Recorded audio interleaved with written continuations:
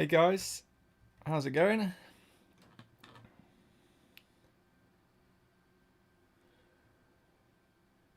Welcome back to another stream. Hopefully today we can make some deep runs, make some final tables, ship some tournaments, and have some fun along the way. Hope you're all doing well. We missed a few tournaments this morning simply because our clocks have gone back, and I was going to call here. We could 3-bet as well. So yeah, all the stars times are like an hour earlier. Okay, we'll just call with tens in position. Let's go quickly down here. We have 2-pair versus a big bet. I'm going to just go for a check raise straight away. Back up here with tens. It's certainly like overfolding if we fold. So I'm not going to do that, but we can definitely find folds later on in the hand. He now checks, so we're just going to go for a check back. Down here with king 8 he called, and now I think we just go for like this. Back up to tens. I'm just going to check back, hope he's got like king queen or something. Okay, here's jacks, fair enough. Down to king 8 then, he calls, set it up so that we could jam roughly for about the same size of the pot as we did on a bet on the turn. And yeah. Okay, double up there against ace king, that's a nice start. So I did already bust the 33 bounty hunter. Just lost a flip, ace king versus jacks, and that started at 9:30, so I didn't want to re-enter. Here was ace 3 suited. Sadly, we lost, a fairly sizable pot there. Here, I don't think we get to call with ace 3, but maybe if it's going to go call. But the SPR is going to be quite small, and for this kind of hand, we want, a big SPR.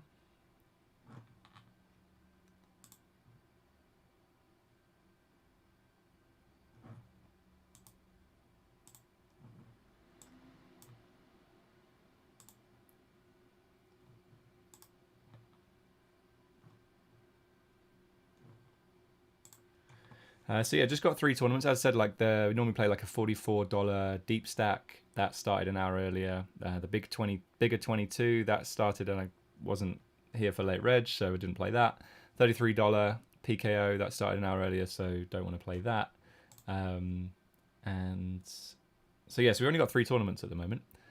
Bounty Builder 44 here, the 55 Bounty Hunter, and the $22 deep stack. Let's just make this look a bit nicer.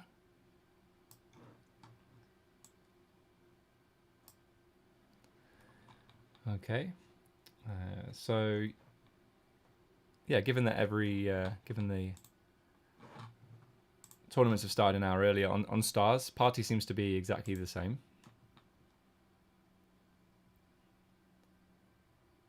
Same schedule, so nothing has changed there from what I can see.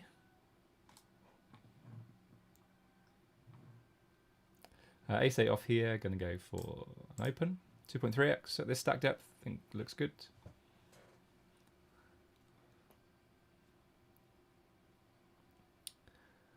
King Jack 4. He shouldn't ever have kings and jacks. He can have 4s. He can have some suited like king 4, jack 4s, that kind of stuff. Not sure if he flats king 4, jack 4 off. But I think we can just start with a small bet and go from there. I fold 10-3 suited. Yeah, so I'm going to keep an eye on tournaments starting because they will start slightly early. It's like the Bounty Builder. We're normally not playing this at 10:15, but it started at 9:30 today rather than 10:30, so we get to play it, which is lovely. Well, we get to play it earlier. So the bigger 1650 started an hour earlier, and actually it's $55. We'll play this PKO.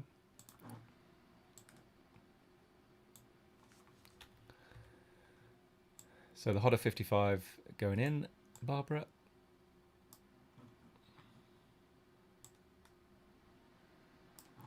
Okay, so we've got 4 tournaments now. We will add a 5th one.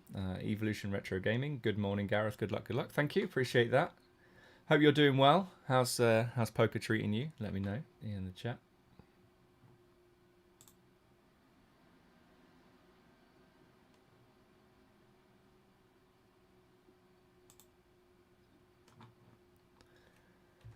Queen 9 suited. Probably play this one.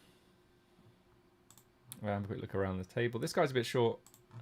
If everyone was kind of under 30, I might make it a min raise, but we'll make it 2.3x here.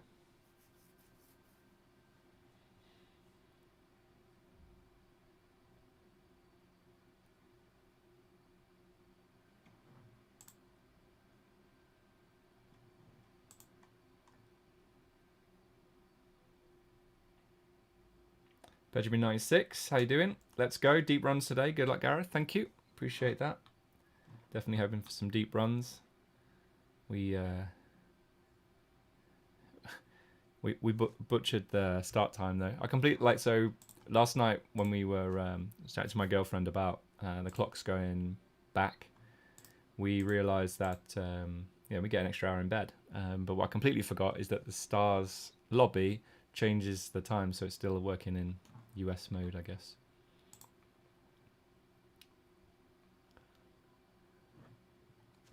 Uh, 10-7 off here, gonna call versus the hijack.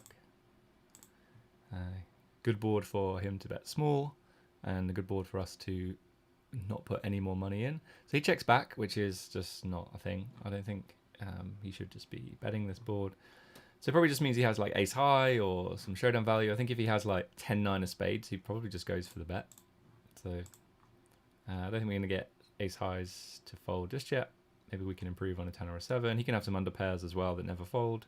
And yeah, we still don't want to put any more money in, so we will just fold. Up here, open 10-7 suited, got 3-bet, pretty big. I'm not going to continue here. Ace jack off, going to defend versus the 3x. Flop, top pair. It's a pretty sizable bet. So again, a paired board.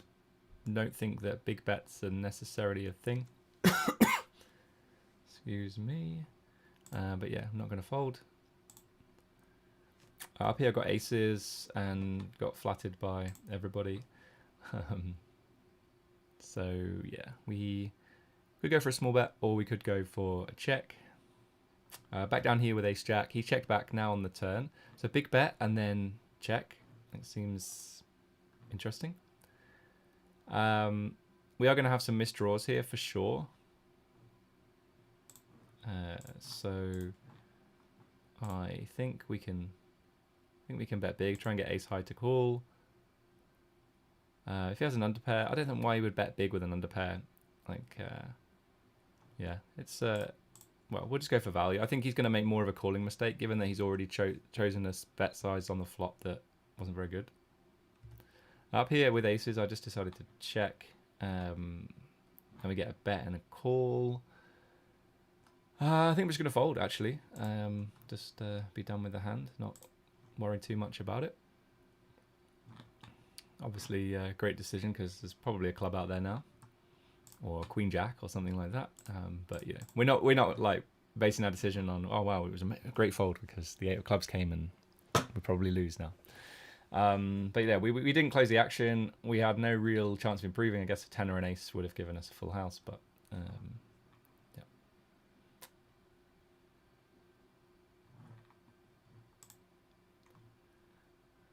We're not going to get to find out. Kilimanjaro 777 has asked a question, but I think it's Russian maybe, and I'm not fluent in Russian. I don't know what you said there, I'm afraid.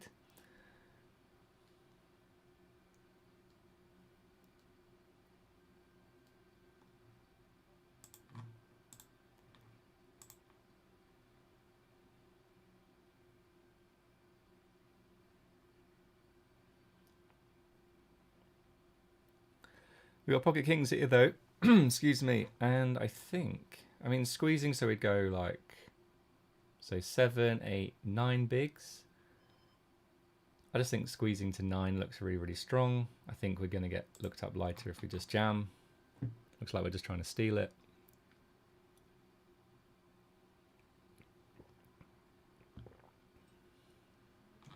Okay, up against the ochos. That's a good start. And a very good turn. We will take that. So we are back up to over starting stack in the Bounty Builder 44. Excellent stuff. Benjamin96 saying happy birthday, by the way. Well, thanks very much. My birthday was like 2 weeks ago now, but I appreciate that. Thank you. I guess you just listened to the podcast and we talked about my birthday and that.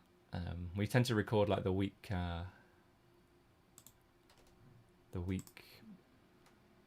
before. So yeah, but thank you. Appreciate that. Always nice. Not gonna lie, probably didn't even think about this hand well enough. With a gut shot and an ace high and stuff like that, I think it probably is just a call. Getting too focused on the birthday celebrations. Let's go down to pocket queens here. Flat or 3-bet, and versus under the gun. I think 3-bet. 3-bet is fine.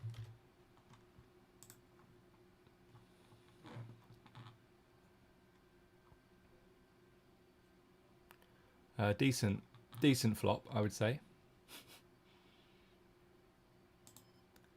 So queen high boards, 3-bet pot. He's going to have a lot of ace queen off.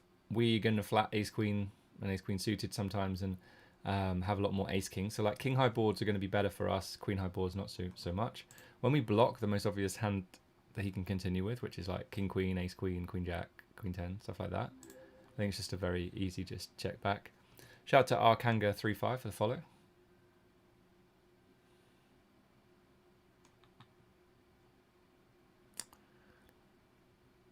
So he goes for the bet. It's pretty small.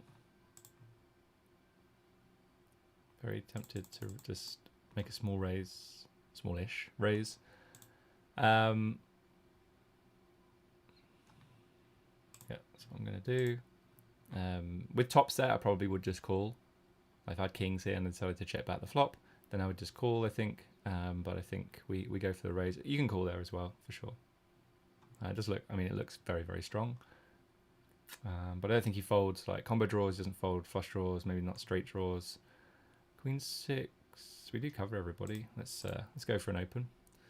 It's a bit loose, but don't mind getting involved in some pots here. Okay, punished straight away.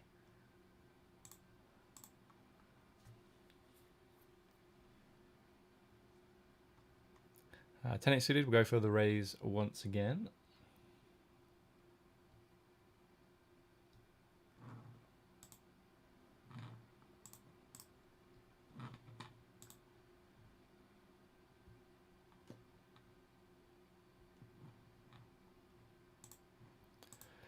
Hope you're doing well, guys. If you're new to the stream, hello, welcome. This is MTT Poker School coming at you from sunny-ish England.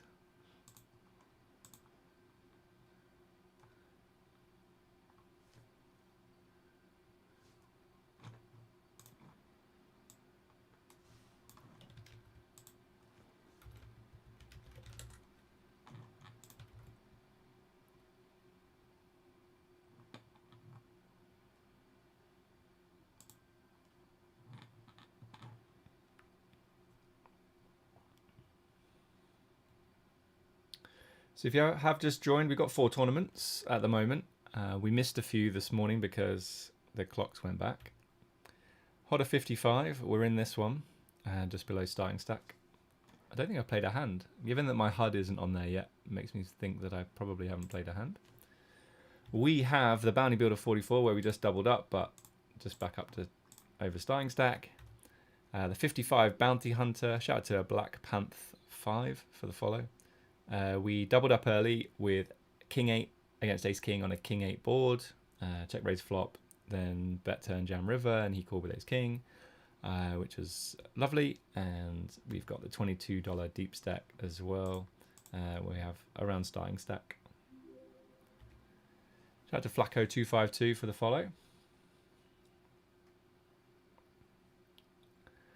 So in last week's stream, we got to, I'm just going to fold here. We got to 1,500 followers. So shout out to you guys. Thanks for following. I guess today we are going to aim for 1,600. We're at 1,516 right now. So I think that would be quite good. Hodge Bodkins, is it your 50th?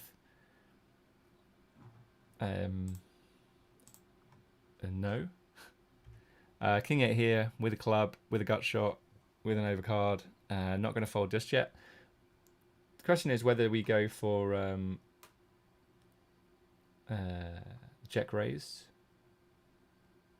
I like that he's gone for a big sizing. Although it's actually, I'm not sure. Oh, hello. Quite fancy just leading this turn. I think we have a lot more 8x than he does. I think it's just a better card for us. An 8 or a 7 is just going to be better for us. You're definitely not 50. And now on the river, sizing wise,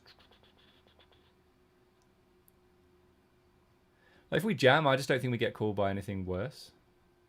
Like you can have a flush. Like having the king of clubs is amazing here, of course. Honestly, if I bet and he jams, like I'm just like, ugh, like he just has a flush, right? I'm gonna just go for like half pot, get him to call with jacks with a club or something. Flacco252 saying hello, hello. How's it going? Welcome to the stream. Down here we have sixes, just going to go for a limp this deep. If he raises, I will just call. I am going to check. Evolution Retro Gaming has translated what the Russian viewer said. Looks like someone's asking for a backing or staking. It's not what we do, so apologies. Won't be any backing coming in today. Sixes. I'm going to check. And now I think we need to go for value. Like I think a jack bets before, I think a 10 bets before. He can have some hands that call us now. So I'm going to value bet river. And okay, I think he called. Did he call? He rivered the 4. Perfect. Let's show you. So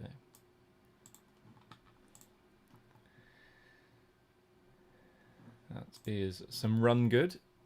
Talking of run good, this is fairly good run good as well. I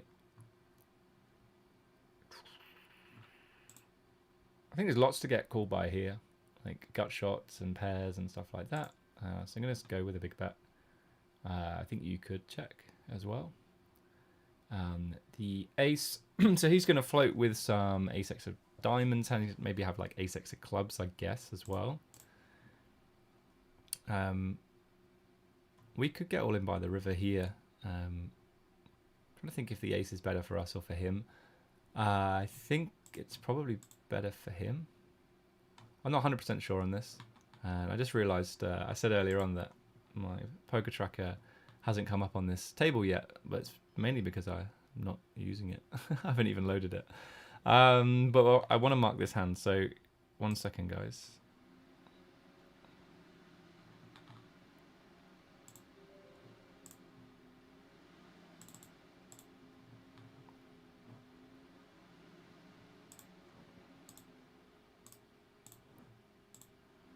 So we'll just sort this out, and we should be good to go.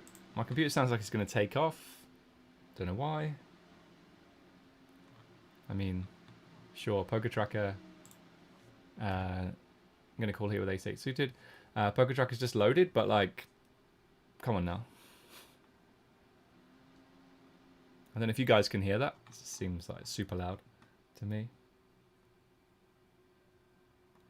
Here we just have to fold.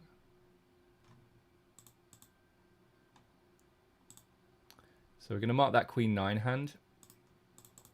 I think we're going to do some kind of study stream later on in the week, maybe Wednesday night.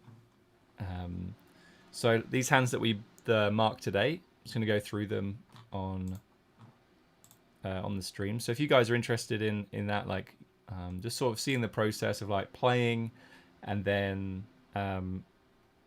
like how to mark hands and then go through them, and you want to see the results and how how I study, how I learn, then definitely check that out. I'll be doing that later on in the week. So yeah, definitely hit the follow button and you'll be notified when we go live. Ooh, okay, well, already out of time bank. I think it's reasonable, and now I'm just going to fold, but it's not a great spot that. I think you can see, but I just deny equity to some 2 cards that are bigger than yours, right? Than the 6s.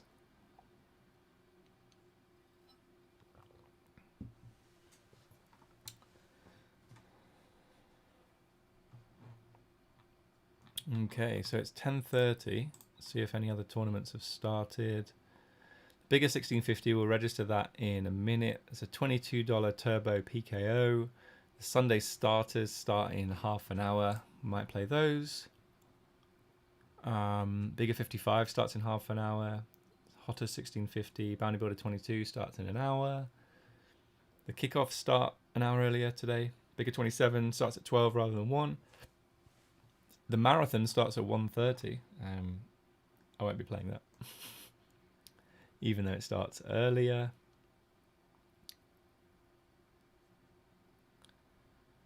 So yeah, probably just play the same schedule. It might just end an hour earlier. Let's go up to King 10 suited here.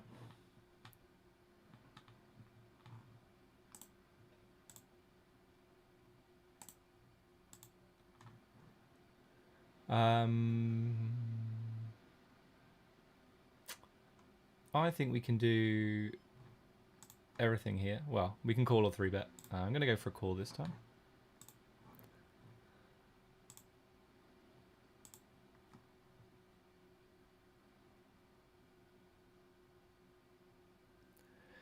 Quickly down here to King 8.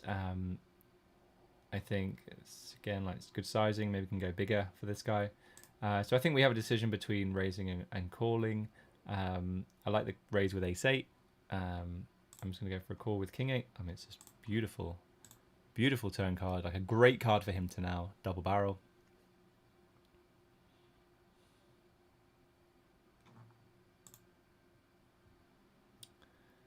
B checks back. It makes me think he has like 9s, 10s, jacks. The thing is, like, he should still be betting those hands to get value from, we have pair plus gut shot, stuff like that. I'm just going to go, whoa, wow. I really need to get the time bank sorted. I think on this table, I'm just going to have to act and then decide to like explain it, guys.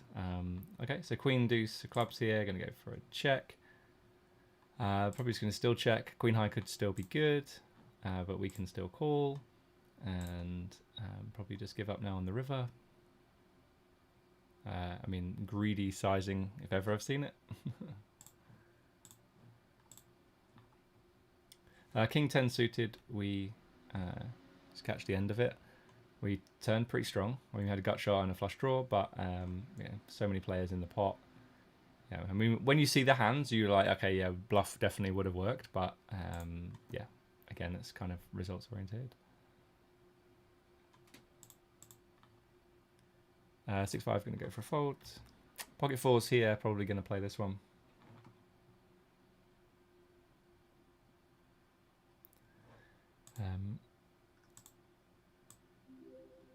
Shout out to Gakal for the follow. Okay. Go for 2.3x. We get 3-bet. We're going to call, as long as it's not a huge bet.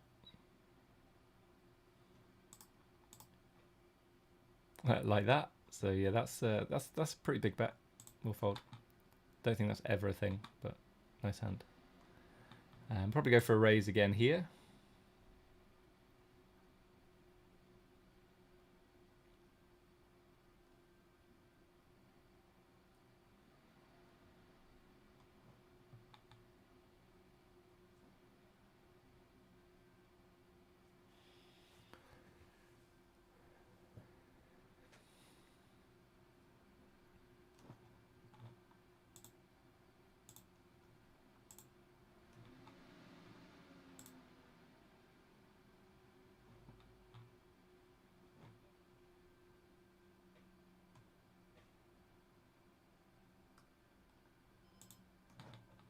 A7 off, just going to fold. We've got 10 deuce suited down here. It's going to be a fold.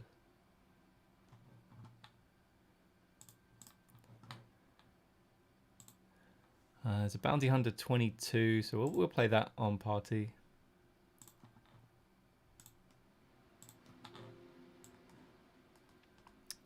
So we now have 5 tables, and we have pocket kings here. So we're going to go for a 2.3x.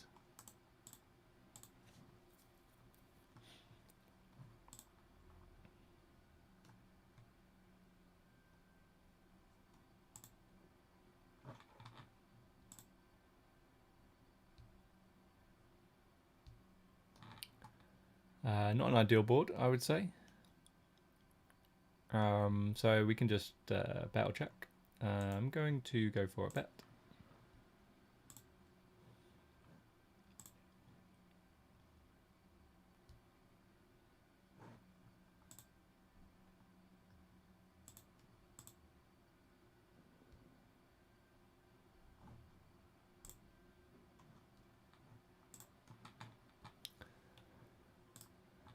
Okay, so we see a limp and a raise. I'm just going to fold. Lots of players to act behind us.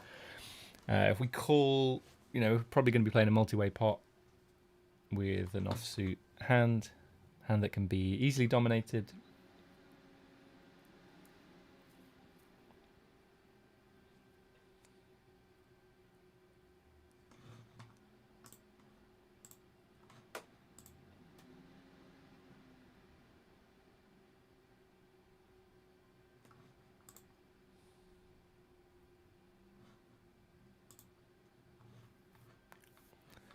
Okay, so if you just joined the stream, welcome. We've got 5 tables.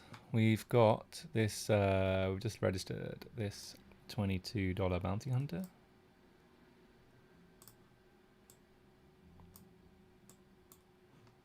Whoa, what the heck?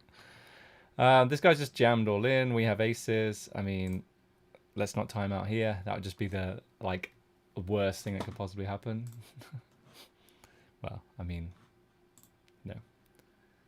In this exact moment, obviously there are worse things that could happen in life. But we'll stay with this one. This is a fun sweat for. Whoa, this guy's overcalled. Well, he just shoved 8-3 off. Wow. Okay, that's a great start. Look at that. How many bounties did we win then? Absolutely unreal. And this guy got it in as well. $48. Wow. I mean, that's going on the Instagram clips board, isn't it?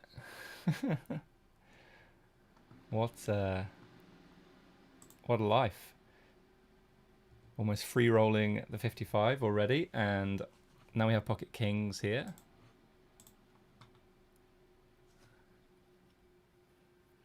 Gonna go for a squeeze. Again, we could just jam. Well, now we are just gonna jam. This looks quite strong, actually, I would say. Yeah, let's get it in and see what happens.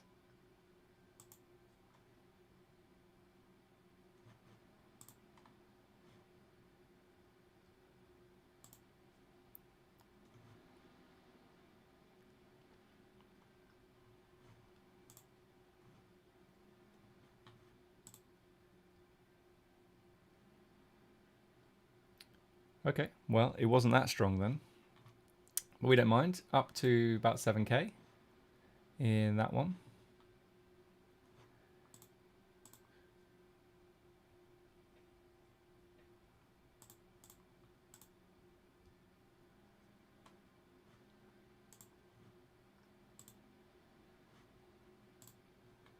Go for the raise with ace-8 suited. Would have obviously called the jam from the small blind. This guy's just donk bet for like just over half pot on this board. Seems like he's playing a lot of hands. I'm just going to fold.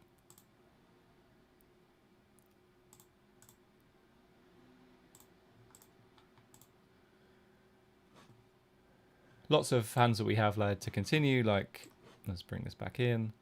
Let's do it here so we don't end up misclicking. So like, you know, Jack X, 7X, 4X, gut shots, even like ace-8 clubs I would have called here, probably, and ace-8 off with a spade. You know, so there's and like lots of hands we can continue. I just don't think ace-8 of diamonds is one of them. But yeah, just keep an eye. We'll keep an eye on this guy because not really sure what he's up to.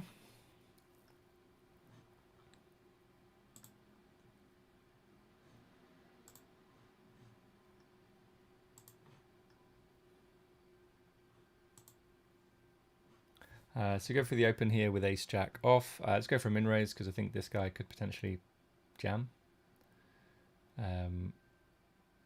So when we have, you know, some stacks behind that can jam, we just want to go for smallest sizing. We're not risking as much.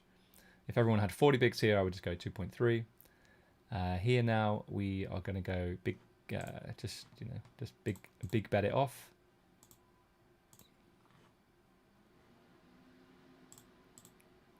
The 3 is obviously a much better card for him, but I still think our hand is strong enough to go for it here. We don't have much time bank, so I'm just gonna go.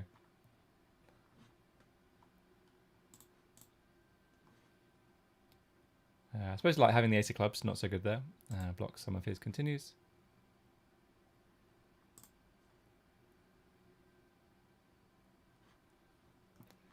We could call well, we got hands like everywhere. Okay, let's just I'm gonna go for a call here. Up here we've got trips. I'm just gonna go for a small bet. And up here we raise with ace king off, lots of calls, and this guy's all in. So I wouldn't be surprised to see some loose shoves from these 3 players because of that. So yeah, wouldn't mind. I wouldn't mind that. I'll just get it in, I think. Here we are going to just bet, continue to bet, and just try and get it in. And here we go. This guy's just decided to shove, and I think, yeah, super high variance. Of course it is. But, I mean, this is one of those spots where it's like, yeah, he can definitely have some loose shoves here, and then he just rocks up with like jacks. Okay, well, 3 deuce off. Okay. See if we can hold.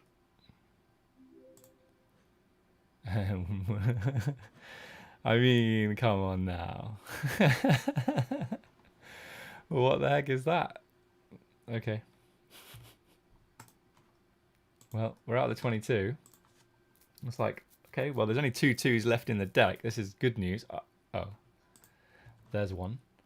Here, I'm just going to go for the smallest possible bet. Just go for a min bet here. And, yeah, if he raises, just fold. Wow. Some, yeah. The aces hand versus 103 big blind shove was like, you know, amazing. And then getting ace king in against 3 deuce off. I mean, obviously, like, yeah, we're not 100% to win there. Queen jack here, I think we could go for a small bet. And actually, that's what I'm going to do. Still get called by like 7x with a heart, 5x with a heart, and jack x with a heart. Some combo draws, like, yeah, I think it's still reasonable. Lose less against the king. Maybe we check back and then he blasts the river and we're like, okay, he can have some missed draws and we can also have a king. He could have a flush, you know, that kind of thing.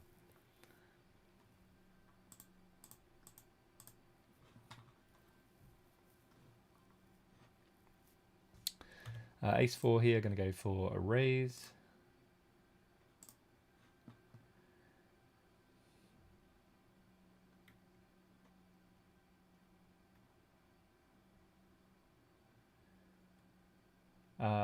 So I just missed the YouTube chat, guys. I'm really sorry. I've just pulled it up now. King Jack 9 board. Not sure we get too many better hands to fold. Like, I suppose we get Ace 5, Ace 6, Ace 7, those kind of hands to fold. Yeah. Okay, I'm going to go for a check.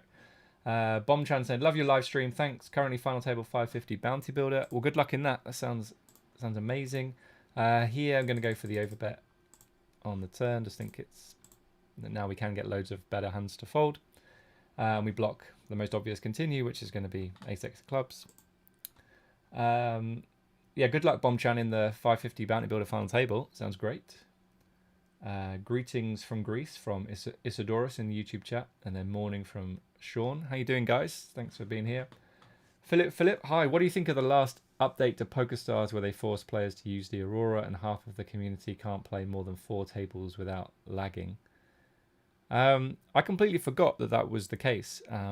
Now, someone tell me, like, do I have the Aurora theme? Like, I don't think I do, right? This is just the old PokerStars theme. So what's going on there? How come I've still got this and everyone else is playing with the Aurora theme? Let me know, guys, in the chat.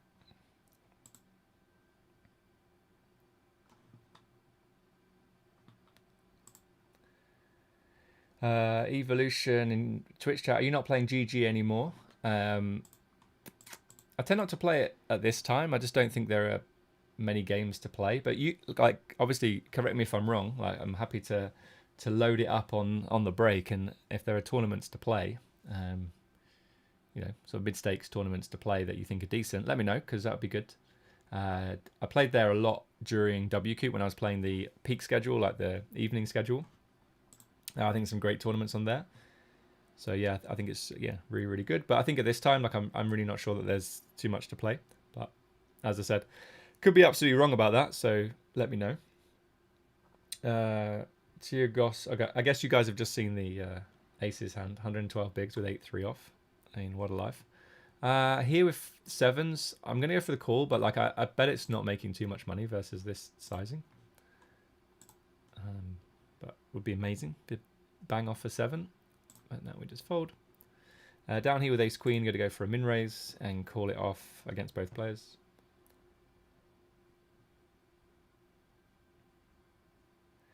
Hyrin Maru saying, what up?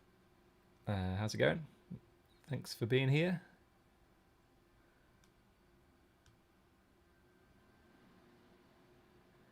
Okay, we're going to go down here. We're going to play Jack 10 here for a call. And we'll check.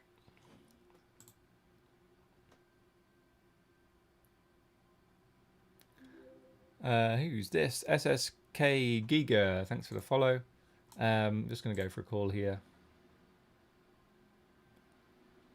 And over here, I limp behind here. Like, obviously, I think you can raise as well. I think we have a good enough hand just to go for it. Oh, it's a lovely spot.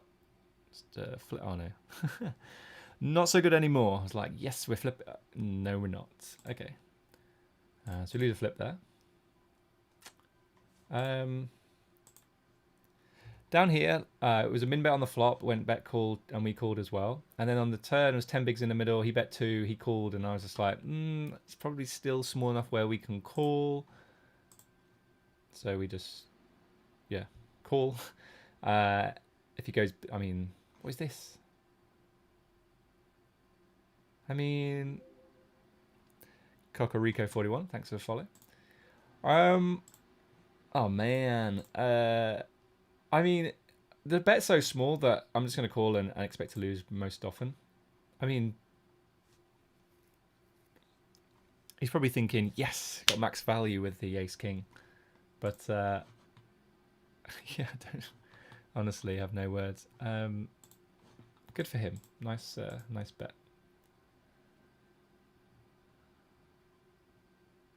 Are you still on this table? Good. I'm going to limp here.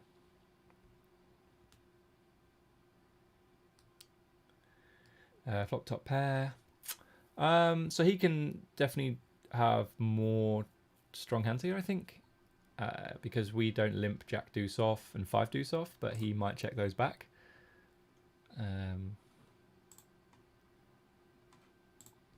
So I'm going to go for a check. And sure whether to raise or call here. I'm going to go for a call and play the turn. J-neck, what was that shove with deuce 3 off? It was the minimum bounty, right? Yeah, I have no idea. I have no idea what's going on. I mean, clearly just a fun player. So like, so I 2.3x'd it, and then it was 2 calls, and the guy was all in, and then the guy just ripped it, trying to win the bounty, right?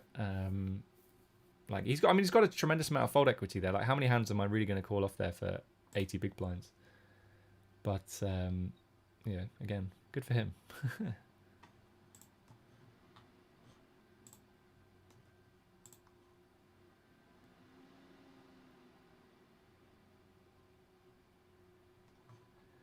He with ace-7 off is going to go for a min. Can you see that table? Yes, you can.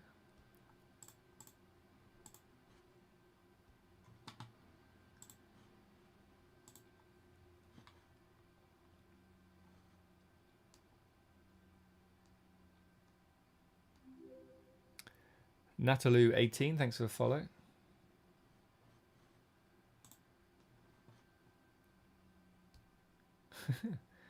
Darren in YouTube chat saying, "I'm sorry, but my computer would have gone through the window on the ace king versus 3 deuce hand." Yeah, I mean, what can you do though, right? Like, you love it, you love seeing it. You just don't want to see the deuce on the river. We get jammed on here. I'm just gonna fold, and up here I raise with ace-10, and check the round. I'm gonna call here. I think the bet is small enough where we can do that. And now he goes for half pot. So we blocked some of his value hands, like 10s and jack 10, and that's it. What bluffs does he have? I mean, king queen. I mean, there's a decent number of bluffs, but don't forget that he bet like into 3 players, and then, you know, still wants to continue here. So I think we feel pretty high up. Like, name a better hand that we have, right? There isn't one. Unless we, you know, have like the nuts. Yeah, I'm going to call, but expect to lose a lot. Yeah, that's fine. Whatever. Here we raise called ace queen and lost to flip.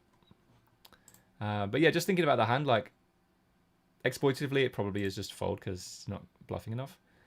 But in terms of our hands, like, I mean, we are going to check some strong hands in that spot, right? On the flop. But yeah, I think we were quite high up, so we just have a reasonable bluff catcher, I would say. Okay, guys, that's going to be the break. So I will see you in a few minutes. I'm going to try for the first time on the stream running an ad in the break. I have no idea what's going to happen. I'm just going to see what it does. Thank you to Haxado for the follow. And Martin for the follow as well, and Kiz Vitez. I missed a few in there. So yeah, see you guys in a few minutes after an advert.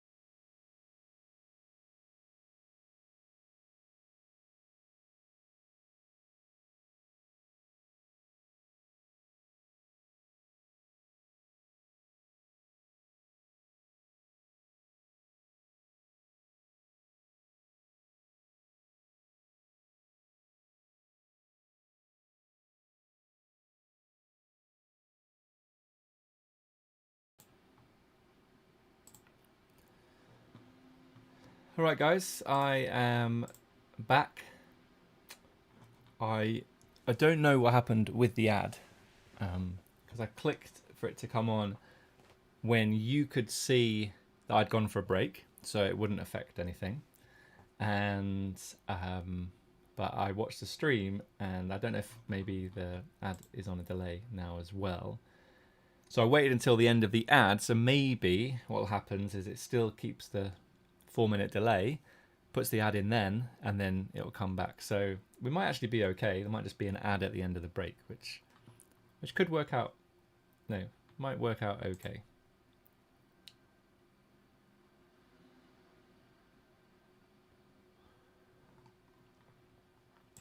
We had a message on YouTube from Jack, said, how many tables are you playing right now? I'm playing just 4, but I'm going to see what's available right now.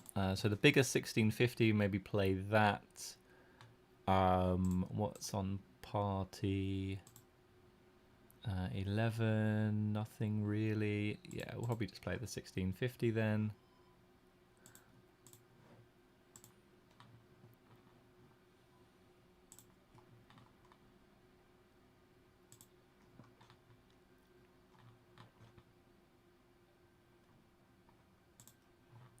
Let's flick that in.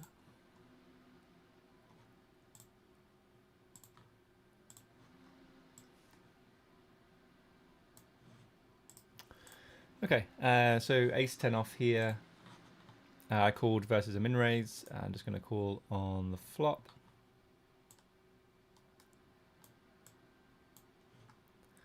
He continues again, like it's not. I'm not thrilled. He can have better, like certainly have better hands, but we'll just call again. Shout out to RB Beer and 5 for the follow. And he's gone for a check. I don't think there's much that we get value from, like enough that we get value from. You can have some weaker suited ace-x, I suppose, but we'll go for a check. He opens ace-6 off. That's now we know that we can start going a bit wider for value, I think. So we got a bigger 1650 in here. Let's make it look a bit nicer.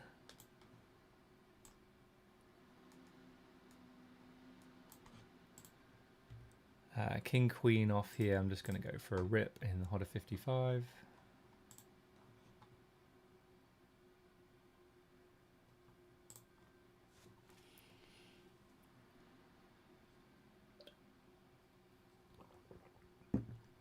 Okay, get that through.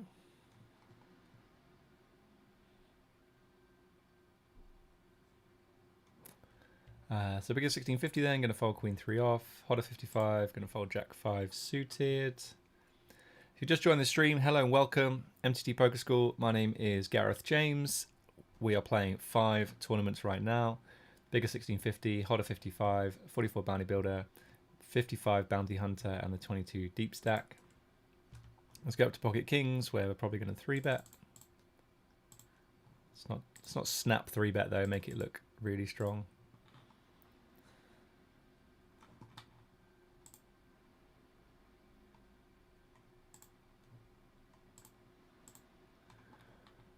Okay.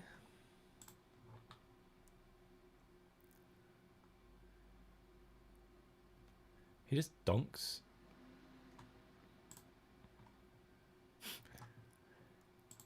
We raise or just call?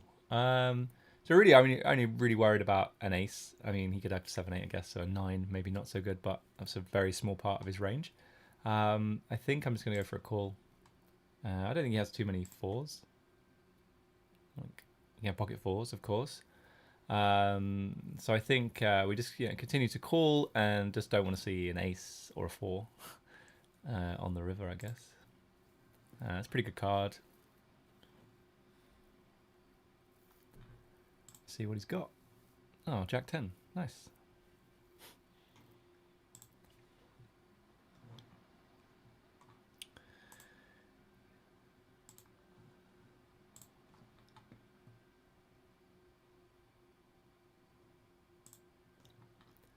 Yeah, so I've no idea what happened with the advert, guys. If you, I didn't see it on this come up on the stream, so maybe it like what I can see isn't what like you could see or something. I don't know. Yeah, let me know if you guys saw an advert. I just wanted to try it, see what it did. It says I've got this little button that says run a 60-second ad, so I thought I could just run that. But yeah, I didn't see it on the stream, so maybe on my end where I'm looking at the stream manager on Twitch, you don't see it from there. That just is the stream, whereas the advert is like you have to be on the like twitch.tv/MTT Poker School to see that. But yeah, let me know, guys, because it'd be useful to know. See if you got any more questions coming in. Yeah, so Jack asked how many tables we were playing. We were playing 4, and now I'm playing 5. And I would play more. I talked about this before. How I've got the hotkey, yeah, I suppose it's hotkeys. The insert, home, page up, page down, and end as the 5 keys, because it nicely maps. Like I've got 5 tables on here and a space for a 6th one in here. But then the bottom left key is the delete key, right? Which is not ideal. So yeah, that's not great. And I'm trying to think about a different way to do it. If you guys stream and you stream more than 6 tables, tell me how you set it up on the keyboard. I think that'd be really useful for me to know. It's going to flat here with King Jack. And shout out to eper3 for the follow. I think this is an interesting spot. We can certainly get value from other hands. If we have the Jack of Hearts here, we have more equity. I feel like Jack of Hearts actually makes it more of a call, but I'm just going to call with this one. We'll probably end up having to call this down. They can have like ace queen off with a heart, stuff like that. Ace clubs on the river, I think, is probably a better card for him. He bets small. He has a lot of ace-x hands. We fold a lot of ace-x hands. You know, ace-x a diamond. Basically, any ace without a heart in it. So this isn't an ideal situation, but I think that, you know, we do have some ace-x, but like this is one of the best hands that we have, right? So we end up having to call it because we don't want to just give him a chance to bluff. This like screams value. Like this isn't a thing, betting this small on the river in position, but it's so small that like we can call and like win often enough where it's absolutely fine.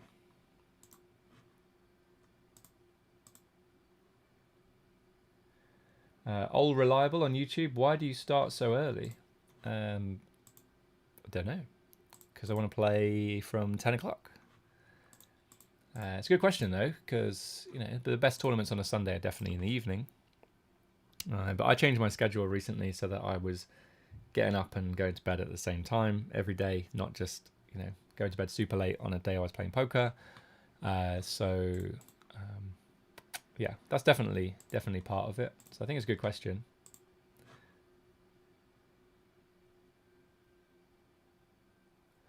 Here we're facing a 12 big blind jam. We only have 7 bigs back. We're going to fold.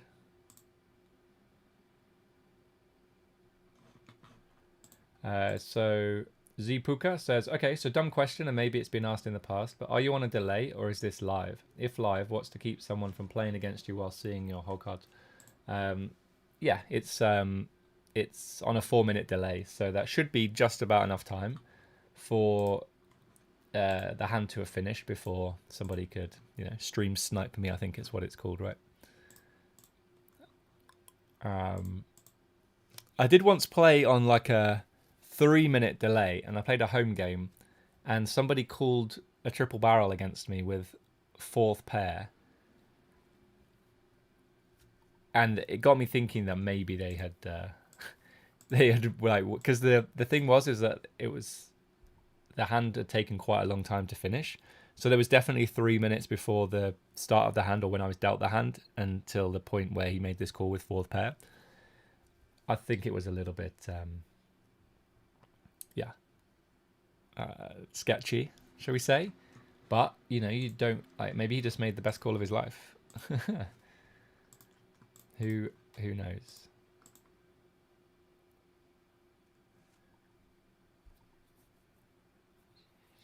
Okay, Benjamin saying that he saw the ad. Cool.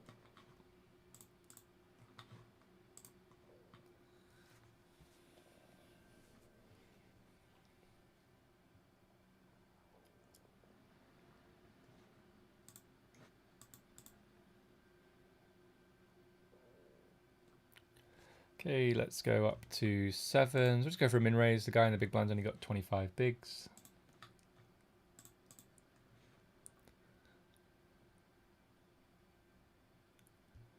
Uh, 10-8-4 here, no club. I think I will just check. I think he's got a decent number of hands that hit here, right? 10x and 8x plus like Queen Jack, Jack 9, Queen 9, those kind of hands that won't fold. And so I think I'm just gonna go for a check, but I'm gonna tag this because I want to have a look at it later on.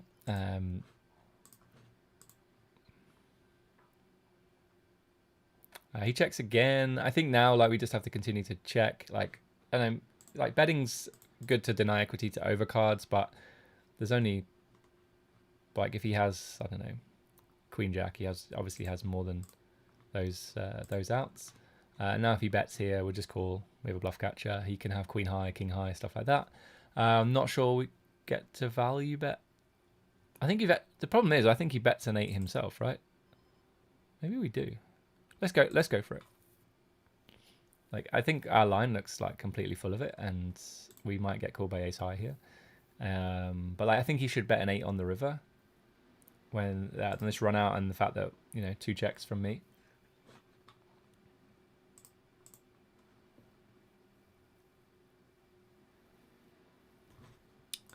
Guys watching on YouTube, you wouldn't have seen the ad because it only went on Twitch, so I know that's not helpful for you.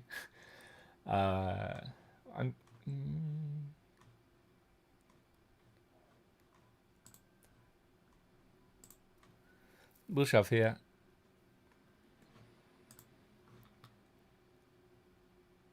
Okay, I mean, how does he have aces when we have ace and ace? That seems really unfair. Let's re-enter this one. Don't know how many big blinds, but we're going to be in. I guess I didn't think when the question came in for why do you start so early. I guess it depends. Like if you're in the UK, like is 11 o'clock early?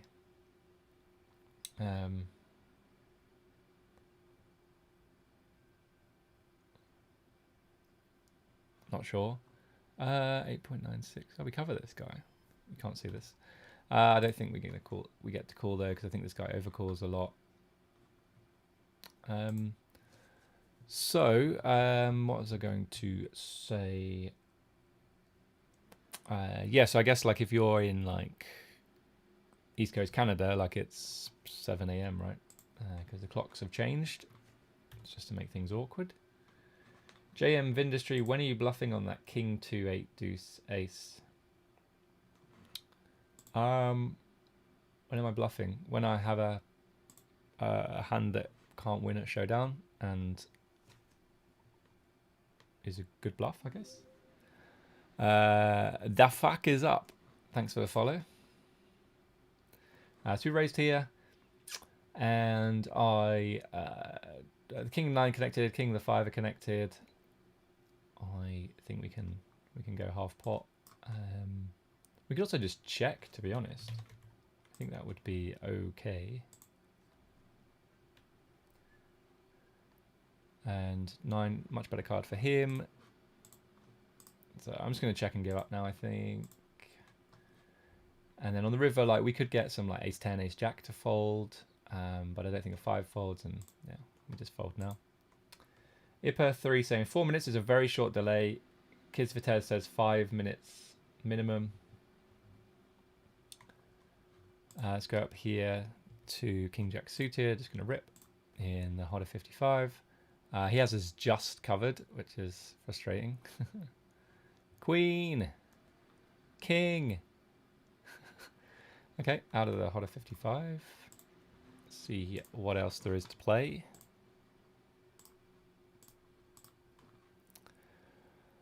That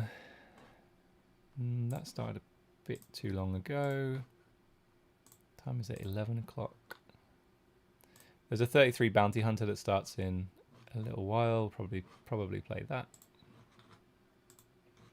JM Industry, what sort of hands? Maybe pockets with a heart, ever doing it with King X with one heart.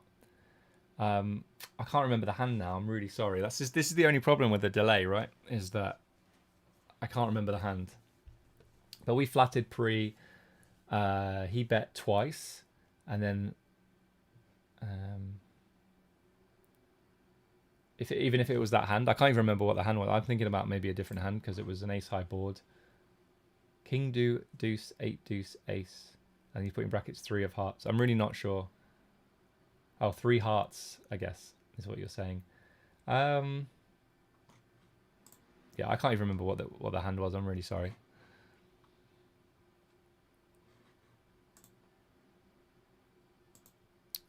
So 4 tables. My mouse has started to go a bit funny again, doing that stupid right click when I left click thing. Here we're not going to continue. Down here we'll probably play this hand. If we min raise, to be fair, this guy's not got. Yeah, I'm not sure. I'm gonna min raise. I don't think we actually need to call these two if they shove, because they have like starting stacks and starting bounties, and I think it's just unnecessary.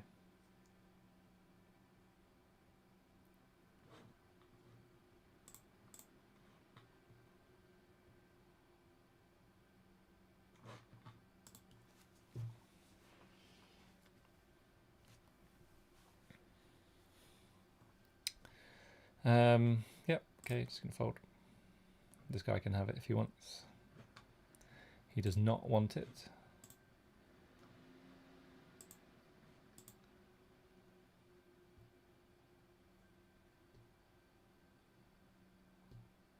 Ace 5 suited here, and we cover this guy. Don't mind playing a pot with him and getting into a spot where he can potentially bust and we can win a bounty. But if he jams, we will just fold. Punished. Fold ace 4 off.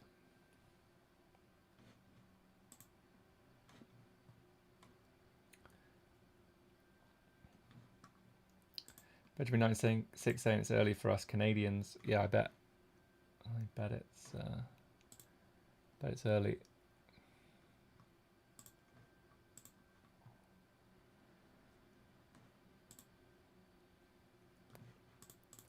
It's not as early as normal though, is it? Because our clocks went back. So you've got an extra hour. So it's like 20 past 7 now, right? I guess in a 4-minute delay, it'd be 23 minutes past 7. Whereas before, it was 23 minutes past 6.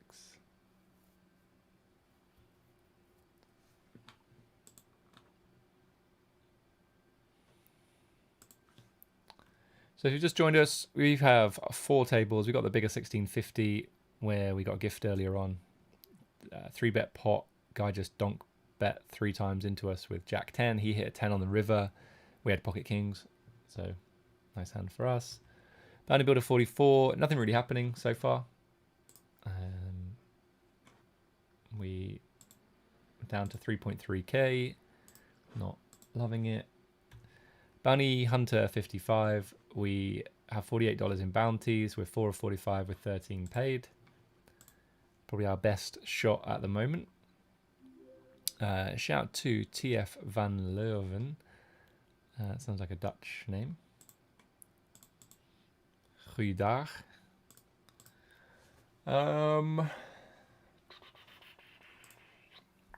Oh yeah, and we have the 22 deep stack that we are on the second bullet, I think, and we just late regged, like got in just at the end. 7 o'clock for people in Toronto and Quebec, Ontario and Quebec. Yeah, I guess that. I mean, that is early for a Sunday, isn't it? I get it. So we are going, let me just see if there's any other tournaments. The Sunday starters just started.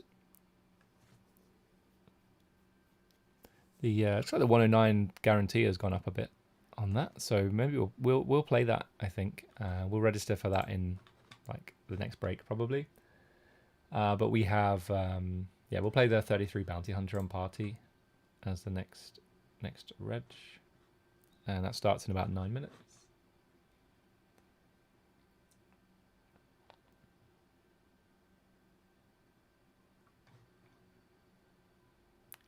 Versus 3x here, I'm just going to fold. Here I decided to check back with ace-8 off. I think you could raise.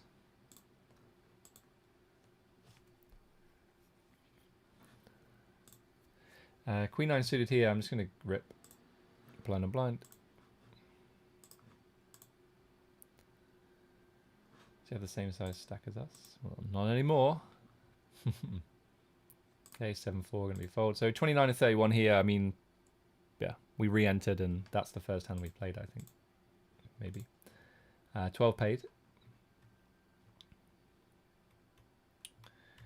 We're getting short now. 11 bigs in a bounty builder. 44. Fold. Okay, we are all in.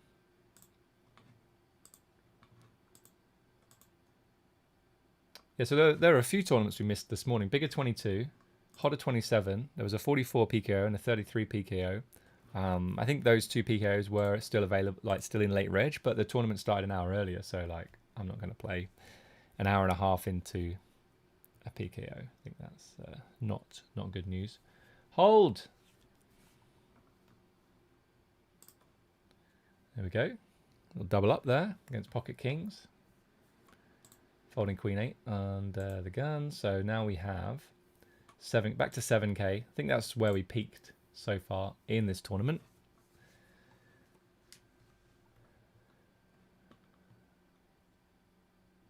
Here with ace-10 off versus the open, I'm just going to fold. There's no small blind, so there's like half a big blind less, and there's 0.1 big blind less, I guess, or 0.125 big blinds less, or fewer.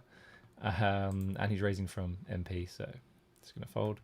King 6 suited, I'll go for the min raise. I will call now if this guy jams. Like he has 2/3, well, like 2/3 of a starting stack. Plus, it's actually only, would be like 11 bigs, 11 and a half bigs or something to call. This guy shoves over 27 bigs. We'll get out of the way. Thanks very much. TF Van Leuven saying good luck, good luck. Thank you. Appreciate that.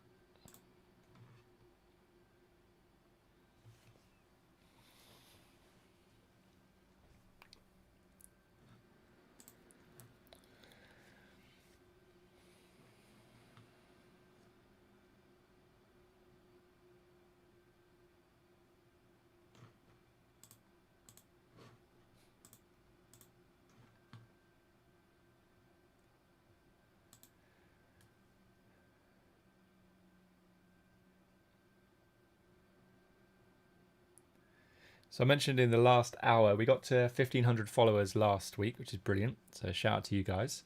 We're going to try and hit 1,600 today. We're up to 1,532. So we've got, what's that, 68 to go.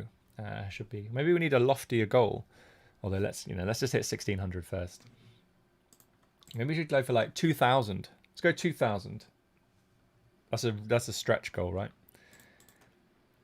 We should always try, have a goal. So 1,600 is the goal, but 2,000 is the stretch goal. And I think that if we go for 2,000 and end up at like 1,800, that's going to be better than aiming for 1,600 and getting like 1,610.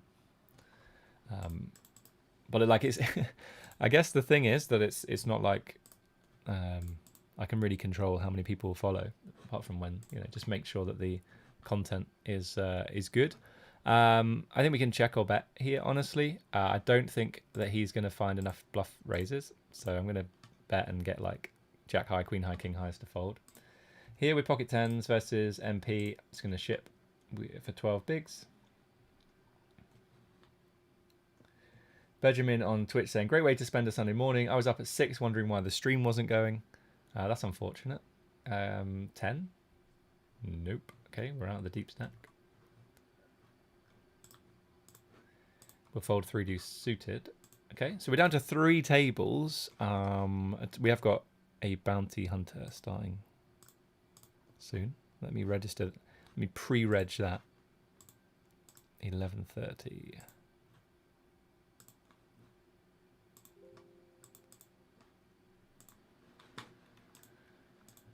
King 3 off, gonna fold.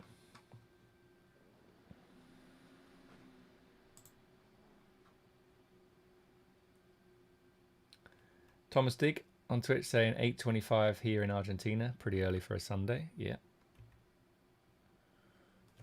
It's crazy that I keep saying this. Our clocks went back last night, but now Argentina is only 3 hours behind. Like, that blows my mind. Seems like too far away to only be 3 hours behind.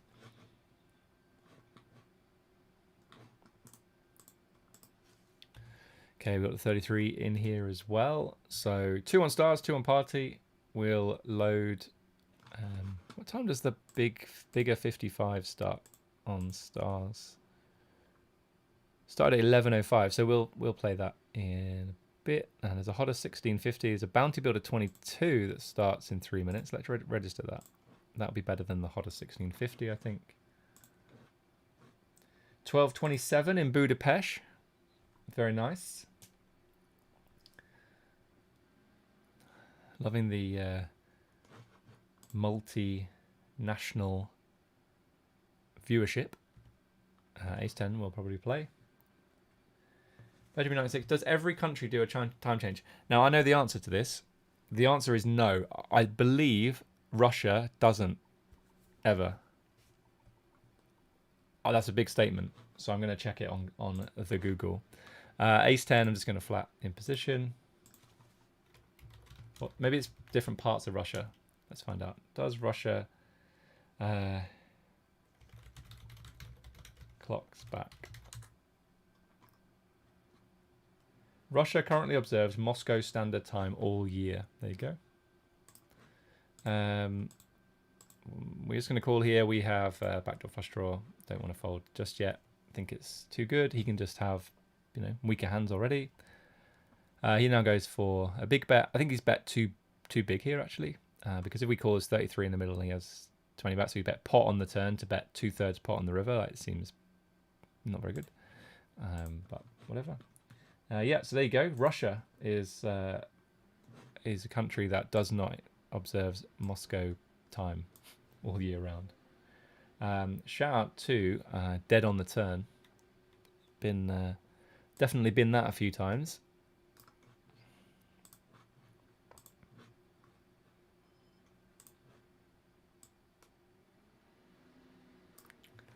This min raised here in the Bounty Builder 44. Could definitely be persuaded that jamming was better.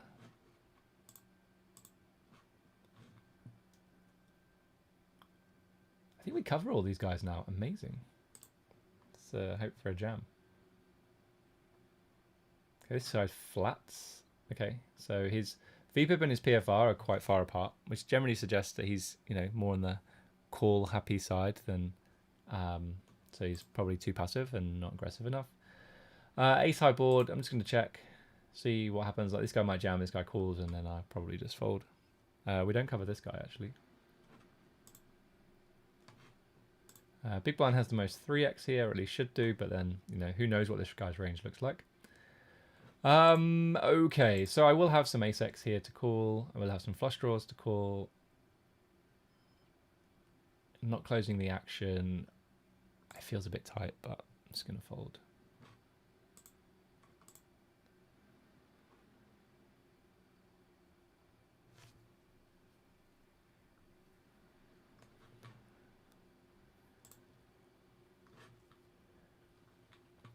Okay, let's go down here. 33 Bounty Hunter just started then. Another small field. This is better. We got a chance at bounty here. We're definitely calling. Up against Queen 7. We need an ace. Ace. Back down to 7-5 then. We have a pair and a gut shot. Now we have a pair and a double gut shot and a flush draw. Now that's quite a big bet. So I'm just going to call.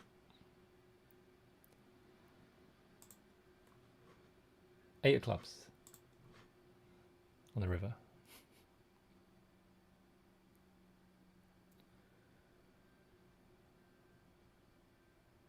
Okay, not quite. So we block 7-8 for the straight. But yeah, I will not be bluff catching here. With, what is it, 4th pair.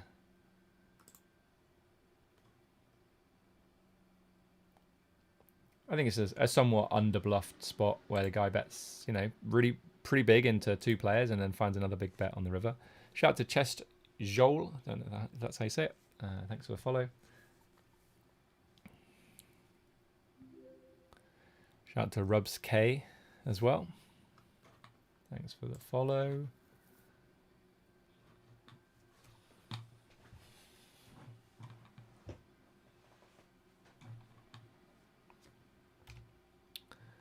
7-6 off, going to go for a fold. So got the Bounty Builder 22, the bigger 1650, Bounty Builder 44 on fumes though.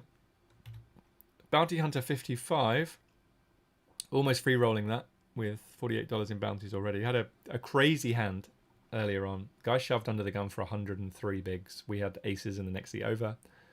We had 150 bigs already. We called and someone else overcalled and then someone else called as well.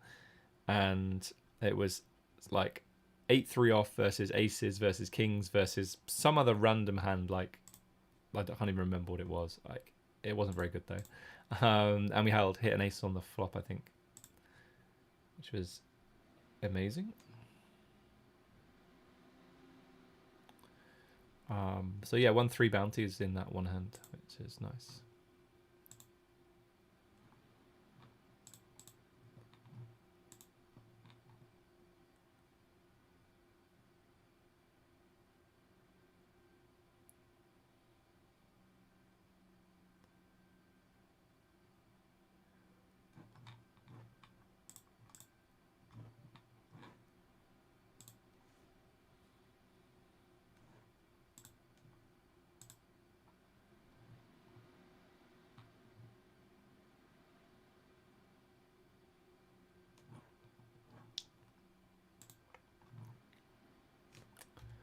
Eight deuce off here. Fumes, Bounty Builder 44. Just going to fold. Not a lot we can do.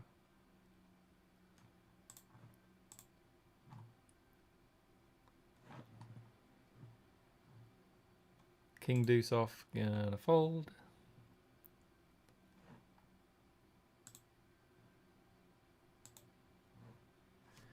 Four deuce off here. Gonna be a fold.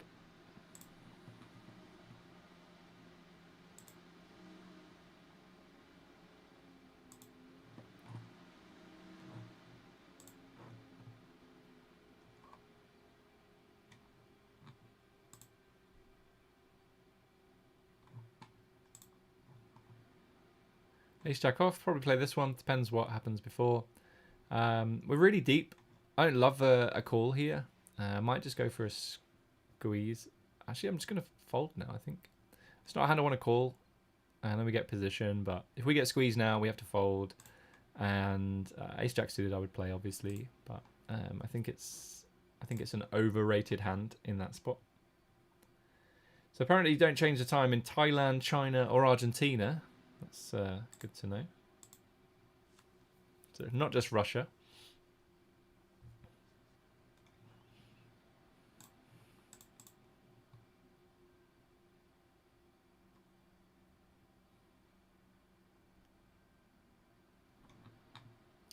And let's go up here. Pocket eights.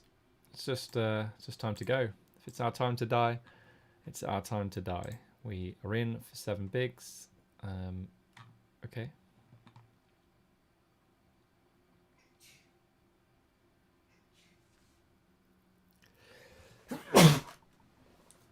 Excuse me, guys. Apologies. Okay, let's win a flip. Hold.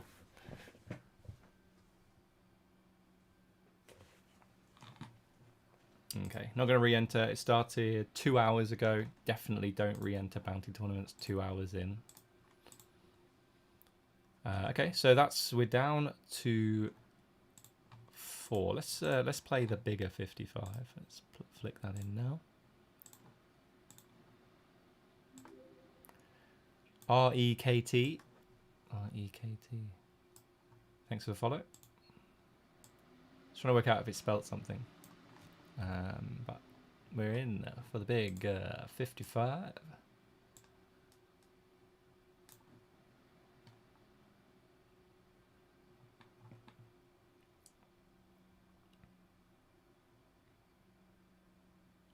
And Chest Joel, who is actually Chest Hole. Apologies. I should change the name of the channel to, if you would like your name to be completely butchered, come and watch this channel.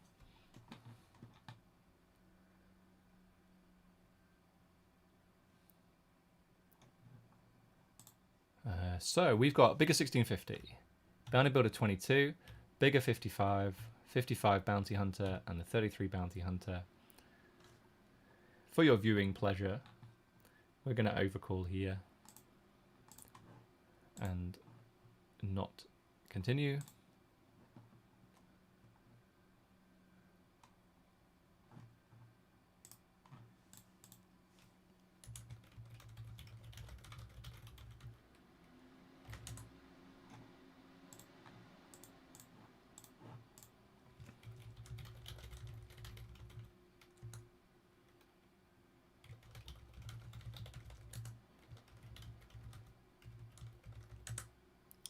Turn it off, just going to fold. King 4 off here, going to fold as well under the gun.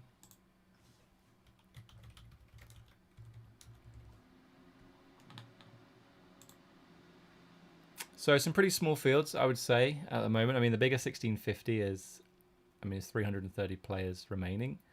Bounty Builder 22 needs 2,000 for the guarantee, is 480 at the moment remaining. Not sure on entrance. Bigger 55 needs 240 for the guarantee. Shout out to Andrew Wojna for the follow. 55 Bounty Hunter, only 80 runners for the guarantee. Let's see how many we actually got. 91. So smashed the guarantee. And just to give you payouts there, guys, if you want to see them. 450 up top, so like probably around 900 maybe for first in this one.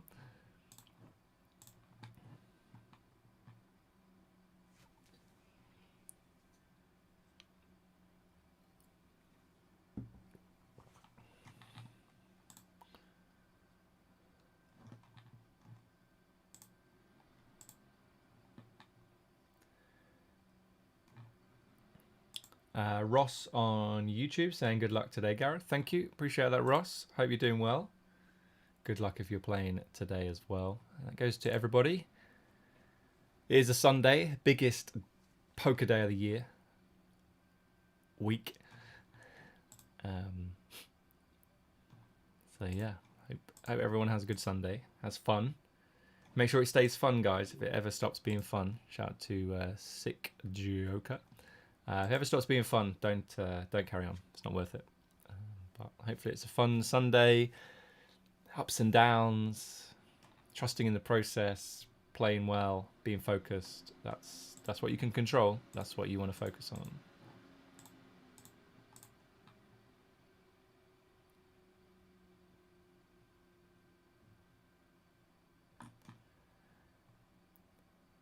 Eyesight 20, just telling us about the pandemic.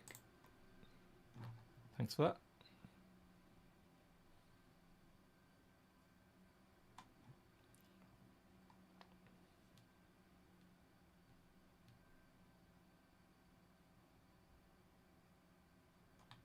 Okay, probably defend here versus the min raise.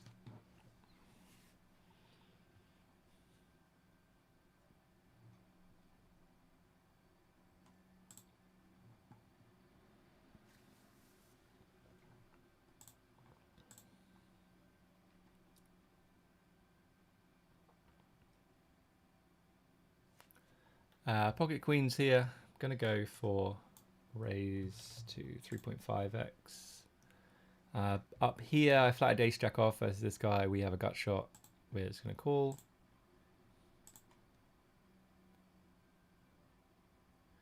He now checks. I think if I had a diamond, maybe I start to bluff. But I think I'm just going to check and we'll take the 10 of hearts. It's close. 3 of hearts. Got the suit right. We could still be ahead of ace 10, jack 10, 10, 9, stuff like that. So I think we have enough showdown value to check. I don't think we need to bluff this hand. He ends up having 7, 8 clubs.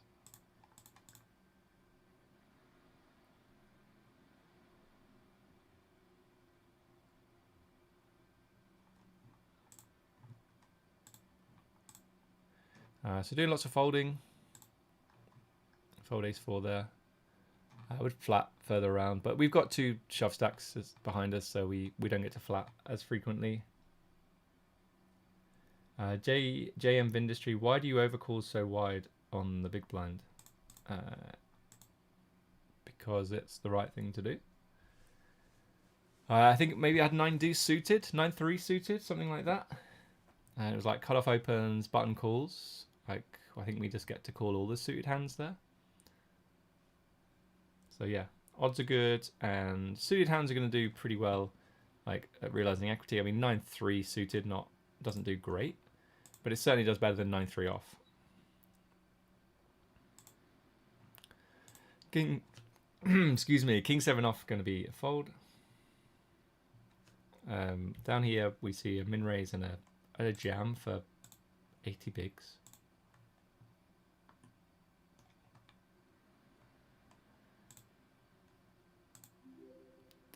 Shout out to P Catalao 30 for the follow. Definitely butchered that.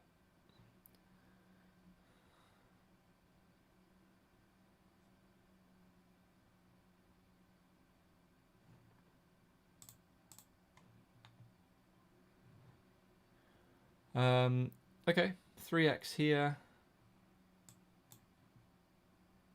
I think I'm going to go like... I'm really not thrilled about the 3x, and I think if he jams on me now, I will just fold. I don't think there's enough hands. Like he's not finding the, I don't know, like king queen suited, king jack suited, small pairs to rip there. I mean, I don't even think there's that many rips there. I think you 4-bet. But I think if he 3x's and then 4-bets, then we have a really easy fold. Shout out to Darren B37 for the follow.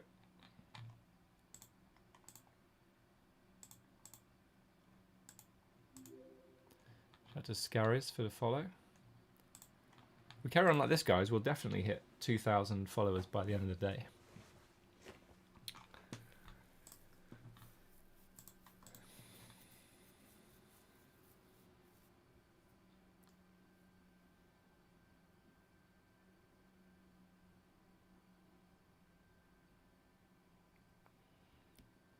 Nine 7 off, going to be a fold. So we're just under starting stack here. Nothing's really, I don't think we've played too many hands actually, just yet. Ace 4 off, going to be a fold. Queen 10 off here, going to be a fold as well. Down here, Queen 9 suited versus under the gun. He covers us. We're just going to fold. Pocket 5s here, we'll probably play. And we'll go for a 2.5. We're over 75 big blinds deep. Effective, so good to open. We get 3-bet and lovely spot just to call and bang off the 5 of hearts. Oh, close. How close is that?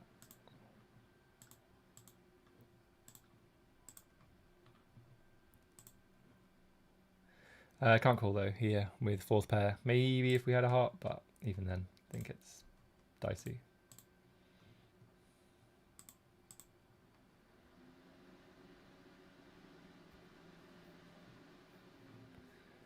Uh, 6-5 off. So we peaked at like 250k. I feel like we've not really won a hand since that. I think we got in ace for 30. We lost a 30 big blind pot. Ace 10 suited against 7s, just a flip. And then yeah, then we just went like this. But anyway, we're 17 to 30. We have probably one of the biggest bounties. This guy has the same as us, actually.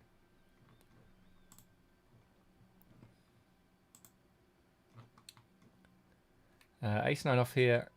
I'm just going to go for a call in position. Catalan DM saying, tell me how to stay focused after losing aces versus kings with a king on the river. Just keep... I'm going to call. Well, I mean, the thing is, if you're letting the result affect you, then you're kind of approaching poker in the wrong way. You want... I'm going to fold now. Once the chips are in there, once you've made a good decision, and it's hard to make a bad decision with aces pre-flop, then that's it. That's all you can control. So you just have to let it go then. That's it. And you got to recognize that aces is going to lose against kings like a fifth of the time, which is quite high, right?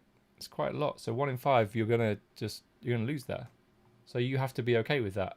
Like aces is not 100, like you don't win 100% of the time when you have aces. So yeah, it's I think being okay with that, I think like you've got to accept that. And yeah, there's just that's it. So I think, you know, focus on making great decisions. So you asked about staying focused after losing aces versus kings. Well, focus on the right things, right? Focus on the things you can control. You can't control that king on the river. You can't control the 20% of the time when that king comes down or they, have a straight or whatever. Like the spots where you lose. So don't sweat it. Like just move on. Move on to the next hand. Fire up another tournament.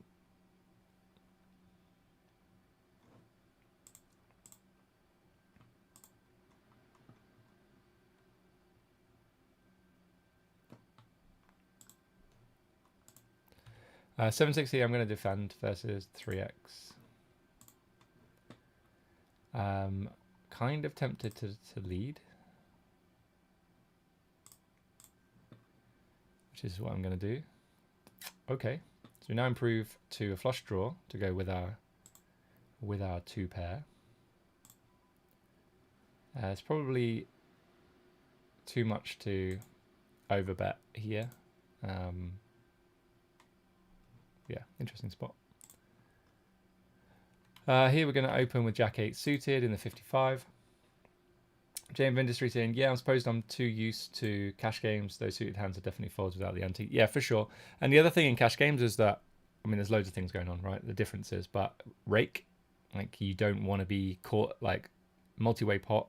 It tends to, I think this is right. I mean, I don't play cash games very often, but in cash games, they rake post-flop, so you tend to want to play a pre-flop heavy strategy. So 3-betting more frequently from lots of positions rather than flatting, and multi-way pots, you definitely want to have, very playable hands, because you got to, not only beat 2 players, you got to beat the rake as well. So I think that's something. Then there's a raise size. So if the guy raised 2.3, that's smaller than 2.5, which might be the standard raise size in cash games, or maybe it's 3 or 3.5. I think certainly like 500 zoom, they would go 2.5x as a standard open size from what I've seen. And the other thing then is the antes as well. Yeah, so you're getting a much worse price without that ante in the middle. So yeah, it's just some few differences there, cash games versus tournaments. Then you got to factor in ICM in tournaments, and also the fact that you're going to be playing different stack sizes a lot of the time, whereas in cash games you play, a lot of 100 big blind poker, I would say.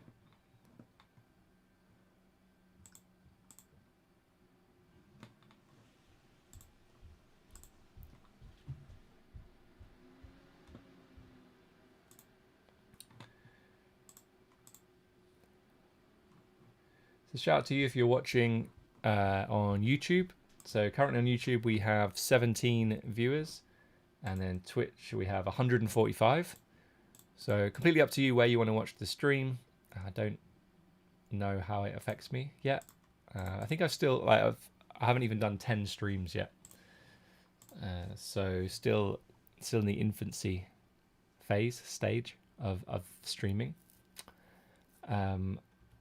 But yeah, it's very clear. I keep saying this like every week that Twitch just seems to have a lot more viewers, and maybe it recommends the channel more. I don't know. Not really. Not 100% sure. On YouTube, like I have like 4,500 subscribers, something like that, and on Twitch we're at 1,541 followers. So, but then Twitch is the one where we have the most viewers. So maybe it's just people want to see poker on a Sunday, and they're going to go to Twitch rather than YouTube. And it's pretty easy, like the directory system, right, on Twitch, where you can just click poker and see like who's streaming right now. Whereas on YouTube, I think you have to get recommended or go and actually seek out the channel. So that makes sense. So that's what's going on. I mean, crazy Sunday continues. I mean, we don't have a hand here, but min raise 50 big blind jam, 66 big blinds seems a bit overkill. Okay, so up here I'm going to check raise. I think it's a good board to do it, and we have a value raise.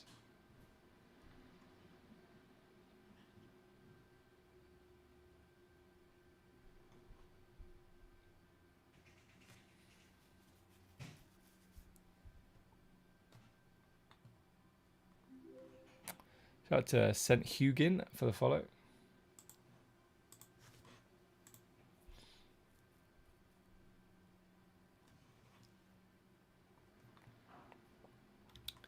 King 4 off, gonna fold.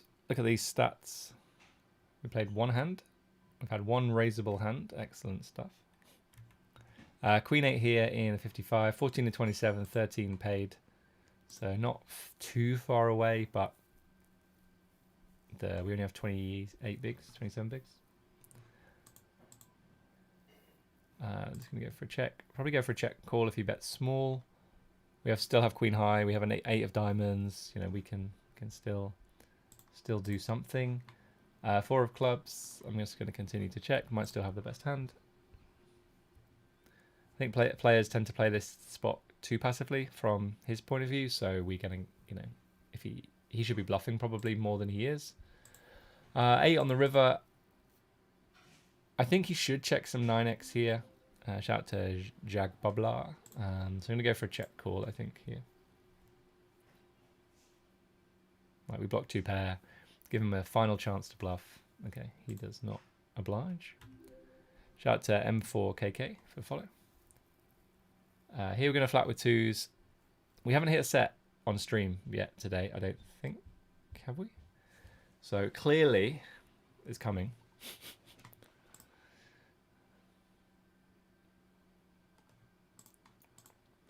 Obviously, you should definitely go and look up Gambler's Fallacy for more information on what I just said. Being absolute nonsense. Okay. I was going to go for a bet and try and get him to fold some hands, like ace-x of diamonds. And fold versus a check raise.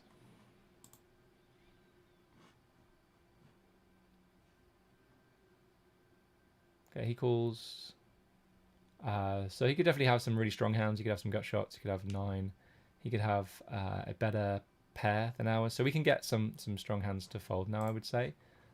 So geometric sizing here is going to be over pot. We have the 2 of spades, which is reasonable. Like, I mean, I'm not sure how many ace deuce of spade hands he has to flat the flop. But I'm going to go for the big bet. Try and get like 67s, 8s. Queen Jack now has to fold, Queen 10. Yeah, I know we're ahead of those hands, but we deny, and then we don't have to face a bet on the river and try and decide. Malawita 2-2, thanks for the follow. He calls again. So now I just think that he's going to be pretty strong here. I don't think we get to bluff. There's a small chance that we are still ahead of a hand like Queen Jack of spades, Jack 10 of spades, Queen 10 of spades. Something like that. I'm going to mark this hand for review because, maybe I butchered it.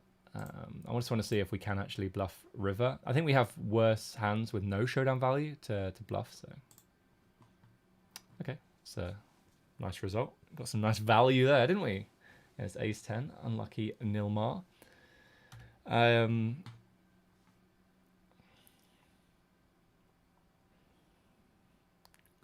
Okay, queen 8 off. Just going to be a fold.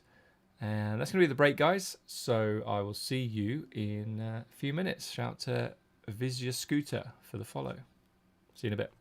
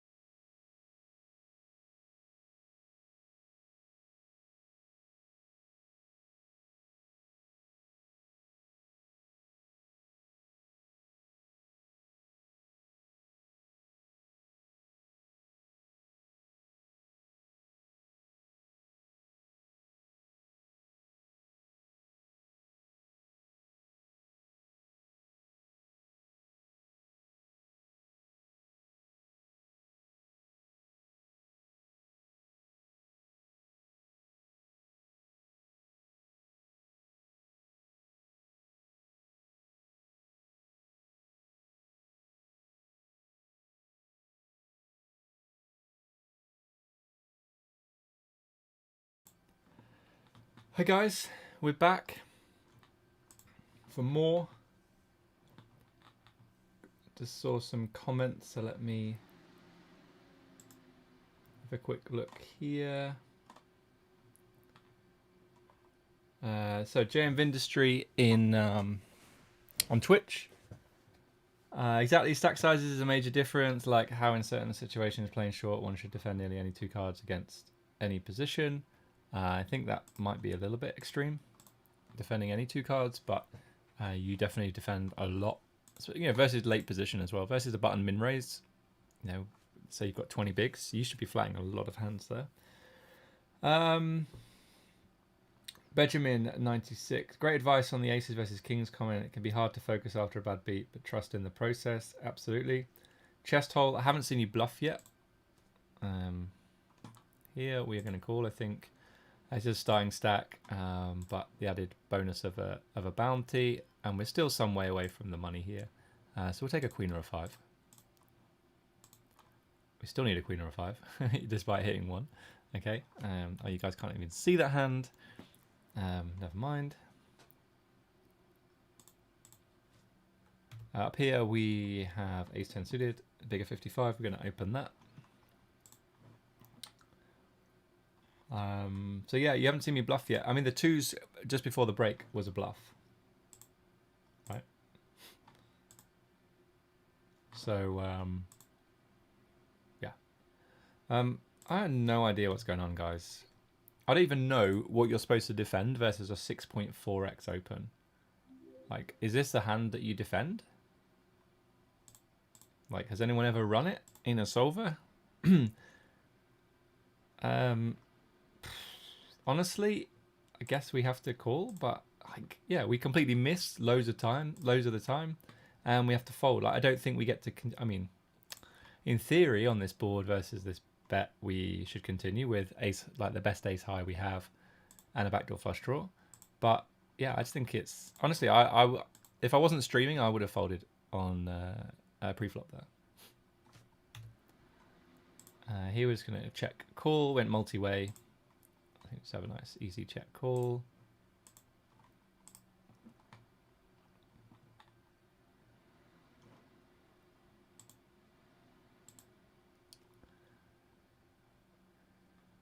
Turn now, depending on size. If he goes big here, I think it's only half pot. I think we call. If he goes bigger, like 12 bigs, I think we can think about folding. He can have like much better hands, of course he can. We go for a call, and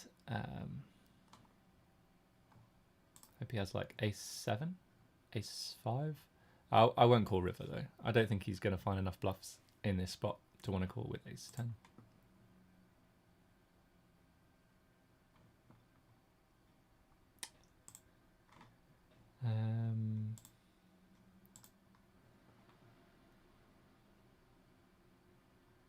Florin 6955, is it a good call? 9 big blinds on the turn with ace 10 of spades. Chest hole, I would have called it. That doesn't mean by any means it's good. Florin, I don't think it's good. The flop board was Broadway. Like he has the flush draw, right? I don't think he gets to fold the nut flush draw on the turn. Bedroom 96, no thin value on the river. I was thinking there is a lot of ace x that might call a small river bet. If you're still talking about the 2s hand, a small river bet in position is not a thing. So you don't want to be focusing on that. I think just check is good there. If you can't bet like half pot, then you should not be looking to bet. You should just check instead. All in here with ace king off, 20 of 22. Yeah, sure. What's going on here? Down here we have queens. I'm going to go for a 3-bet this time. This guy 3x'd it before. Like, I think it's just his standard raise size.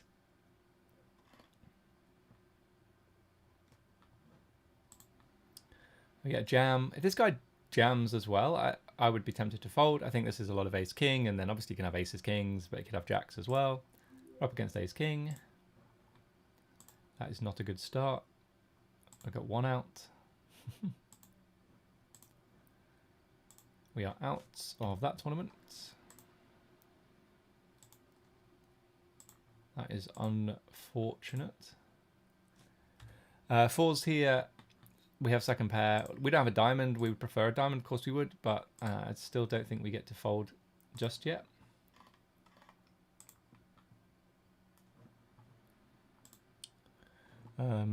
Now versus the big bet on the turn. I think this is great sizing from actually 1240. You can maybe go a little bit bigger actually than this, but yeah, I don't think I want to continue now.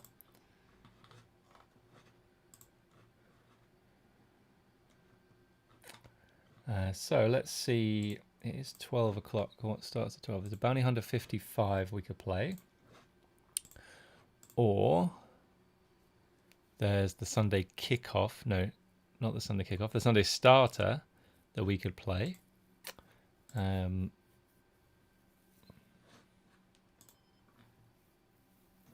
I'm going to play the bounty hunter 55 that started.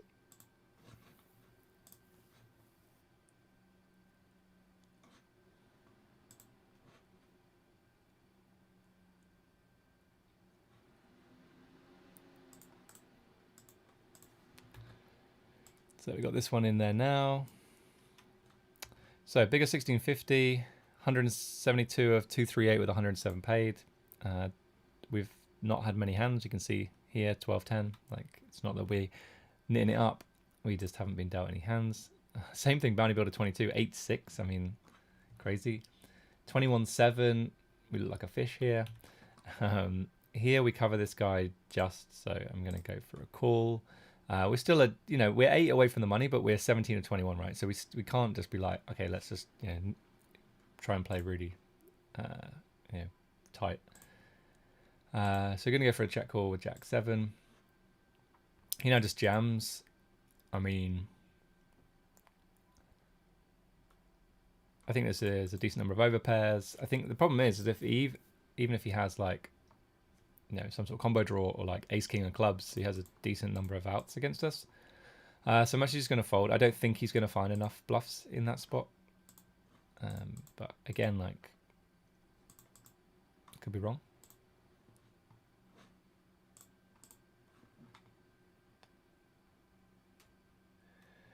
Johnny Hilton, hi Gareth. How do you disable Aurora? Just tuned in. Sorry if you've already been through this. Well, I haven't been through it, but I did ask the question to everyone watching. How come I haven't got the Aurora theme? Does anyone know? It does seem a bit strange. I thought it was like compulsory now for everybody to have it. So yeah, I'm not really sure why or how. Here I'm just going to go for a small bet. I think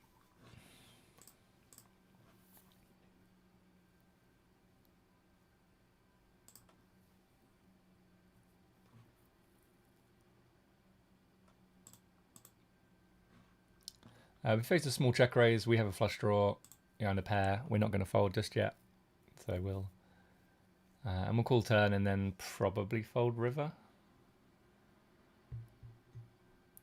And I'm going to check and give him a chance to bluff. I mean, he could definitely check raise 2 pair. I think he raises a set or 2 pair on the flop way bigger. He's just a little bit scared, I think. So we have a bluff catcher. Like, he could just have some random hand. I mean, yeah. Just call and don't worry about it too much, I think, is the answer. Got the butchers up here. We raise, and good flop for us. Good flop for our range, good flop for our hand. Love the fact that we don't have top set. So going to find a slightly bigger bet. We could go maybe bigger than this. So now we have 3. So we can, yeah, this seems good. 12.2, 24, 39. We'd have 39 behind, so we probably want to go a little bit bigger than that. Go 13 instead. We have 41 in the middle, 38. Yeah, I think that's good. Just, yeah, I like it. The 8's a blank, really, if you think about it. And yeah, now we're just going to rip. Would obviously prefer to have kings with a spade here, because king x of spades is a really obvious call. He calls twice with. But yeah, there's lots of other hands to get value from. 2 pair, stuff like that, or just 1 pair. Sometimes 1 pair is going to hero it off in this spot. So go me.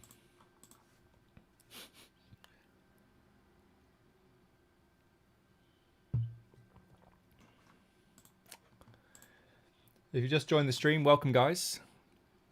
Channel is MTT Poker School. You can find us on YouTube as well. If you're interested in free strategy content and highlight videos, then head over to youtube.com/MTT Poker School. Hit that subscribe button. Show some love, show some support. That'd be amazing. And if you haven't done so already, hit the follow button here on Twitch. If you're watching on Twitch, if you are watching on YouTube, you already know about the channel because you're watching on the channel. So we're 20 of 21 in the Bounty Hunter 55. We're gonna need something. I know that like when people say to me, we need a double up, like this is a spot obviously when we need a double up, right? But that's not really like, obviously you need a double up. You got 10 bigs, right? There's nothing like, oh wow, I've absolutely butchered this hand. I meant to jam this hand. I did not mean to min raise here. This is absolutely horrendous. I thought I'd already clicked all in and hit raise. Samu 5KK, thanks for the follow. I think that's the first misclick on the stream, which is not bad for like whatever number of streams this is, 9 or something. Yeah, well, whatever. Okay, run into it. Never mind. We were going to jam anyway, so 9. Nope. Okay, out of that one. Down here, I'm just going to bluff. And maybe bluff river as well, depends what the river is. Yeah, I mean the 9's hand was going to play out the same, right? So I'm not like, it wasn't my butcher that made us run into the butchers. Like I would have jammed and he called and we lost anyway. So like, yeah, we obviously need to win some chips, right? But really, like, what you need to do is to just play well and focus and play each hand to the best of your ability. I think it's just like too much. Like I need to double up and like you force it a little bit, and there's just no need to do that. Here we're just going to call it off and hope. Hold. Good start. Bad turn. Okay. Well, if you just joined the stream, welcome. This is a bit of a showers hour, but also welcome to Tournament Poker 101. So we're down to 3 tables. Let's see what else we could play. Bigger 27 just started. What's going on in here? Deep stack just started.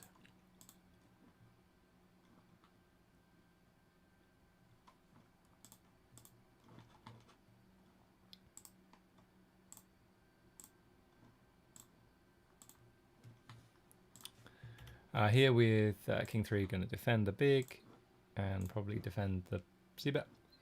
Okay, checks back. A really quick check as well.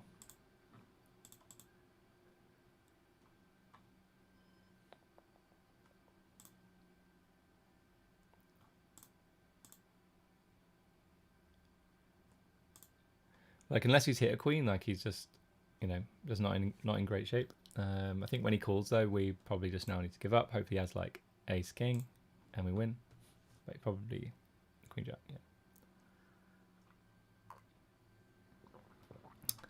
Yeah. But yeah, if he doesn't have queen jack there, like we deny a lot of equity, and that's good for us. We just ran into a queen. Okay.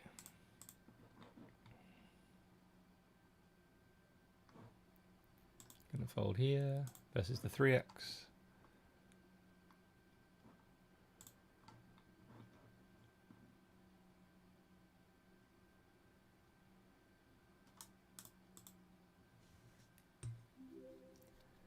Shout to tag OUL for the follow. Shout out to Bat Vico, something like that. Thanks for the follow. So Bounty Builder 22, no bounties just yet. We registered this just under an hour ago, I guess. We have 1.5x starting stack. Similar thing in the bigger 55. We registered this in the last half an hour, maybe an hour as well. We have about 1.5x starting stack. And then we, Queen 9 off here. Sorry, 55 Bounty Hunter. We just have just over starting stack. Let's go up to this hand. I'm just going to go for a min raise, which is what I would do if I didn't have a strong hand as well, because I think this guy can jam, but he's just gone for a call. Good old Stefan. And now I think I'll probably just check.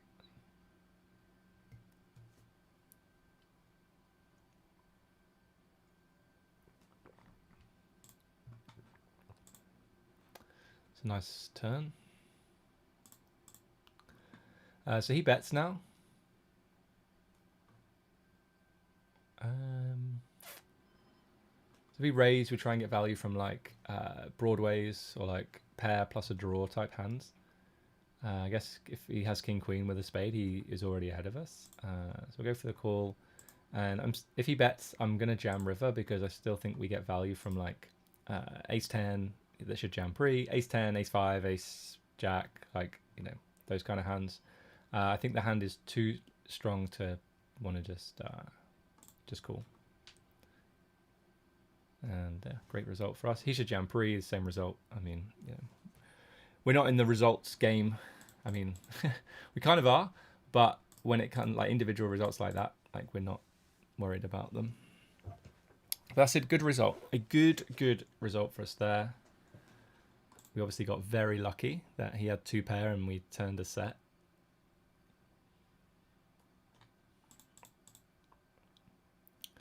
I'm reading a book at the moment. It's called Fooled by Randomness. I don't know if you guys have read it.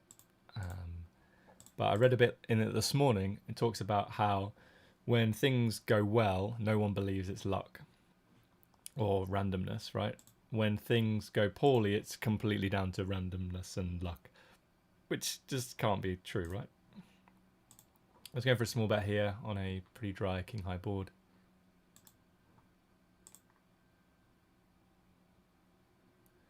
And we take it down.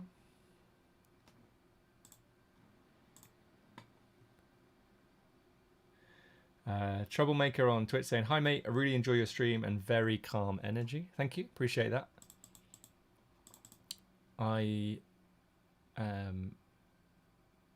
Yeah, so just going back to what I was saying about randomness, like that hand, right? There was a, you know, we got to recognize when you're lucky. But like, yeah, so the book actually says nobody thinks they're lucky when they're doing well, right?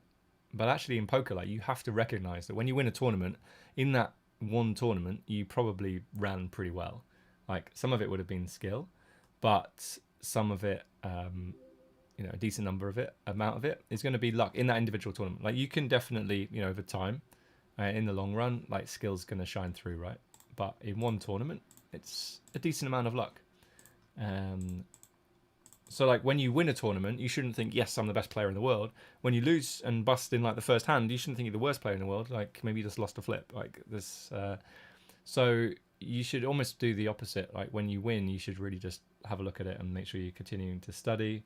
Like it's really, yeah, really important. And then when you lose, like, you know, use that as a catalyst to improve as well. Like if you're not happy because you're losing, then use that too. Basically what I'm saying is don't stop working hard on your game. Do I miss some follows here? All Nighter, thanks for the follow. Parp City, thanks for the follow. Levon on Twitch, so good to watch you play again, Gareth. How's it going? Hope you are doing well. The FAQ is up on Twitch. That's the screen name, not me expressing my opinion on what's going on here. Saying ace to clubs, ride and die. Benjamin 96, great spot with middle set. It was a nice spot where we doubled up the bounty builder. 22. JM Vindustry, what's a good ROI to shoot for in $11 to $55 MTTs. Skip Zidane says 20% ROI. I think that's reasonable. I think the you should be shooting for higher than that though, in 11s to 55s. The bigger the field, the greater the ceiling is for ROIs, I would say. So like smaller fields do have a cap. I couldn't tell you exactly what that was, but I think the big fields, like, you know, the ROI in individual tournaments is like, you know, it can be up to like, I don't know, 10,000% or something, and then it averages out, so the ROI is going to be higher on average, but the variance is super high on that as well. So I mean 20% is reasonable to shoot for, and then, you know, but aim for 50 instead, and yeah. I mean, the thing is though, like, how do you shoot for a particular ROI? Shout out to Nick Anise for the follow. It's difficult to shoot for a particular ROI. Like, you can just focus on your game, like get better and keep making progress. And I think that's how you're gonna, you know, improve your ROI. But like, you know, if you have a 20% ROI at the moment, you're like, right, how do I get a 30% ROI? And you try to keep going. Like, you need a decent sample in order to sort of say, okay, now I'm at 30% ROI. And I think you'd then just be focusing too much on the results, whereas you should be focusing on your getting better.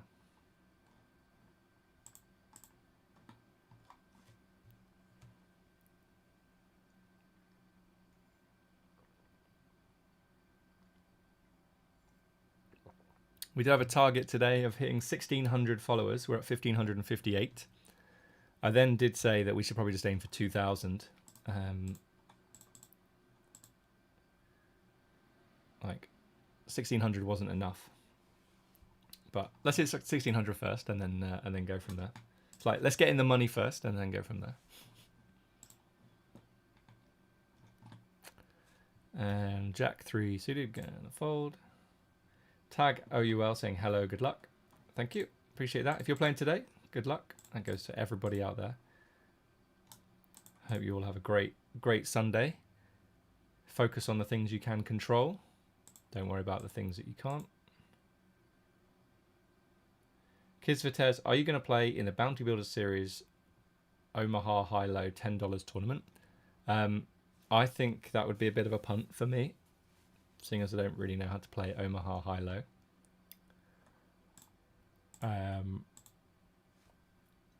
So yeah. So no, I'm not going to be playing that.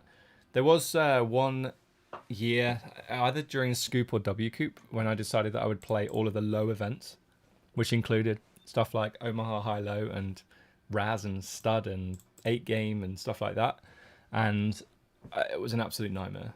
I've got a book on my shelf. I don't know if you can see it. No, it's on the top shelf. It's Mixed Games book. Yeah, which is great. Torres fan, shout out to you. Subscribe for 3 months at tier 1. Let's go. Let's go indeed. That's amazing. Thank you, thank you, thank you.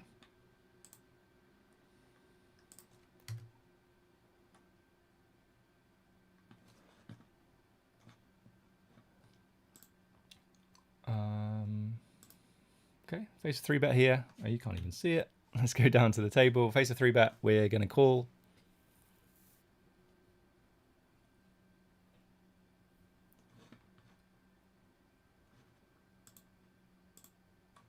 It's not a great flop with no clubs. Not even one. Not even one for the backdoor sweat. And that's a huge, huge c-bet. I'm going to say I don't think that this is going to be the sizing to choose in this spot. So I'm already thinking that this guy's 3-bet range is going to be pretty strong based on that. I mean, it's a pretty big sweeping statement, but that's how I feel.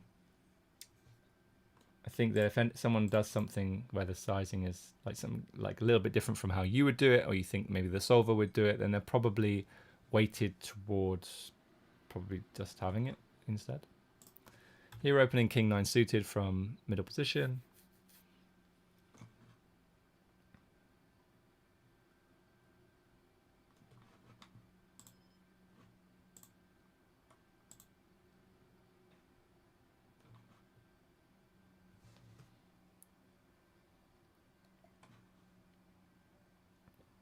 This guy's 3-bet. Well, we played a decent number of hands against him. Never 3-bet from the button. 49 hands is like, you know, an okay-ish sample. So I'm actually just going to fold here. I think his stack size is such as well that I don't think he's going to be finding enough bluffs. So I'm gonna fold. And move on to the next hand and see what it brings.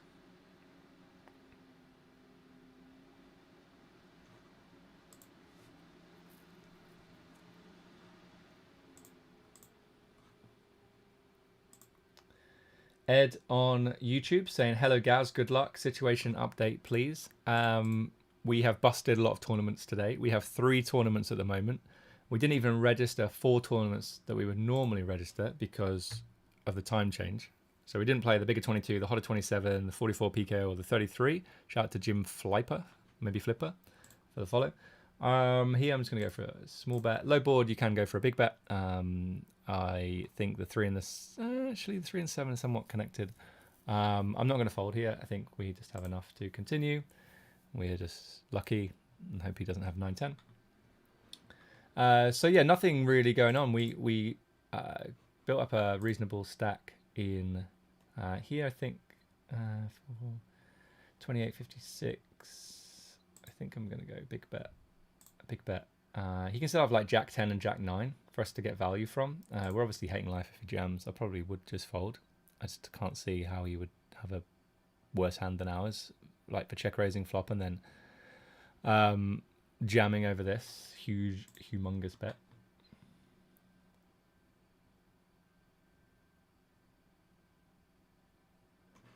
Okay, take that down then. Fold 9-8. So yeah, nothing's really happened yet. We've had 0 cashes for the tournaments we played so far. We won like $48 in bounties in the 55 bounty hunter earlier on, but then busted just before the money. And so we have just three tournaments. Bounty builder 22. We're 264 of 963. We have 1.5x starting stack and no bounties. In the bigger 55, we just flopped a boat. We have almost 2x starting stack. And we're going to go for a check.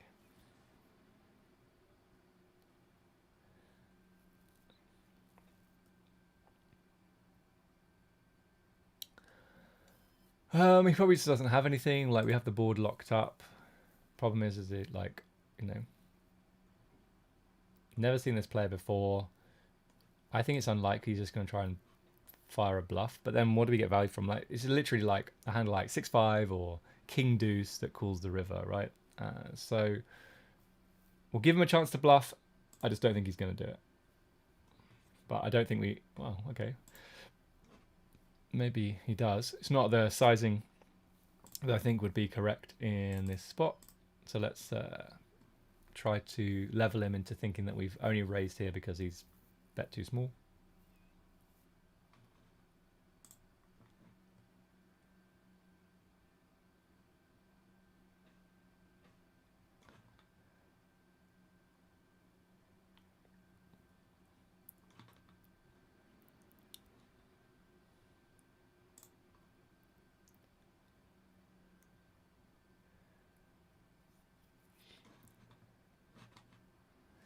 Okay, this one we're going to go for a 3-bet with ace king off. Have a look here. Whaley 2012 saying hi. Hi, good luck. I also will start my session now. Excellent stuff. Enjoy it. Big blind here. Don't know what he's doing. Cold calling a 3-bet out position.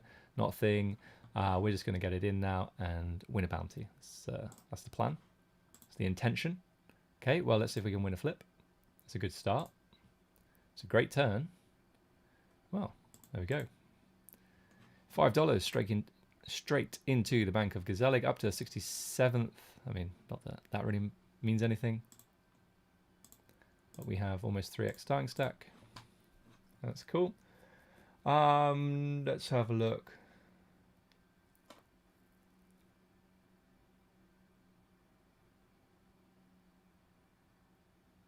So Hodgebodkin saying, unless you're playing volume, 20% ROI, you can't make a living. yeah, you need to play some serious volume. Like you can work it out, right? If you, let's say you play $10 games and you make 20%, $2 a game, how many games do you need to play in order to make $1,000? You have to play 500, right? Skips it down. You can make a living off MTTs, but just not on the micro stakes. At least $33 and up for binds if you want to live from it. There are some players who I'm going to go greedy sizing here. That are making a living playing like $10 and $20 MTTs.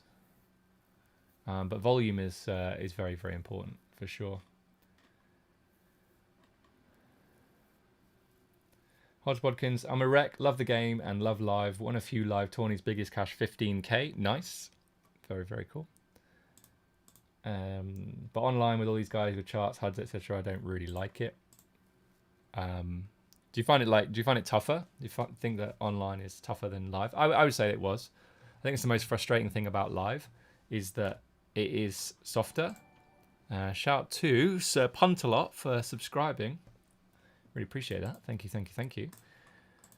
Yeah, so it's live is a lot softer, but you just can't play the same amount of volume, right? So you like the long run is much longer, whereas you can play a ton of tournaments in. Yeah, I'm just gonna fold here.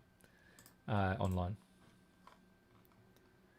Benjamin, would you ever play short deck tourneys if they were more available? I have played some short deck before, and didn't really know what was going on.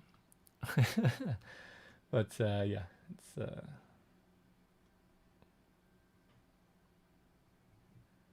it is yeah, I think it looks quite fun. When I see like the high stakes games, they look quite fun.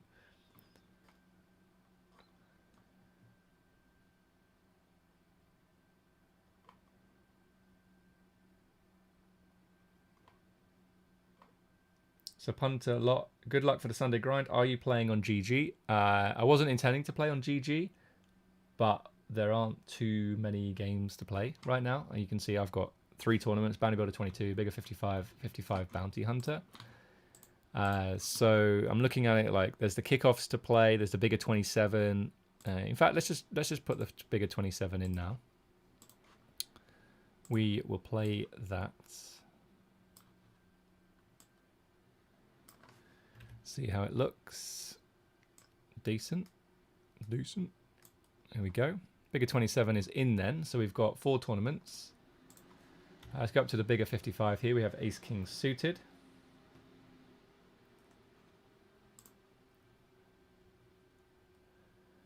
So yeah, so I wasn't intending to play on GG, but maybe I will. I did ask you guys earlier about if there were some decent tournaments to play at this time. I guess like now we're getting into the afternoon, maybe there are. I don't think there are too many decent tournaments to play at like 10 a.m, 11 a.m. when I start, but you guys can correct me on that. Skips it down. With your 8-9 boat, you can always bet 1 big blind on the flop and turn. He will never fold 1 big blind. I mean, depends what he has, right? If he has like 3 high, then he's probably going to fold. Whereas if we check, then he probably thinks he can never win with 3 high and therefore bluffs with it. But I think on the whole, like players are going to make more calling mistakes, so I think betting is probably a better line. Here I'm going to limp with ace deuce, and now check. Skips it and goes on to say he might level himself thinking you're weak and raise as a bluff. Yeah, maybe. I think most people though, he's more likely to bluff if we check than he is if we bet small, I think, in that spot. I'm going to fold here.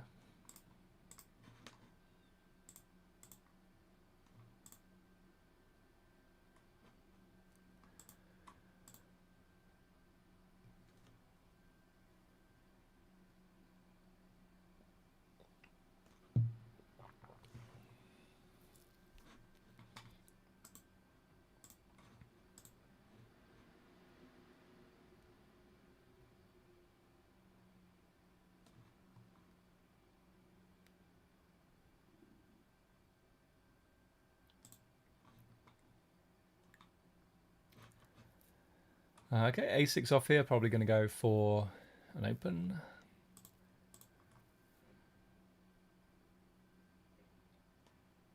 Okay, he's going to go for a fold now versus the open.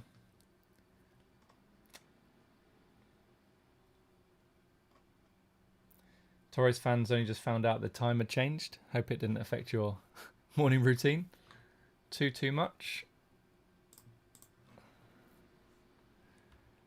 Queen 9 off here. We'll go for an open again.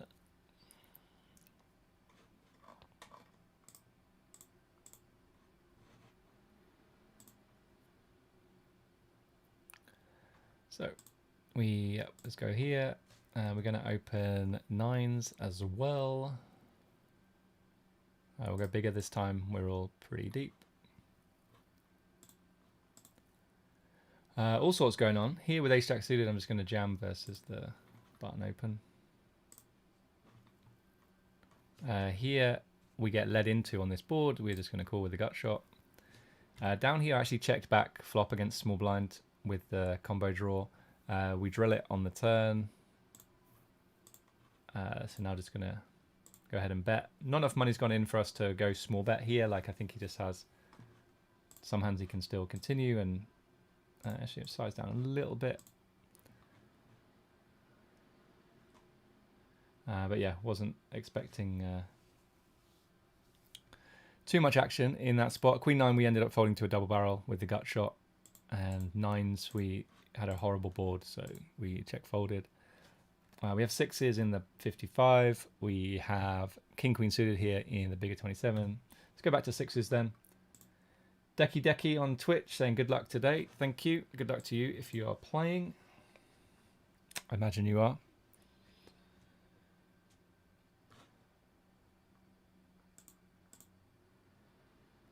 Ed on YouTube. Live is 1,000,000% softer than online.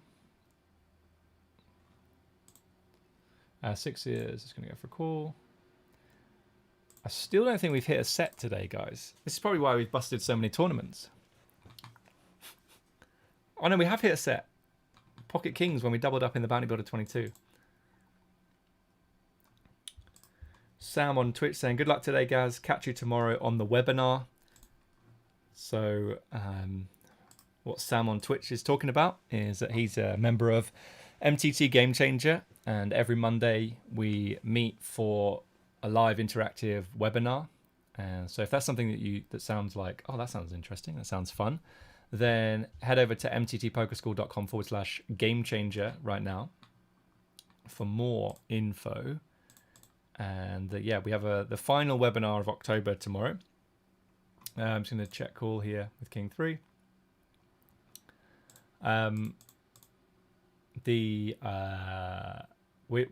We're focusing on turn strategy at the moment. I think you can do either here, like check or bet, maybe even check raise. Oh yeah, I think I'm going to go for it.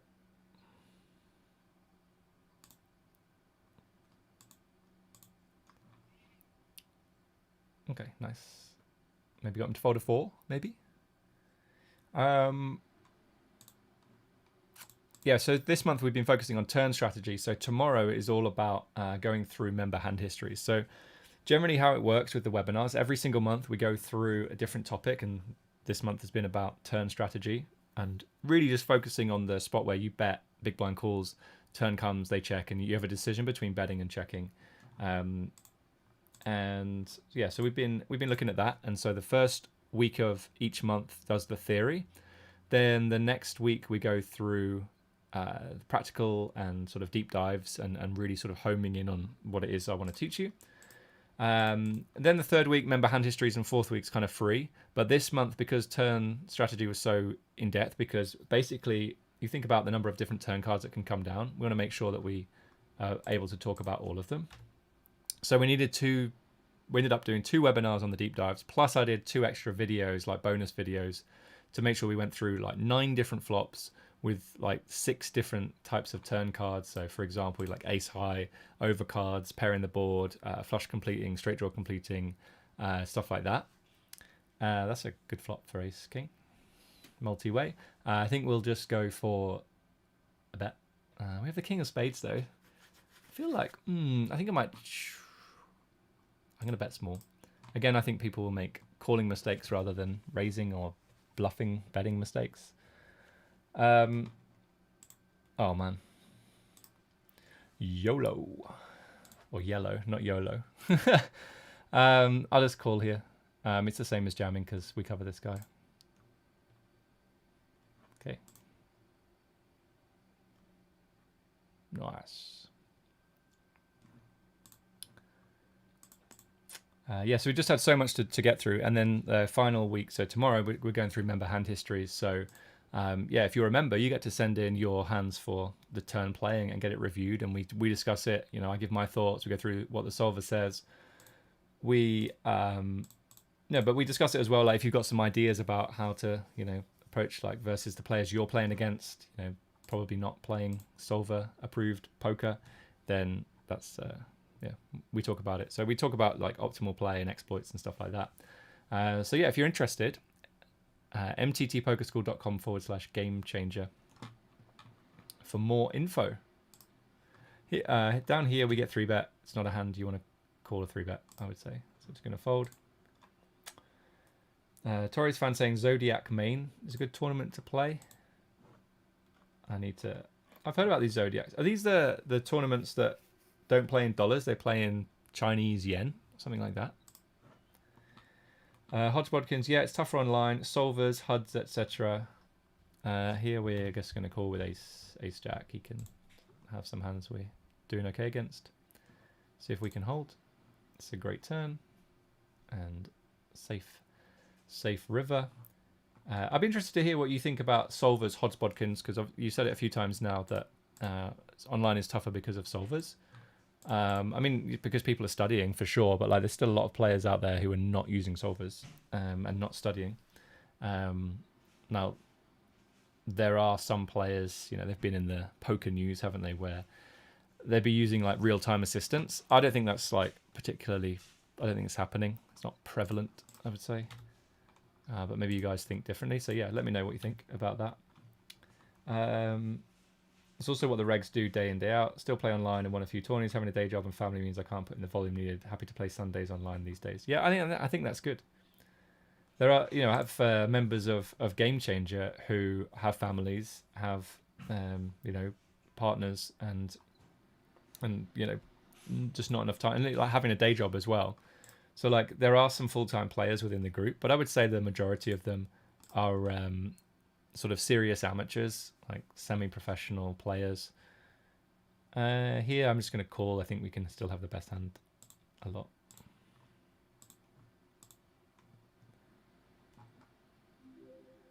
Shout out to Serbo Turbo for the follow. He now bets again. Still quite tempted to call. I think we'll give it up now. Shout out to Zwarte Hope. I think that sounds like a Dutch name as well.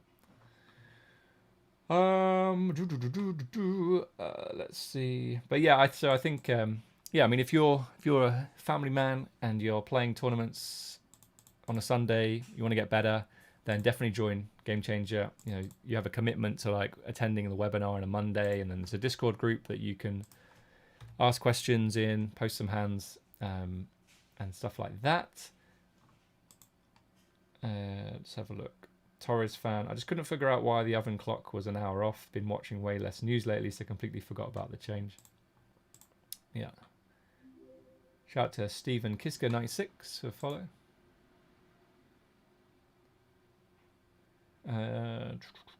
Benjamin, we mix in short deck in my home game and everyone really likes it. That's awesome. We're going to open ace queen off here.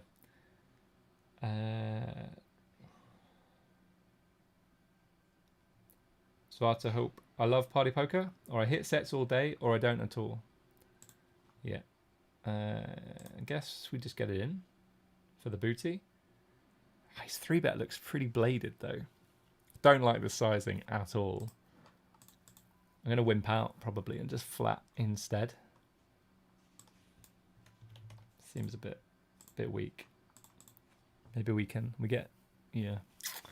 I think ordinarily like button versus small blind, we should just go for a jam. Like it's either going to be like really bladed, or it's going to be a guy who's like, I want a 3-bet here, but I'm not really sure about sizing.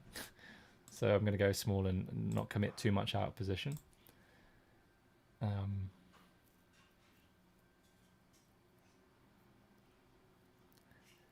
And now he checks. Like, I mean, kings and queens make sense. Aces make sense here. I'm just going to check, and he checks again. Can we go for some value? I don't think he checks a king. I think he can check a boat, though. Like, it's tough for him to get value from top boat. What kind of hands are we looking to get value from? Like queen jack, queen 10, stuff like that. He could have a weak king. He's just going for a check call with. I'm going to go for a check and see. Okay, he ends up having ace jack suited. Fair enough.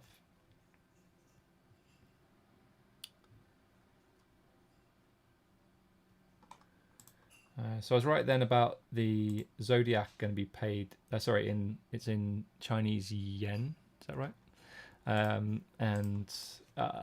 But you get paid out in dollars.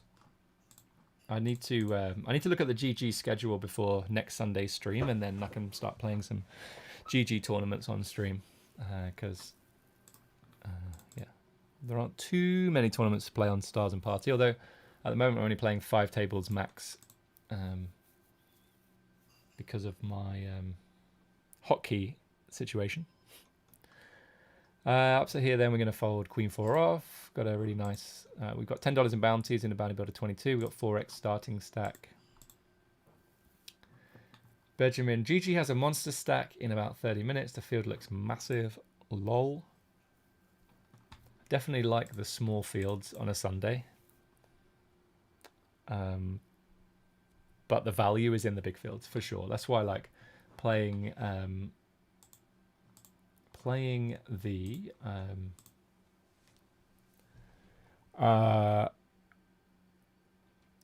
big field tournaments on a Sunday is like, you know, super high variance, but like when you win one or run deep in one, like that's where a lot of your profit's going to come from.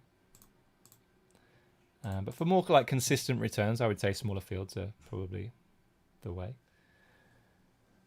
Okay, so Sivaku is saying, hey, how do you have old PokerStars layout? I have absolutely no idea. You are not the first person to ask this question. I don't know. I loaded PokerStars this morning. I logged in as normal, and this is it. This is what it looks like. So, yeah, I'm not sure, guys, how I've managed to do this. We're just going to call here with second pair. We're going to tank a little bit, make it look like this card's good for us. I mean, 9-8 gets there. We can call 9-8, I guess. Hearts get there. We have some hearts. So, yeah. I don't think he bets this turn that often. We don't really have a hand we want to continue versus a double barrel. A double barrel Carol. Now we just have showdown value. I think we don't have a hand good enough to value bet. I almost folded up here where we flopped a straight. Let's not fold, Gazelic. Let's not fold. I'll probably just fold. I mean, maybe I'll just check jam. Seems a bit. One big blind. I mean, I'm going to call and lose a lot. That's fine. Oh, hello. Oh, you didn't even see. In this hand, I won. Versus a big blind. Okay. And we... Oh, another bounty. $5. Really, really poor switching there, guys. I don't know if you saw any of it, but we won 2 hands, and things are looking good. Down here, I just checked 3 times with 7s. I'd probably just fold now.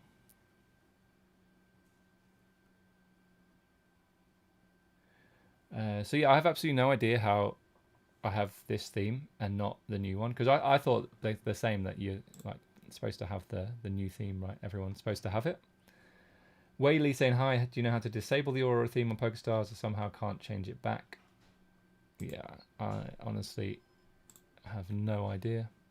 Up here we're just going to check back with an ace. King's probably better for us. Like, we probably check back more king X. He still wants to bet though.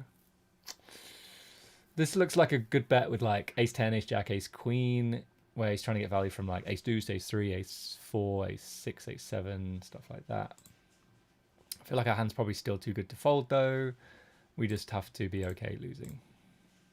Ooh, hello. Oh, people are actually bluffing rivers. I might need to go and have a lie down. Here with the gut shot and the queen of diamonds, I'm actually going to go for a bluff rate. Problem is we don't have too many strong hands on this board, right? So if we start bluffing all of the like gut shots with a diamond, I'm probably going too crazy. Oh, Whaley's saying Chinese yuan, not yen. I completely butchered their currency. I apologize to anyone watching from China and Japan. Quite tempted to lead this turn now. So that's what I'm going to do.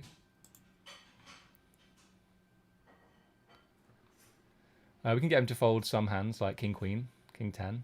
And now when he calls, I mean, I think he probably just has us beat and is not going to fold river.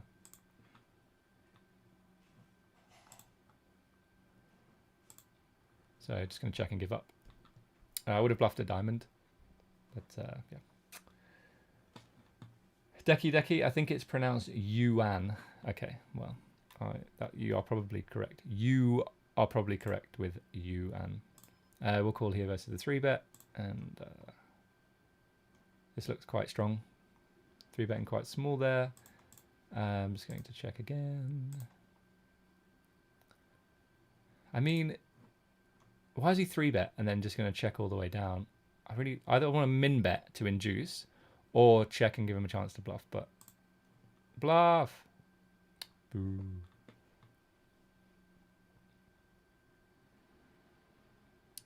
Pocket 8s. I mean, yeah, okay, fair enough. 9-4 off going to be fold. Ed on YouTube telling me to remind you guys about the home game, which is what we play after the Game Changer webinar. So if you're a member of Game Changer, you get to we play a webinar immediately after. We have a Zoom call and you can ask me questions. It's almost like a office hours, but most people don't ask me questions. They just want to play the game and chat about FPL and the elections and stuff like that. Maybe not so much elections, but we're going to call the 3-bet here. And over here, I'm going to bluff river.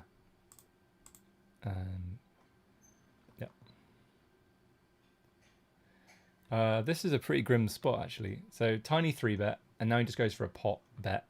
Like, what, don't understand. If he probably jams river, jams turn now. I mean, he's probably just got enough absolute nonsense. I mean, really? We have a gut shot and a pair. We could deny equity against pairs and like flush draws and stuff like that.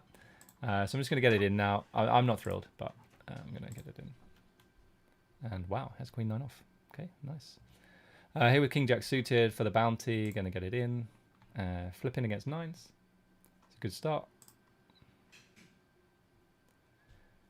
Okay, well, we're up to $20 in bounties in the Bounty Builder 22, and we have, I mean, all the chips.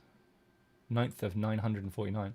That's going to be the break, guys. Oh yeah, so it's only about the home game. So yeah, you can come and join the home game, and then we have a live Zoom call and sort of like a social evening, I suppose, like a proper home game, but on Zoom, and we're playing online. So yeah, if you guys are interested in that, join MTT Game Changer, get to watch the webinar, learn about turn strategy, have your hands reviewed, and then play a home game afterwards with a beer or whatever you want to drink, tea, milk.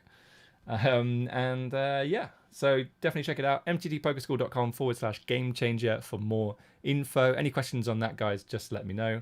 And it's the break, and I've just had a lunch delivery, which is fantastic. So I'm going to eat that.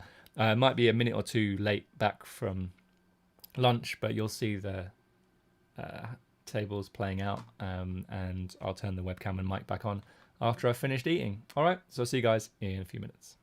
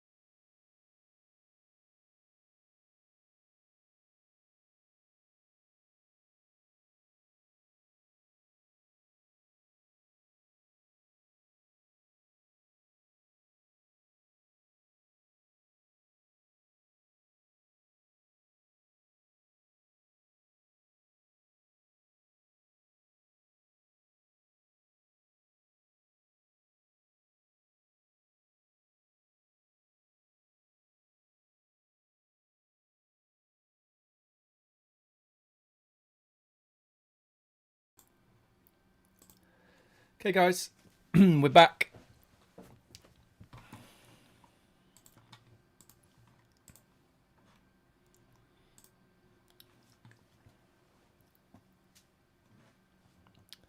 Versus pot here. I mean, we do have some backdoor draws.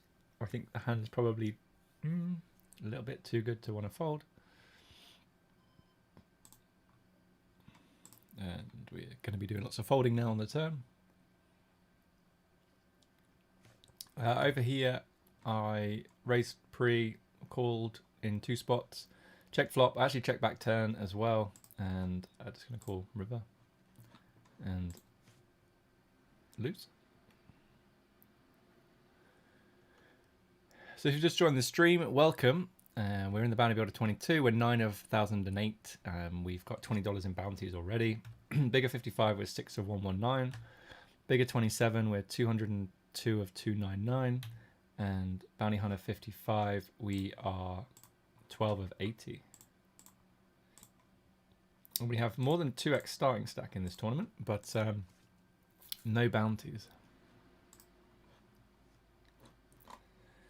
Let's have a look. Double He-Man is saying, I'm having a really bad day with the cards.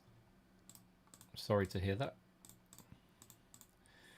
Do your best to continue to focus on things that you can control. You can't control the runouts and the cards your opponents have dealt and stuff like that. You can just control you. If you think you're playing badly, then obviously like do something about it. Like stop playing or take a break, or obviously in tournaments it's hard, but you know, 5-minute breaks, stick your head out a window, go outside, stare at a tree, that kind of thing.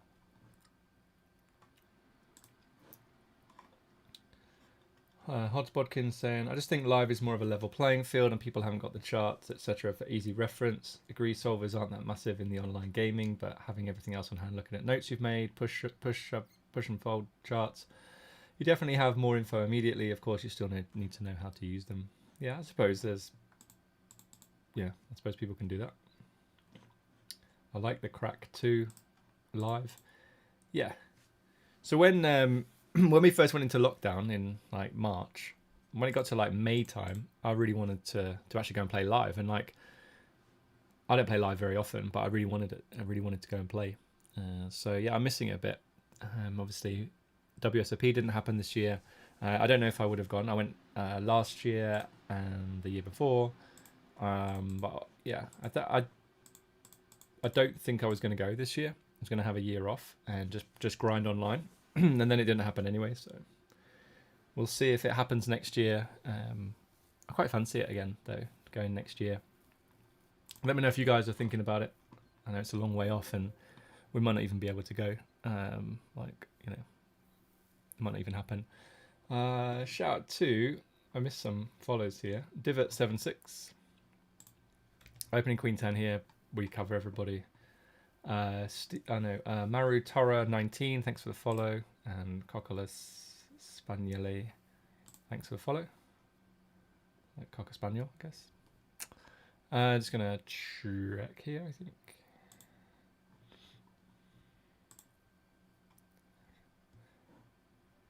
Benjamin saying good luck for the rest of the stream. Queen 10 here. So 10 of diamonds, we block some flush draws from continuing. We obviously block Queen 10 and Jack 10 as well. I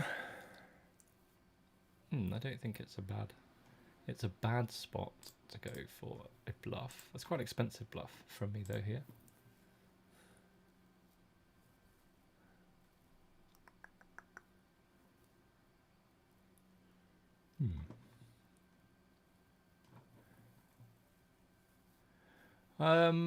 Yeah, I guess we just put him in. We can get him to fold like 6x of diamonds, 4x of diamonds, 9x of diamonds. We're not trying to get him to fold a jack, so if he calls with a jack, that's okay. Okay, he folds, that's nice. Obviously, like, us having a diamond there is probably actually pretty bad because we block the hands we want to fold. Like 10-6 and whatever it was, other hands as well. We flop the nut flush draw here. Hands all over the place. hands all over. Well, I mean, this escalated quickly. Your chance to win 3 bounties. We're going to call. Oh, well, 6 to chop. It's unfortunate.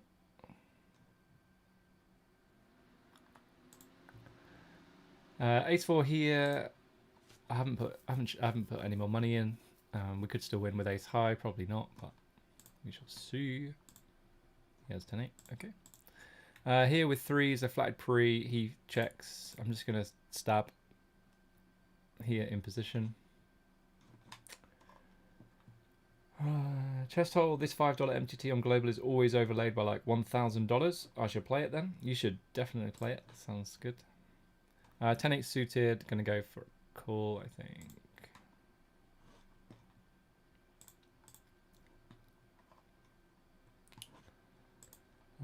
Volcommer saying hunt those bobos. Okay, I will. Don't know what a bobo is.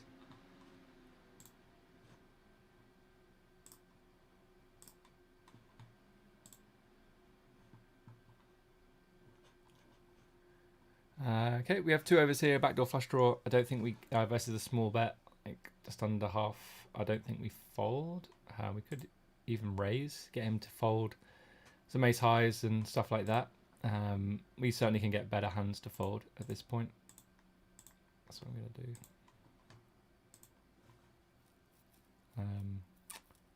But calling, I think, is probably the more standard play.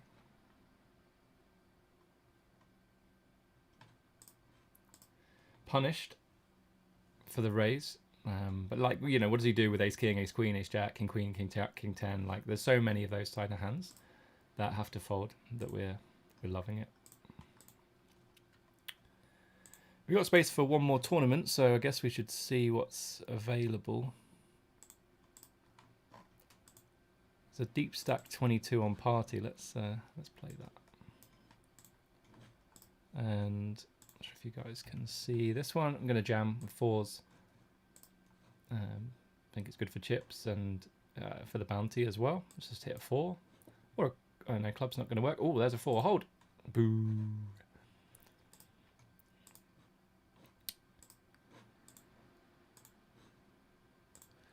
Well, last 2 all-ins, wheels have fallen off a little bit. When we thankfully still have 120 big blinds.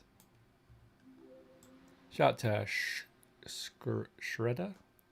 It's like Shredder from Thingy Bob.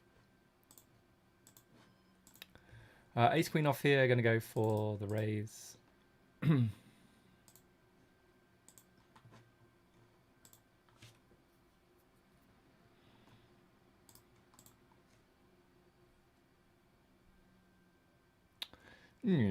I mean, that's... Whoa, 3-bet 1%? Like, I know it's a bounty tournament. What's his... He has a start. Yeah. I don't think this is cool. In, like, if he's playing really well, probably. But I don't think he is. I think he's doesn't have enough hands that we beat there, so I'm just going to fold. Like, it's unfortunate to raise 5 bigs and then have to fold, but never mind. Up here, we're raised with ace king off in the bigger 55. We're 9 of 111, and late reg ends in 13 minutes. Up here with queen 10 suited, 2 overs and a backdoor flush draw. He's gone just over half pot. I'm going to call. It's not a very good turn card though.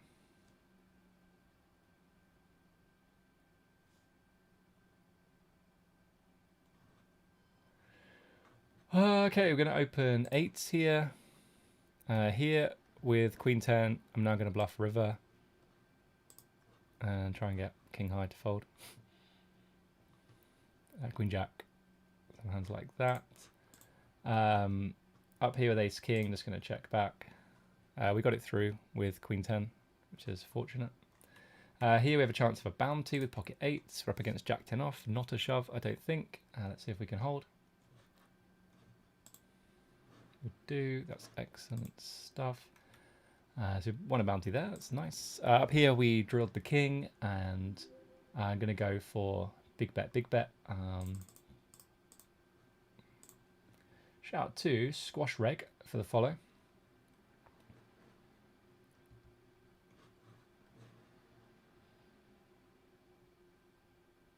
Hodds Bodkins saying, claim to fame, not that big a score, but went to Vegas for New Year 4 years ago with the missus. She went on some Vegas tour. I played $125 daily in the Aria and won it for like 2.4k.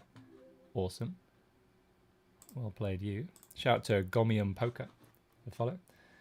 And good morning from Brazil, Gomium Poker says. Thanks for being here. Up here then, we are going to go for big bet. And yeah, go fold 10, 8. How long is late reg? 26 minutes. 314 players paid. We've got $20 already in bounties.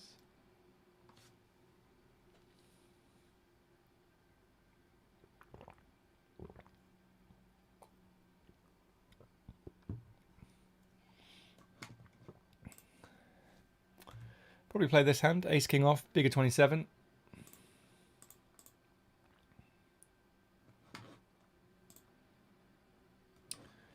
Um, 30 bigs. We can either jam or induce. I think I'm just going to jam.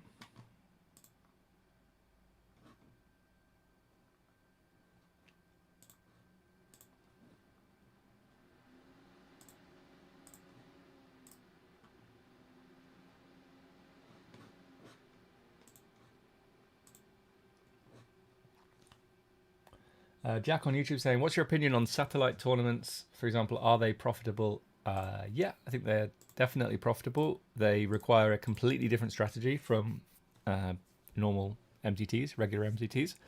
So definitely be like aware or cautious and aware of that. Pocket jacks, we're going to go for an open. But yeah, so like, the ranges of hands that you have to shove, for example, are a lot different in sort of the end game on the bubble of the satellite. And also like the hands you have to call, right, is the most obvious one, where it's just like sometimes you're supposed to fold aces. If you've locked up a seat, then you end up having to, fold everything. Here I'm going to go for a bet. It's hard for him to have too much on this board. I think he has to continue with like backdoor flush draws. Now that there's no backdoor flush draw gets there, like King Queen of Hearts, for example, doesn't get there. So it's tough to know exactly what we're going to get value from now. I think I might just check and give those hands a chance to bluff. He goes for a bet, and I'm unsure here like whether or not we can just check jam, but like I don't think we get too much value. Like 9s and 10s is what we'd be targeting.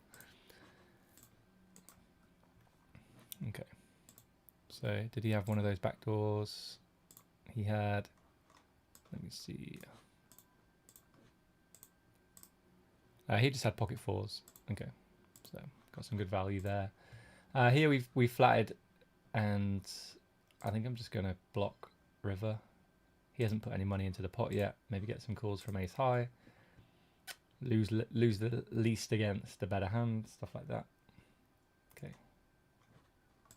10-8 suited. We'll see what happens. So yeah, they're definitely profitable. There's a stack here. I don't really want to 3-bet. I don't really want to flat. Okay, we'll go for a flat. A little bit cautious of this guy being able to shove. So 2 overs and I think he's going to check this board a lot.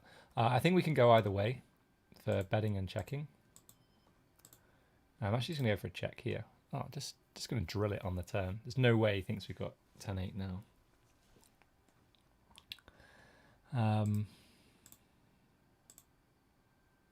I don't think he has much, but I'm going to go for it.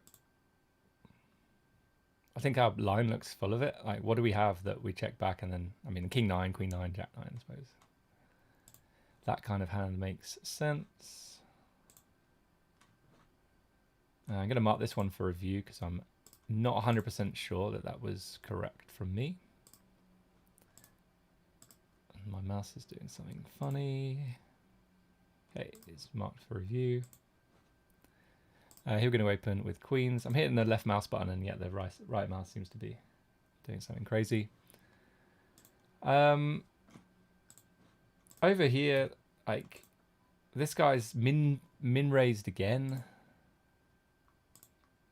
Min 3-bet again. Like, I'm just not thrilled. I just just don't want to fold. When we hit a piece of it, bets pot now. Like, okay, cool, nice hand, well played. But yeah, we raised, min raised. He made it 3 bigs. We called. Then he bets pot. Like, it's just like, yeah, okay, nice hand. Fold ace 10 off. So if you're interested in satellite strategy, a friend of mine, Daro Carney, has a book, Satellite Strategy. I would definitely check that out. It's available on Amazon and I think lots of other places. So yeah, definitely check that out. Edvin Makic on YouTube. How's it going, champ? It's going ace. It's going really well. Thank you. We've got 5 tournaments going. We've got some decent stacks going, I would say. Bounty Builder 22, 70th of 910. We've got 91 bigs. A good spot for us here. We're 9 of 101 in the bigger 55, but 39 places paid at the moment. Later edge ends in about 5 minutes. We're in the 22 deep stack. We're 18 of 55. Bigger 27. We're towards the back of the pack. Yeah, 80% of starting stack. Here with 9-3 off, just going to fold. I think you could limp there if you felt like this guy was like never ISOing. Like, it was just way too passive.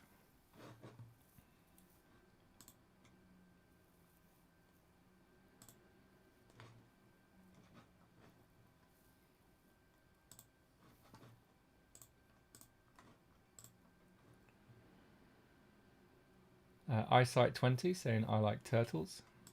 That's cool.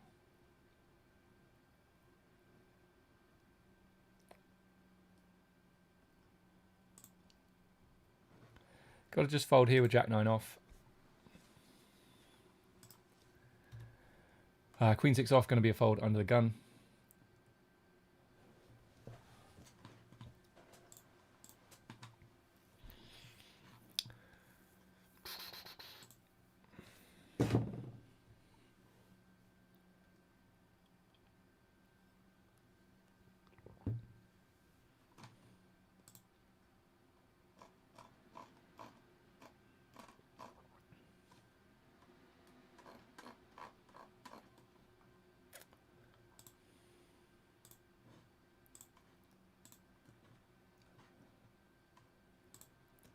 Okay, pocket 8's here. If it folds to us, we're just going to rip on this guy. Go for the bounty.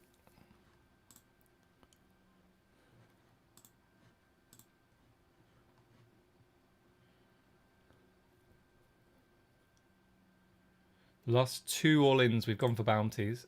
We had ace-king in against aces and 8s, and yeah, didn't go so well. And then we got in another flip, and we didn't win that one.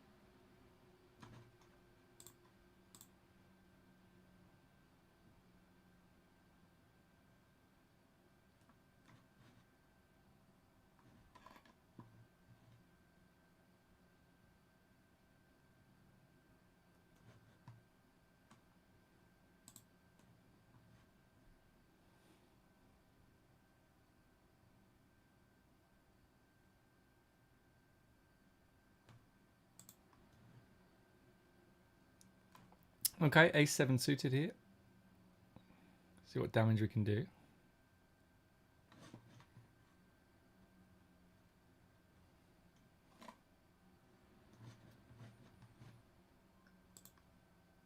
If it's a 4x here, I'm just going to fold. 4x from 16.5, big stack. And queen 3 off here, just going to limp blind versus blind. He just rips, so we're going to fold.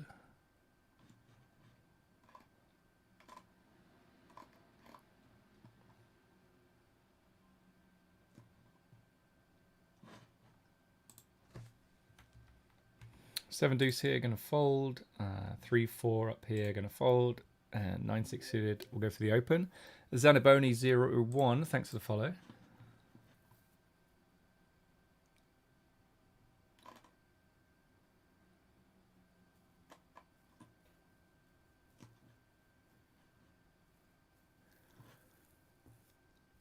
So if you're new to the stream, guys, welcome. The channel is MTT Poker School.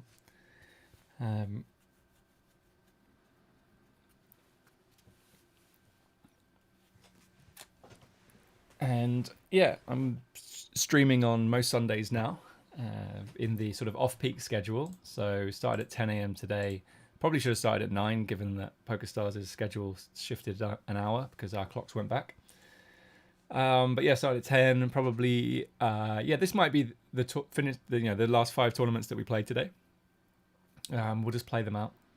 But yeah, I'm going to be here every Sunday, sort of morning, afternoon. Depends where you are in the world, I guess. But more for like the off-peak Sunday before all the big boys come in the evening. I can see Easy with Aces has already started his stream. So I guess all the other sort of the big streamers, they're all in from later on. I don't know I don't actually know what time they start. But yeah, I'm going to look to. Well, that's a good turn card. I'm going to go for a check raise, I think. Hopefully that's pot. I'm just going to bet now. I think he's I don't think he's going to find. Now that he hasn't bet on this great card for him, I'm just going to try and get value from like Queen 10. Like he just heroes me off. Let's see what he had. 10-7 off.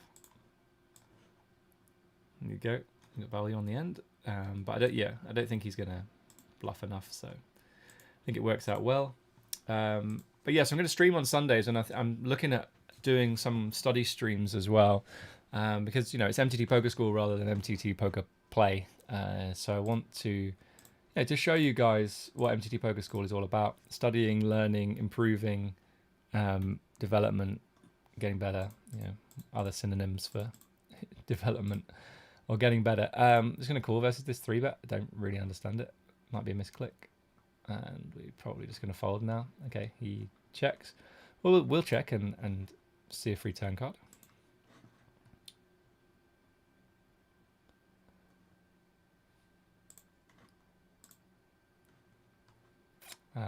Yeah, he could just have ace high here. Like, I don't think he's going to fold. And he just rips it. Okay, nice hand. Hotspodkins, do you play sats to get into the bigger tourneys or just buy in? Sometimes I play sats, but most of the time just buy in. Yeah, sort of the opportunity cost as well of like playing a satellite. Here we raise Jack 10, we get jammed on. We're just going to fold. Here with 5-4 off, just going to fold. Okay, so bigger 55. We're 19 of 94 and 44 paid.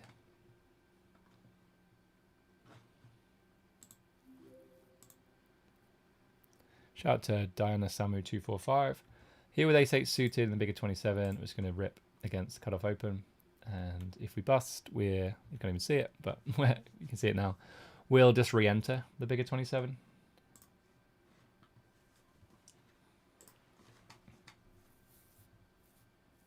Okay, get that one through.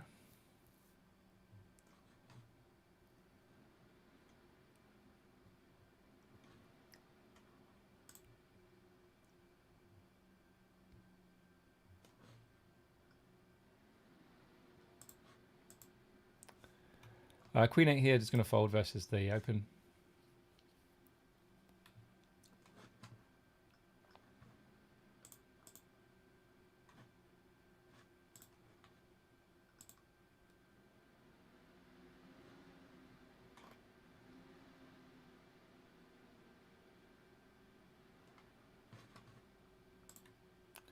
Jack deuce, gonna fold.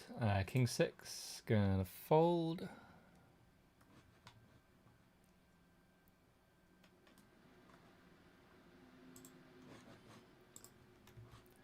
Ten 6 off, gonna fold.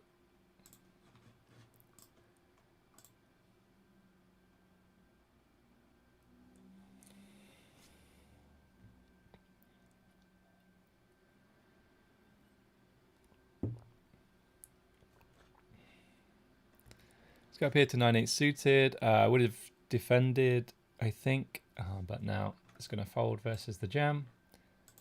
We've got 10 minutes left of late reg, and then we'll have an idea about how many players get paid. Here we have queens against this guy who's just played super weird. So we're just going to 3-bet and flop the jizoint.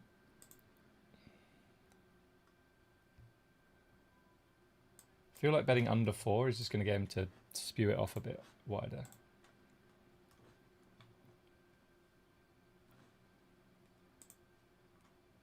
Oh. What a dream! Worked like a charm. Just gets it in with no equity.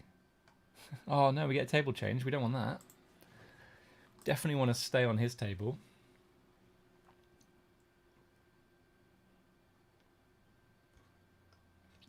We cover everybody here. I'm going to go for an open. It's obviously very, very loose, so I wouldn't normally open Queen 6 here.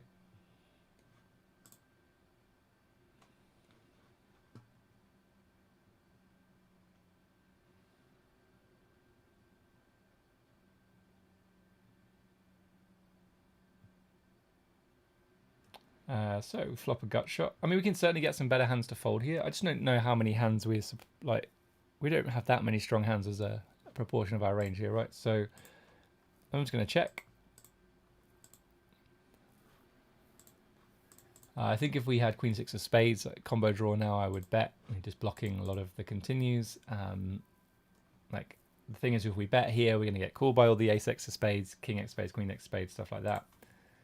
So we'll go for another check, and we could potentially bluff river.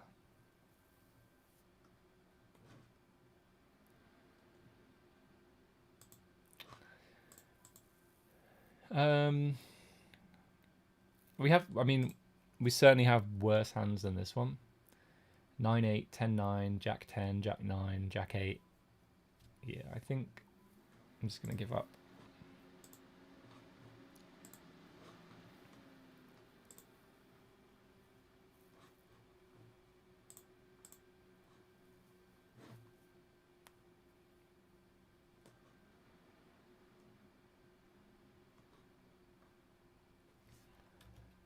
Ace 10 off here in the bounty builder 22. Go for an open. Okay, and now just going to fold. This guy covers us.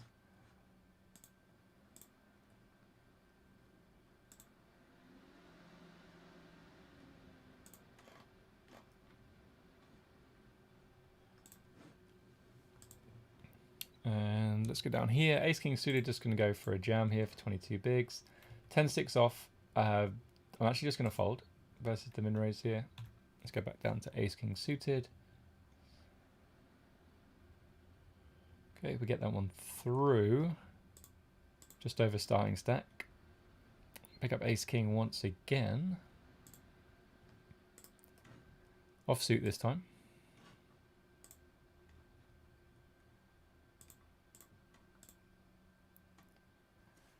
So we'll stay on this table. Got some other hands that are just getting folded on other tables. Just like everyone's going to fold to us here. Okay, 9-8 this time. It's going to be a fold.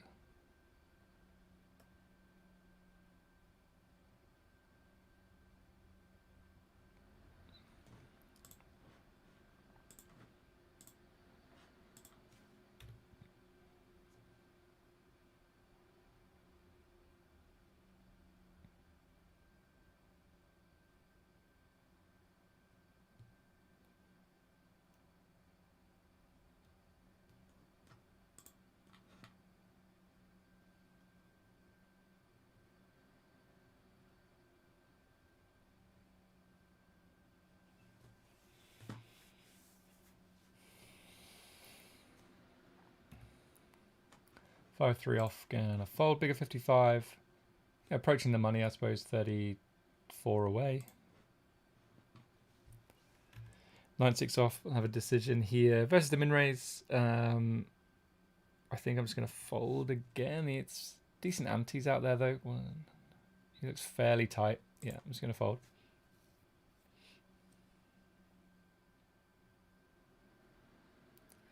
Deuce 4, not going to play. Just going to let it go.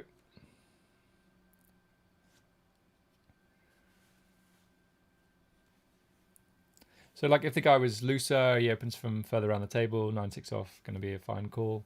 Might even be a call just with the bigger antes in the middle.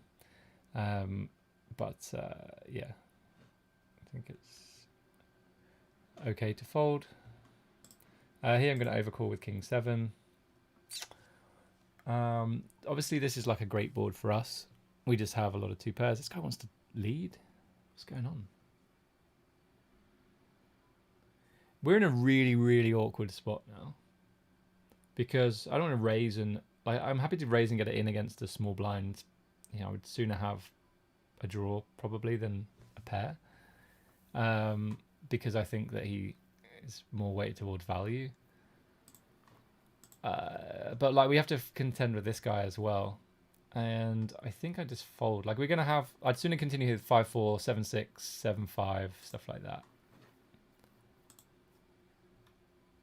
Up here we're gonna just squeeze jam.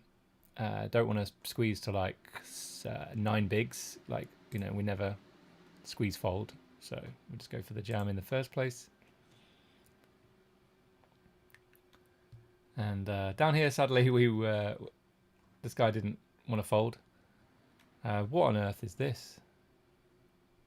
Guy just calls it off with Queen Jack for 30 bigs. All right, nice hand. Might even be okay.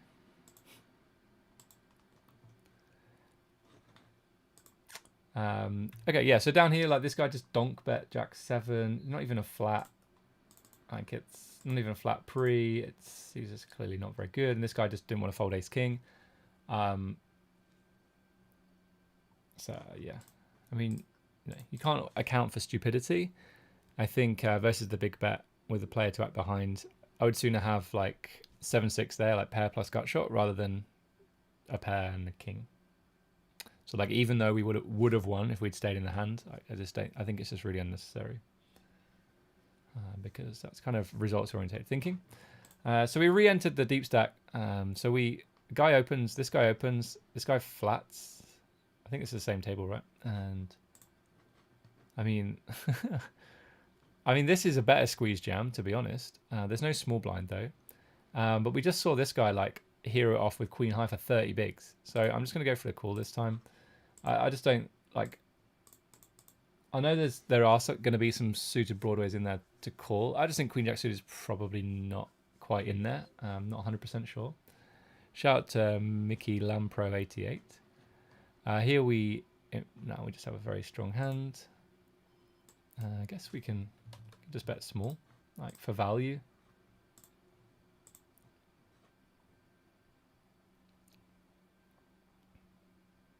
Like if we bet too big, it's a, you know, if we were bluffing, it's an expensive bluff. Let's go up here. We have aces, and I'm going to go for like a somewhat bigger bet. You have a lot of gut shots and flush draws, and you know the queen and 9 are connected, so we can size up. He's never folding a queen, and yeah, get value straight away.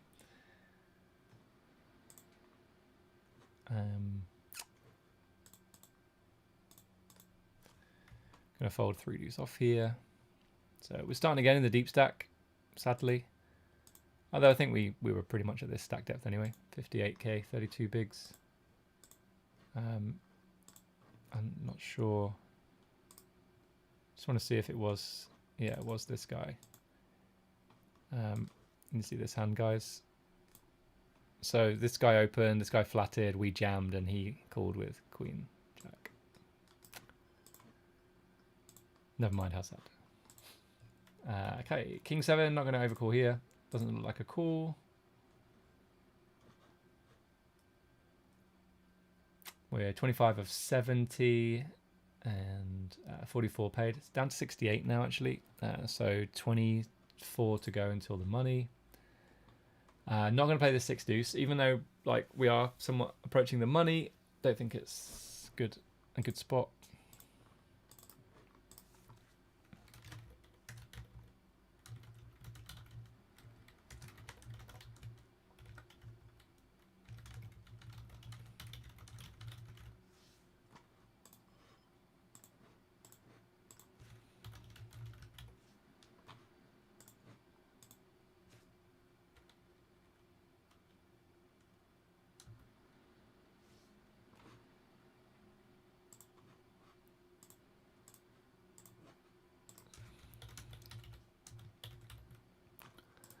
Okay, up here we opened and we're just going to c-bet small on this board. The ace, so like we can get some ace 10, ace queen to fold now. Having the ace of hearts is a good card because it doesn't block his like ace x of clubs or ace x of diamonds from continuing. So we'll go 80%. If he calls again, like probably just give up on river. Like I think he just his range is just too strong. Down here we called flop bet with 8-6, and now I'm probably just gonna give up. I think 6. Yeah, like he might bluff 7-6, so we block that. Yeah. Down here, raise in a jam. We're just gonna fold ace-5 suited, and then come back here for 6-4. Just gonna fold. Here with 5-3, gonna fold as well. Gaston Angelini, ugly fold. Don't know what that was. Ugly fold. I've never heard a fold described as ugly. Must have been awful.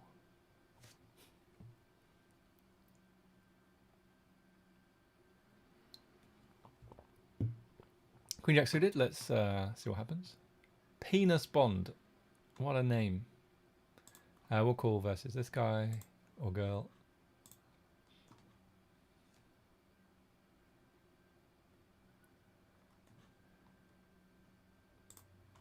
Okay, let's see if we can win a bounty. We need a jack or clubs. Oh, hello. Hold. Nice. Ace-8 suited here. We're going to go for the call. We need an ace or diamonds. There's an ace. Let's see if we can hold. Hold. Boom. There we go. Shout out to Zinkos for the follow. This is a tricky spot. This guy opens. We flatted queen 9 suited. I think I would jam like queen 10, queen jack, king queen, stuff like that. So I'm just going to go for a check call. I mean, what a turn card.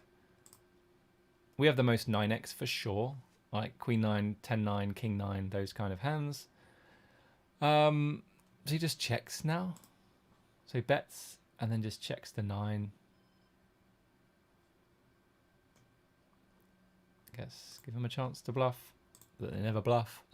Maybe he will. He's going to rip. Okay. We block queen jack. That's good. Oh.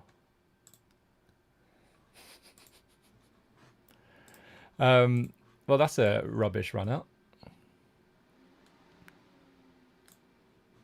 We were ahead on every street apart from the one that mattered. That's funny though.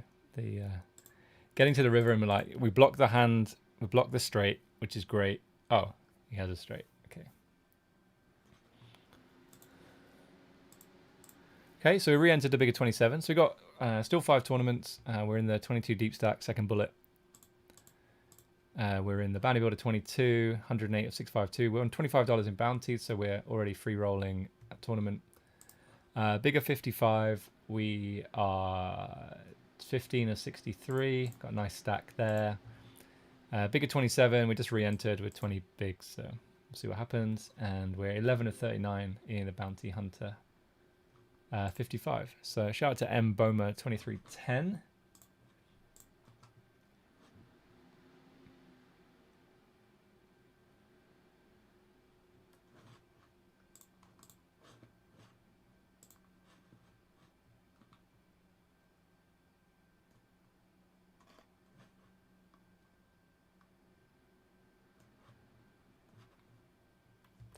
6 deuce, going to be a fold. 10-8, going to be a fold. Jack deuce, going to be a fold.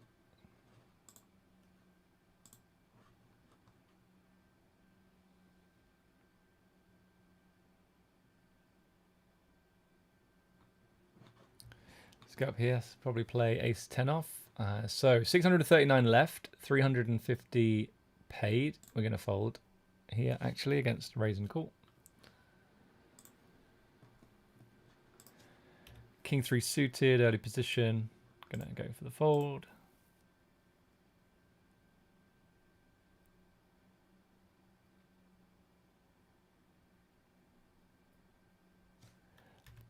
Here, normally I would defend versus a small raise, but not versus 2.6.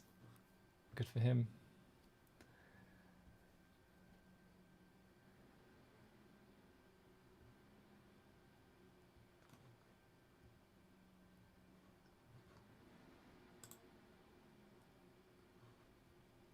Four deuce, going to fold.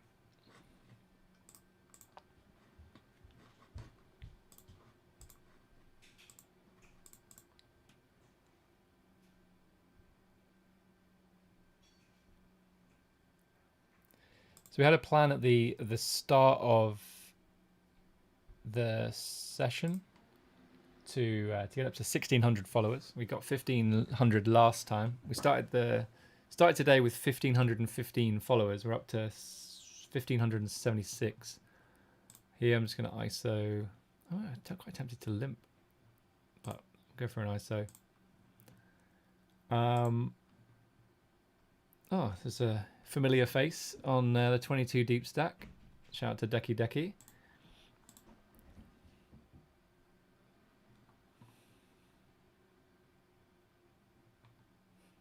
Here we're just going to go half pot.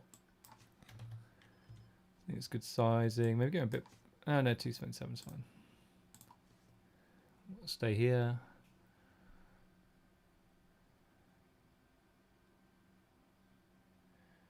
And now I guess we just bet.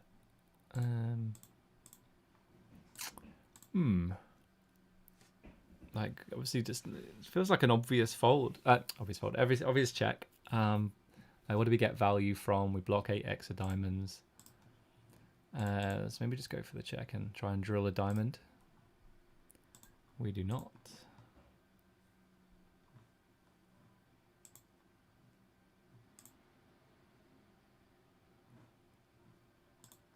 And he bets, and we have third pair. I mean, we have some ace-x that we check back turn. The problem is, like, this turn is like a good card for us to have. Is it a good card for us to bet? Yeah, probably, just not with our hand. I think this is a really interesting spot to look at.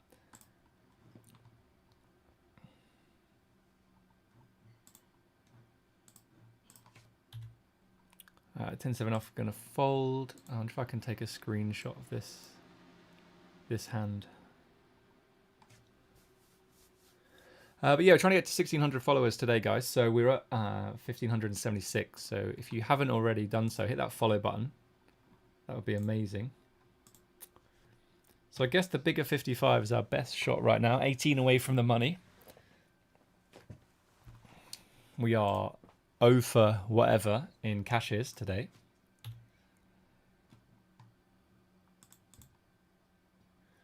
Ace jack off here.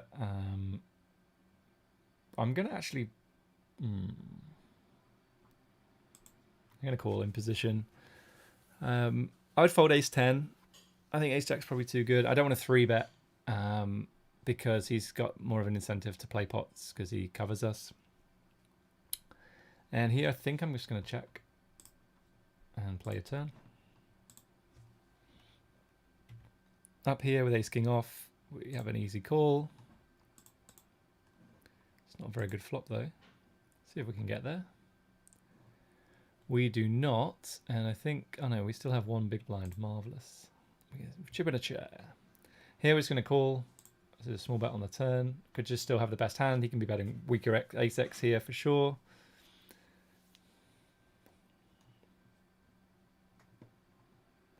He now checks, and we're really just trying to get value from like ace 10, right? Ace 7, ace 6. I don't think those hands call. we don't have too many one club hands that call here. So I think I just check back. Yeah, it's kind of, I'm not sure that he has enough to call. We're out of the 22. I mean, you know, not a lot we can do. So we have not many tables left. 4 tables. What's going on here? Why are you jamming 50 big blinds? I don't think you jam here with jacks, queens, kings, and aces. So, oh, you can't even see. So, I think this is a lot of ace king. He has a $20.62 bounty. We cover him. The thing is, like, we call and lose. Like, we then, like, it's just not a good spot for us. This is a lot of big blinds to just try and chase a bounty, and then sometimes he just, like, why would he jam 50 bigs with jacks plus? This is where I level myself into making a call. 8 of 36, 20 paid. I'm gonna fold. I think it probably is a call, but like in terms of edge, like risking 50 big blinds there to then, like, if things go wrong, everyone covers us and we suddenly have nowhere to go. Like, I can definitely see an argument for calling there. Like, of course. Well, everyone just wants to rip it in on us. I'm gonna fold.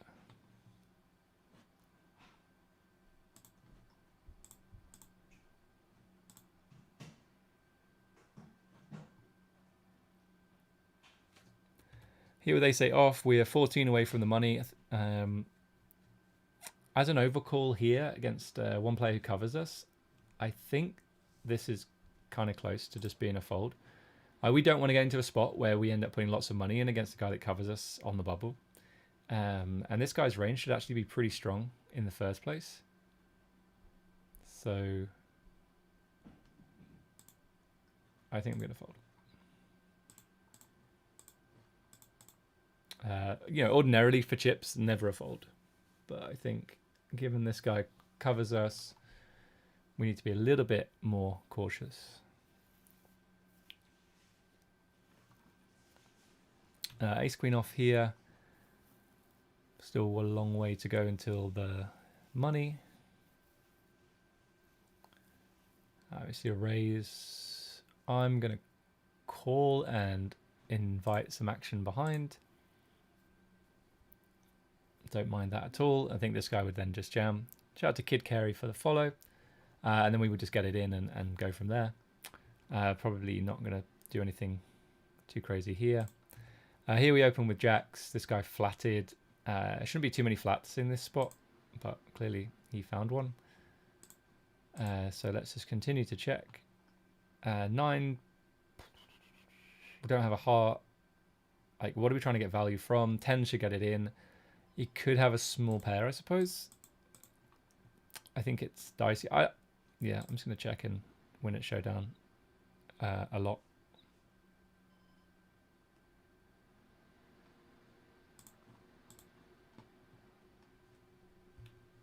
Up here again, like 12 away from the money. I would normally play this hand, but I think he covers us, or she covers us, so I'm just going to fold.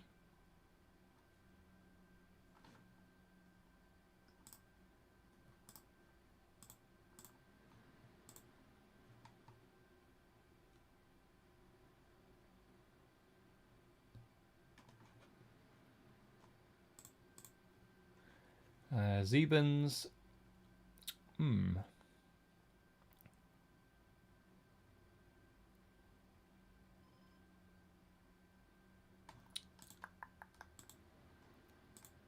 We'll flat call on the button. We're in position this time, which is great. But we're covered by both these players now, so we have to play, somewhat honestly. And if he checks, I'm going to check, and yeah, I'm just going to check back, see if we can drill a 7 of hearts. Close.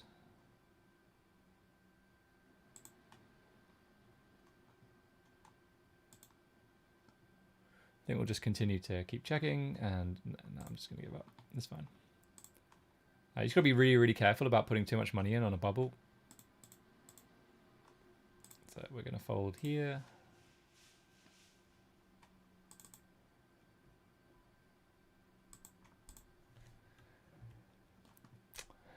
Okay, this guy covers us, I think.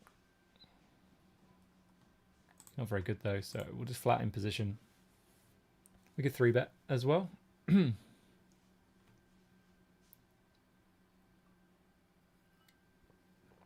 If we choose to bet here, like we're just literally trying to get like king queen to fold, because ace high doesn't fold, so it doesn't really make too much sense to bet here.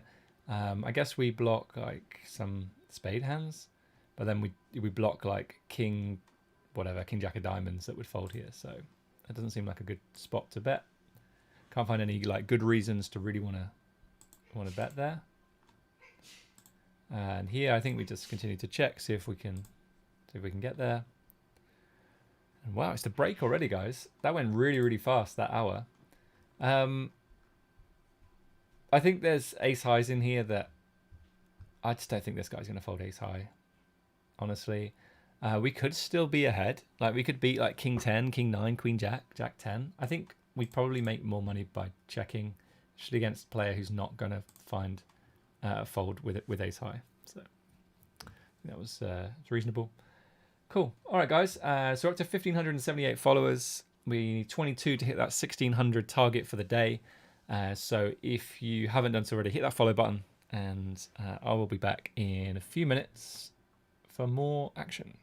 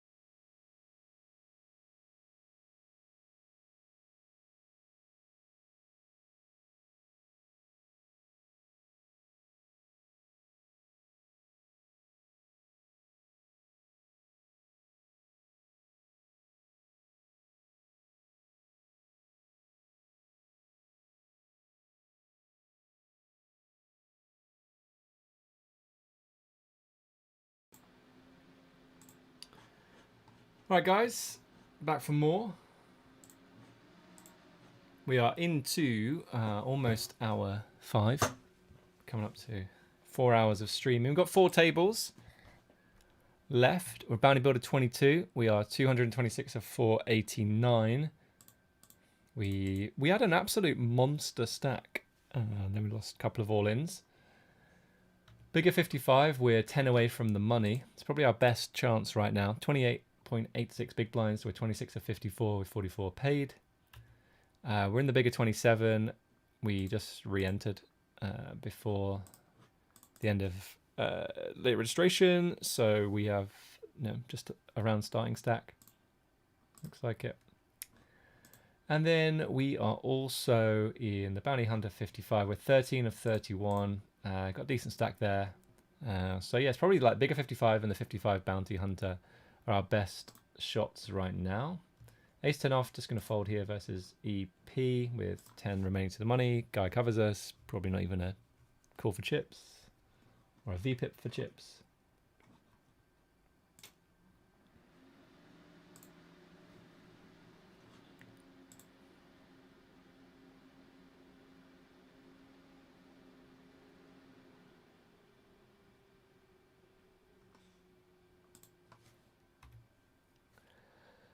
Queen 4 here, I'm just going to fold. Shout out to Taurus 920 for the follow.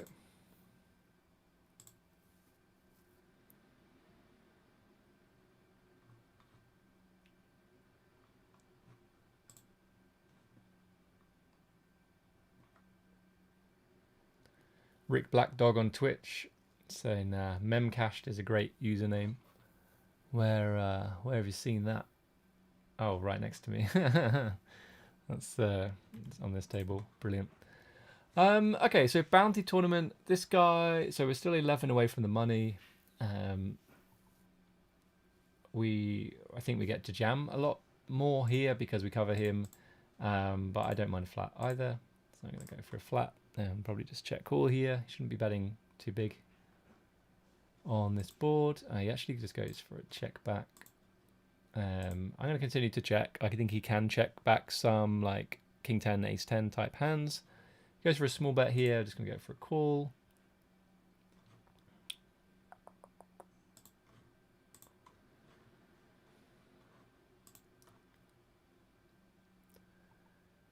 So King Queen gets there. He's going for value now. I think we just fold. I think.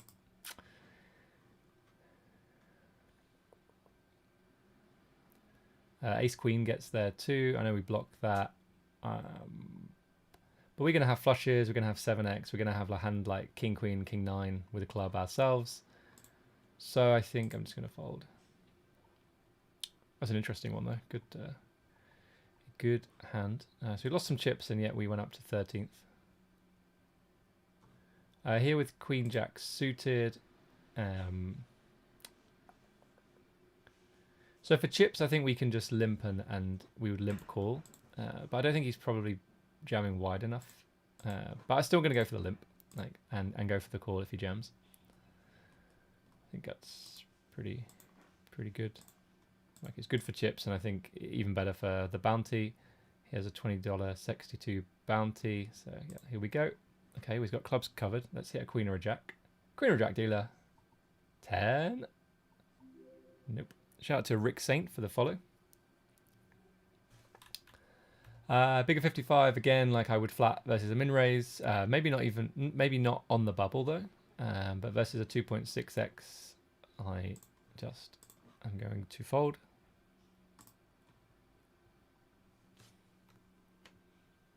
Here we've opened with ace deuce off. We cover the guy in the big blind. But we won't be calling if he jams. Bigger 55 here. Like it's really tempting to flat here to set mine. But I think we've just got to be disciplined now. I don't think there are many flats in this spot. So just going to fold.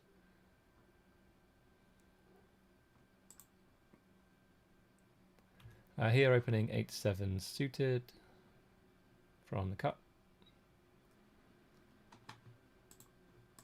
Here he's going to jam ace queen off for 12 bigs.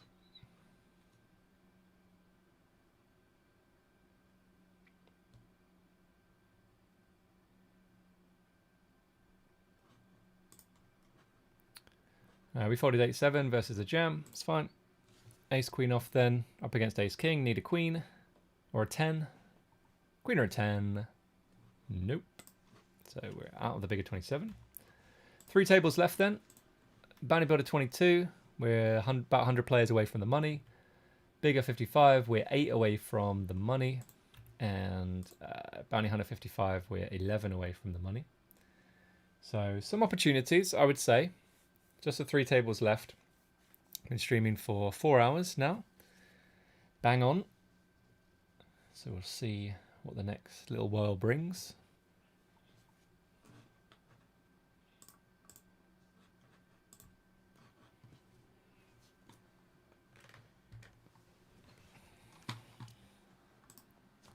Okay, this one's the closest to the money, I would say, so we'll stay with this one.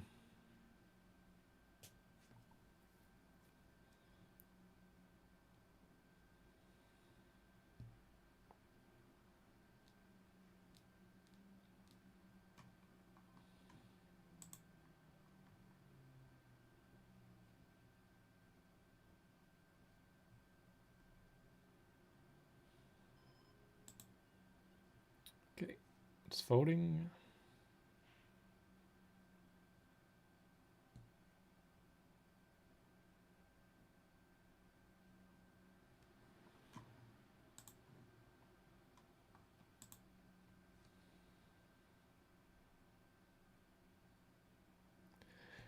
So we're up to 1,580 followers, guys, which is awesome. Shout out to you guys.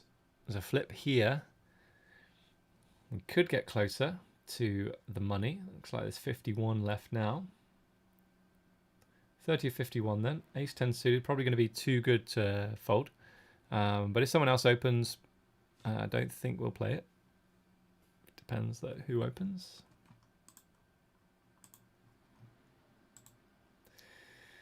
Okay, so we could 3-bet fold, I guess. I don't think we get many flats on the bubble, 7 away from the money. So it's either 3-bet, I guess we could jam. I don't want to jam. I don't really like 3-betting, I think. Yeah, so I'm just going to fold.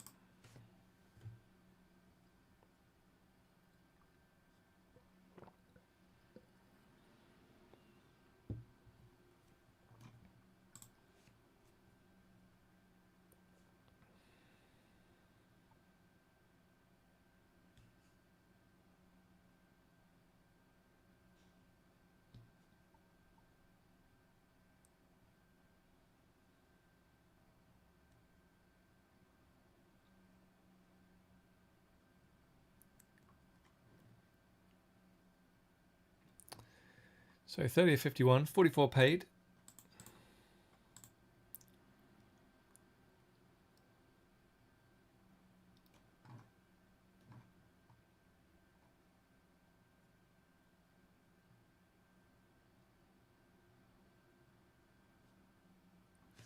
Let's go up here. We cover this guy. We're not close enough to the bubble where we want to start folding some hands because we think that he's, you know, too strong. I'm gonna go for a check here. Expect to see like half pot as the big bet size here. Then we will continue versus that. Yeah, I like it. Really, really good. We have the 6 of spades. We have some backdoor draws. I'm just gonna mark this just to. I want to see if like you can check jam here. I don't think you can. Yeah, be good to see.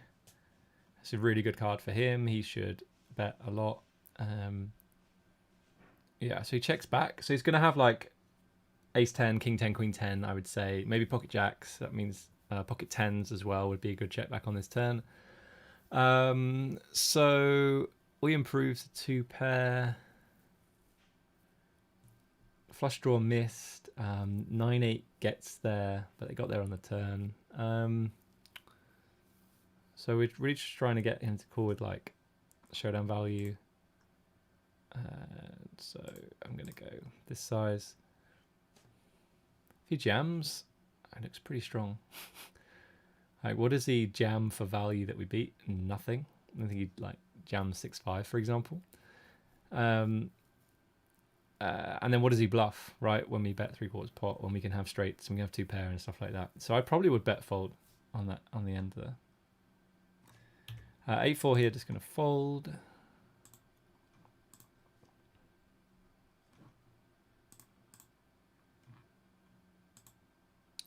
Jack 8, if it gets folded to us, probably won't. Memcache should open like a lot. Wow, he doesn't. Okay, we're just going to jam and see if we can win this bounty. Okay, we need a Jack or an 8 dealer.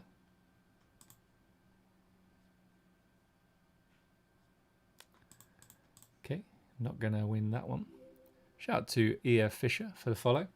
So yeah, not been, I think, what, 3 all-ins we had in this tournament now to win bounties, and we have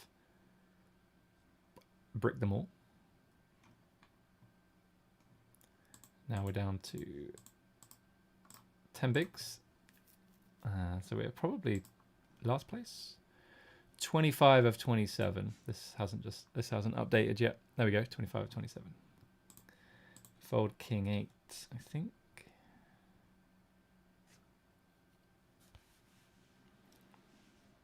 Uh, 9-6 up here. 6 away from the money. Not an open anyway, but we're going to fold. 10 bigs and a dream. King 4 off. Just going to be a fold.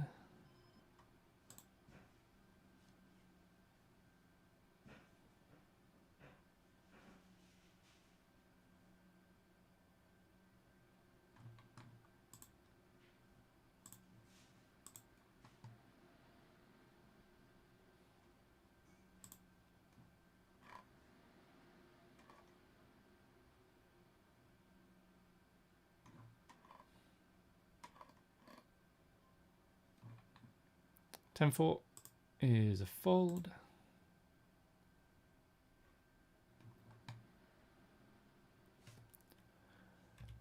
A7 off here, see what happens. Got $25 in bounties. Free rolling this tournament. We are 53 away from the money.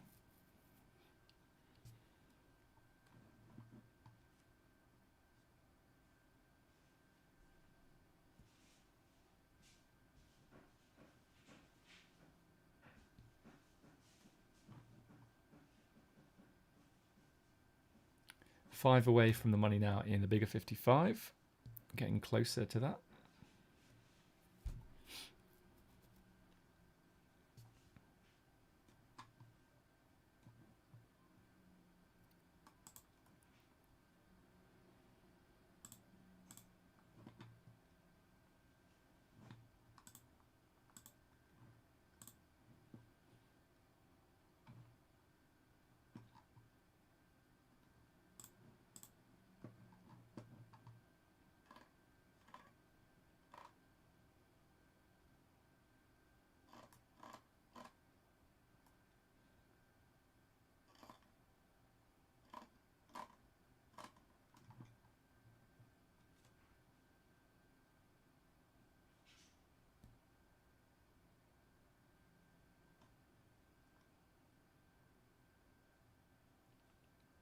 Okay, we're down to 48, are we? So we're 44 paid, 48 left. Obviously, if the small blind jams, we will call. But I would expect the button to jam any 2 cards here. That's what he should do, I think. I think that's what I would do. And I'm going to fold. Okay, well, definitely going to fold now. We'll give it some thought, though, see if some players can bust on other tables. When we're this close, you know, there's no hand for hand just yet. Hand for hand's going to be at 45, so we can just think it through a little bit. But yeah, he should just jam there, I think. Saved by the 3, ace 5.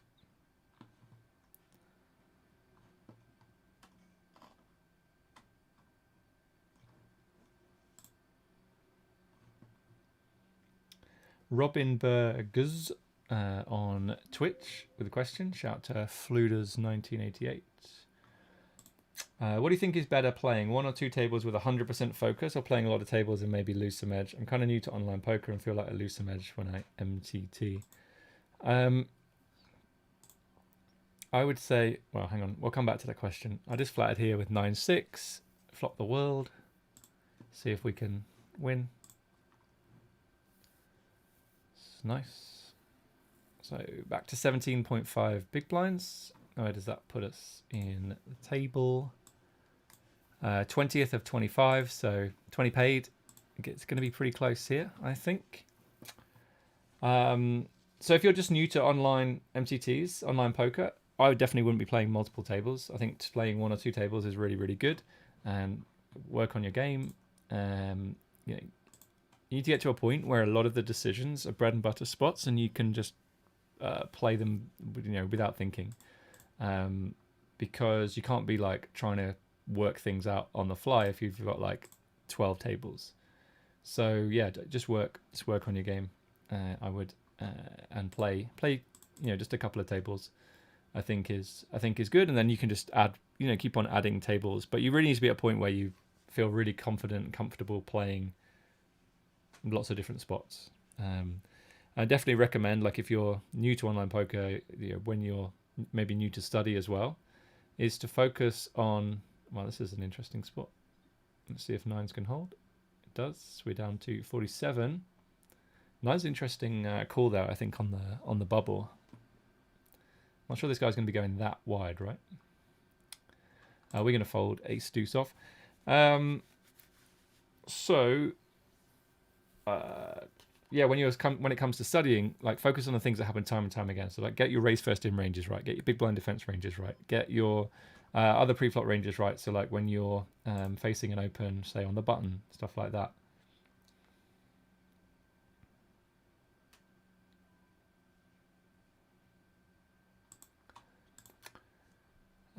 Robin again saying, I'm doing really well when a single table almost goes in the money every tourney, and when I multi-table, I don't have the same success. I would say that your view or perception of what's happening is skewed by bias, mainly because you're not going to play as much volume when you play one table. If you almost go in the money in every single tourney, you might be playing too tight. You shouldn't be getting into the money in every tourney. You should be like 20% of the time you should be in the money, right? And that number doesn't go up drastically because you play one table. So something's going on there where you're probably playing too snug, too tight. You want to play to win. Certain spots you obviously have to rein it in a bit. But yeah, I would look at that.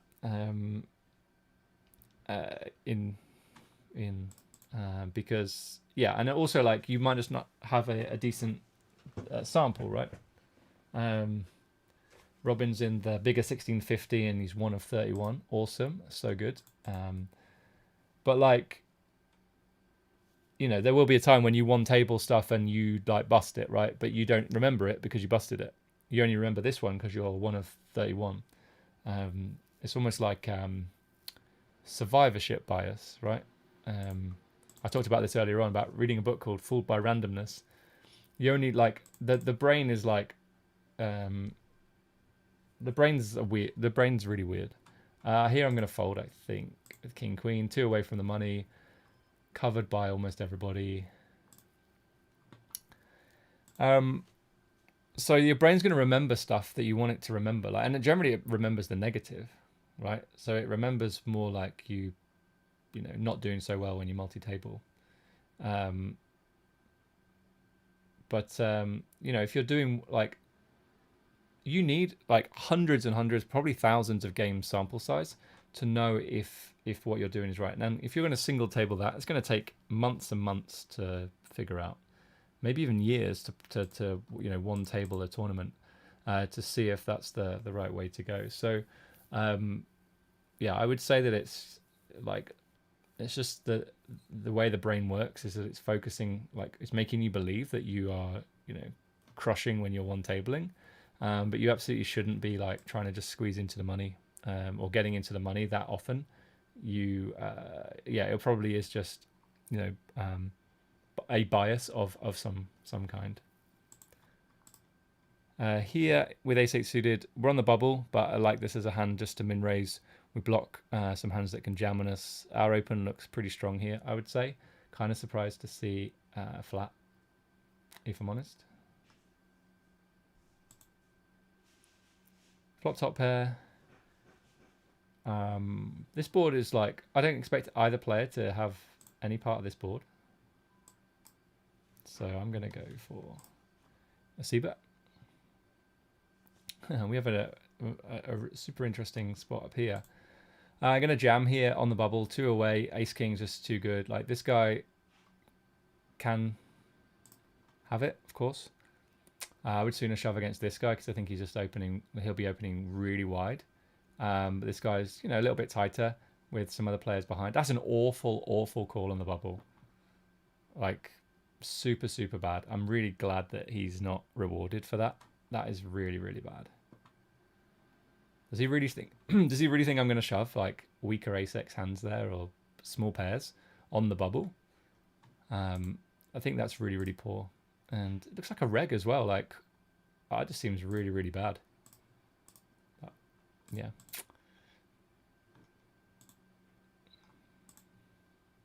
Down here, we're 19 to 22 with 20 paid on the bubble.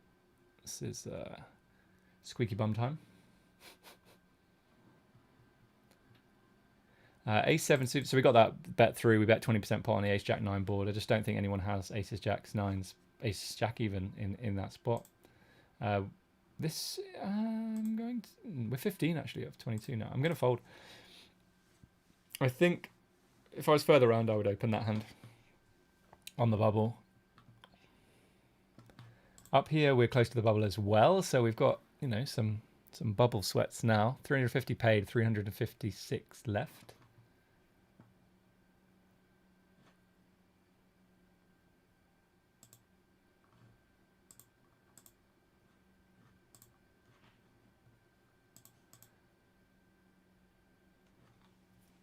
This is just going to be a fold. Like, there's no good way to play this hand in this spot with four off the money. So, yeah. Gonna just ponder this decision for a little bit. But yeah, I don't want to limp. He's going to raise or jam a lot. I don't want to raise. He can still jam a lot. I don't want to jam that hand. It seems really, really bad. So let's just fold. We're 19 away from the 1,600 followers mark. Jeremuff156, thanks for the follow. Does that put us up to 1582? So we're only 18 away, guys. Let's try and hit 1,600 followers today. We started the day with 1,515. So let's see if we can do it. Just seen fives in against ace king. Fives holds on the direct bubble.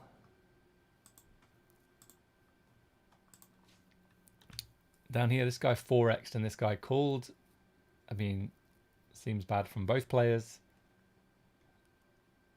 So we'll see what happens here.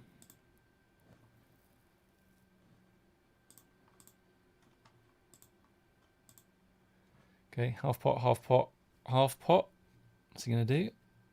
Wow, Memcash, you are a station. You'd love to see it. If he folds to us here, I think I will just jam on the bubble. He shouldn't be caught, like, just can't call that wide. And we cover him and yeah. Okay, so that's what we're going to do. Yeah, I think it's just an enormous amount of pressure, and if he calls, like, we can, still win sometimes. But I think he folds a lot of the time there, and I think jamming is like by far the highest EV line. And you got to look out for those spots, guys, because if you're kind of short as well, but you cover somebody else, you can put a lot of pressure on them on the bubble. So it looks like we're 14 of 22 now, which is great news.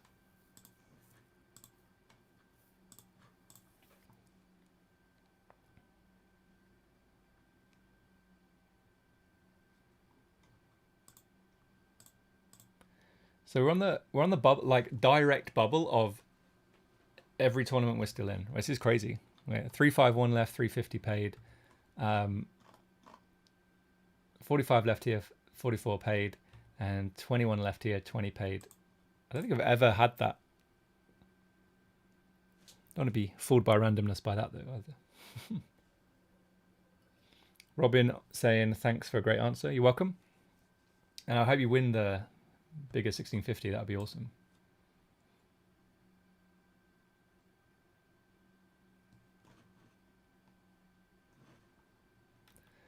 Right. Crazy, crazy, crazy. This is our first cash of the day. We're in the money. We're also in the money in the Bounty Builder 22. So 2 caches, just waited for the end for them. And here we're on the bubble. And let's see, the short stack at the moment has 57k, which is seven big blinds.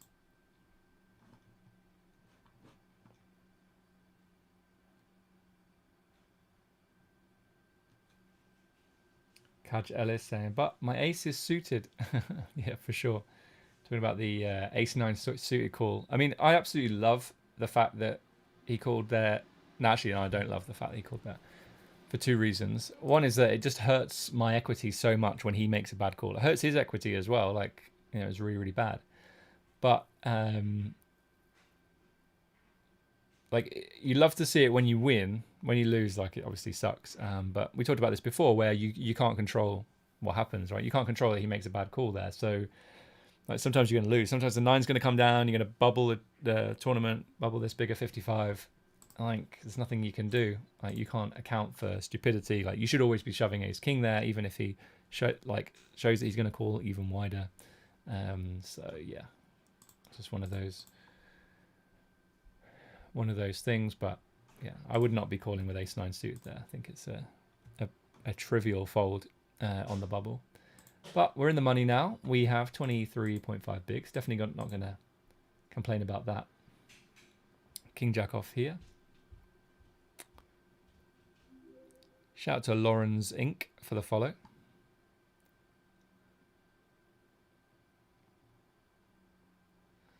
So here we're just going to flat, I think. Shout out to Fedicasti1 for the follow.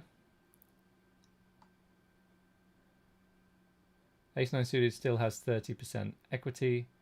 Yeah, he needed more than that though, right, to call on the bubble. Well, he needs more than that in the first place to call for chips, but to call on for money and for ICM as well, like, it's never a call. We don't have a diamond here. If he bets really small, I guess we call. If he bets half pot, which he should do, I think here, I think it's a good. Yeah, this is really close. I think I'm just going to fold actually. Just a great board for him. He should go bigger though and get me to fold. Like, King Jack off there with a diamond, I would never fold.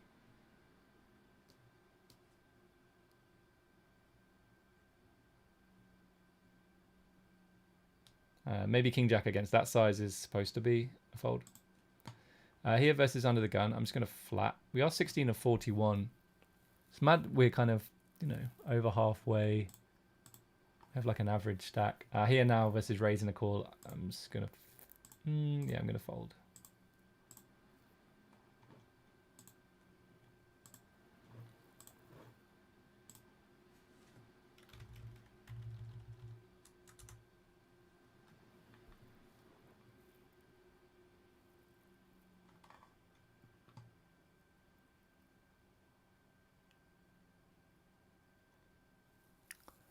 He's queen versus kings here for lots of chips. King's going to take it this time.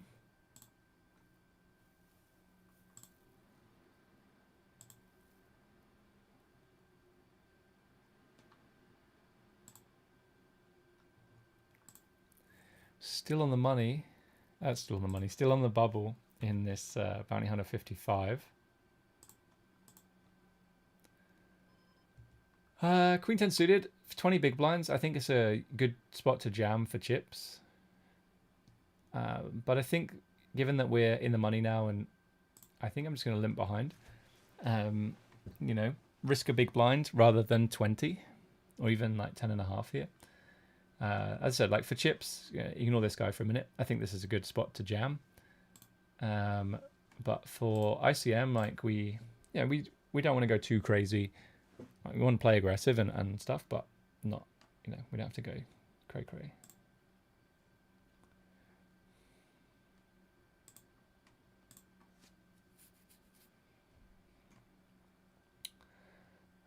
Guess we just check.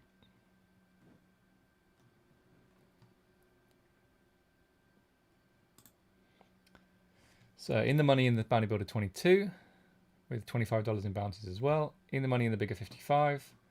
Don't even know what the min cash is. $100. And the bounty hunter, we're right on the bubble. We have $13.75 in bounties, and the money is 50. First cash is $50.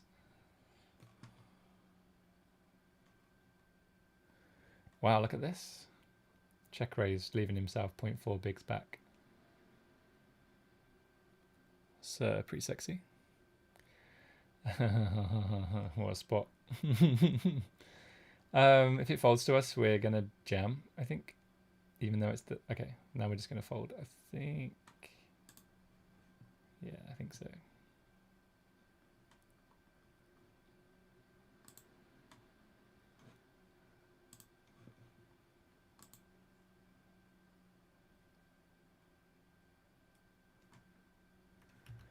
Jack 10 off versus the 4 big blind open. Just gonna fold.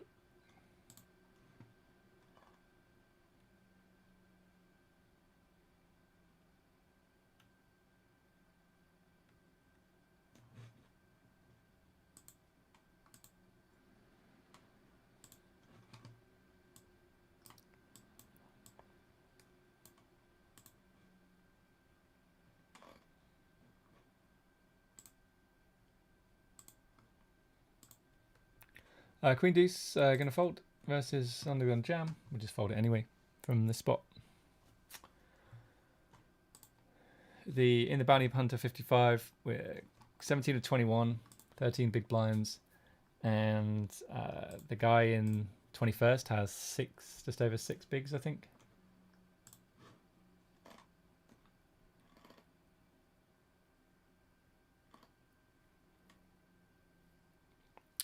Okay.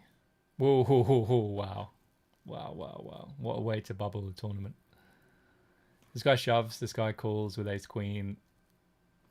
3-3 on the board. Nice. Okay, well, we're in the money here. Shout out to Big Master 90 for the follow. So in the money in the last 3 tournaments of the day, red felt hype.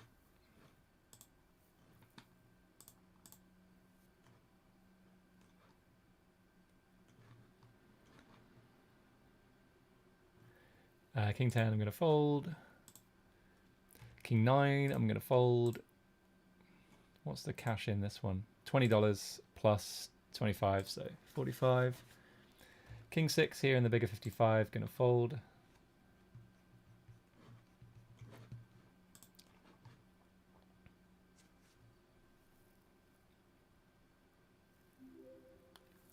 Shout out to Bericol 800 for the follow.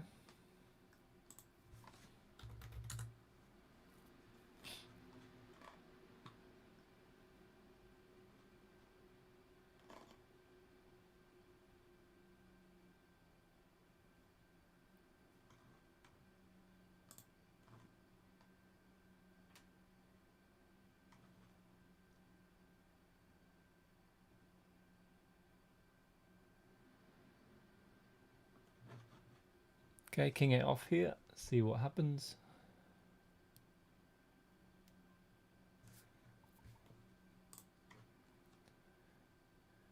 So in the money in all of them, and pretty much same stack, like 16.5 bigs, 14.4 bigs here, 12.9. So short in all.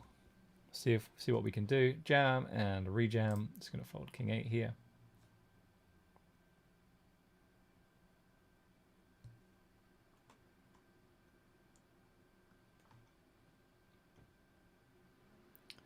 A2 suited, and we will probably limp. Okay, now we'll just fold.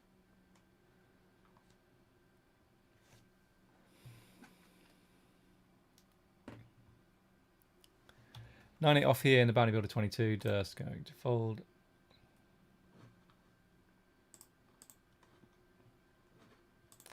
Here with Jack 9, just going to defend. I think There's no real like ICM pressure now. Like we're towards the back of the pack. We want to play closer to chips, I would say. It's not a great spot. I think this is sizing wise, yeah, it probably doesn't need to be that big. I just wonder if he can go bigger actually, because we very rarely have an ace here. We'll take a jack. Oh, hello.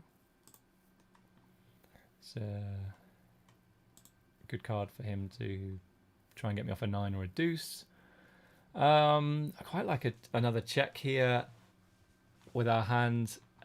We block some hands we want him to call with, and I think he can bluff this river. Like think of all like 9/8s we have, stuff like that he can just try and bluff us off. So I think checking there is good. He ended up having 9/7 off. Here with aces, just going to go for a limp, I think. Hopefully get jammed on. Okay, here we go. Up against 9's pretty much a cooler. I think he should be raising to induce there though. Like, you know, have an opportunity to me to get it in bad. I think when he jams, like he just, yeah, I think he makes it too easy for me, right? So I think he should just like 2.5x and induce and not worry so much about you know, having to play post flop or something. Like it seems like okay, I have a hand that's strong, but I don't really want to play it post flop. I'm a bit scared. You don't really want to do that. Wow, 10s versus queens. He's getting unlucky. 2 callers and he's out. Wow, that's pretty sick. Here with ace queen off, we're going to jam. This guy jams, we're going to rejam.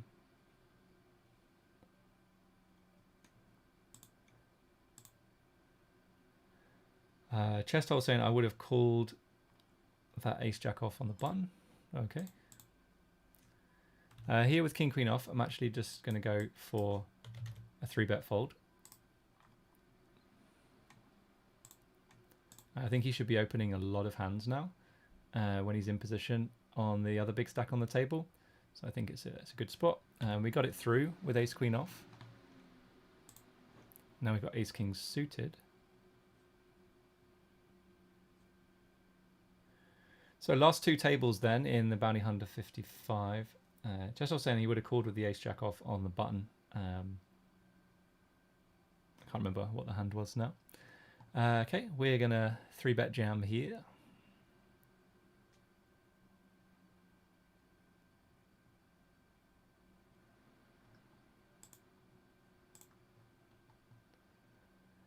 I feel like this guy like called it off light a little while ago, so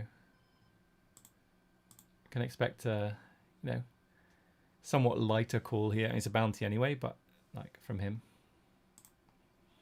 I think I could see. Yeah, so I mean, it's a reasonable call. Like it's absolutely fine. Lots of outs then. Let's see if we can hold. Okay, we do not. So it's like a weird flop. Like he goes ahead. Turn, we just go miles ahead. What are we on the turn? Oh my god, 97% on the turn. Nice. Shout out to Dragon Trever. Here we're just going to jam with ace king off. So that's unfortunate with ace king. Getting in good. And another ace king. Let's see what happens with this one. Okay, we get that one through. We're up to 36 big blinds in the 55 Bounty Hunter.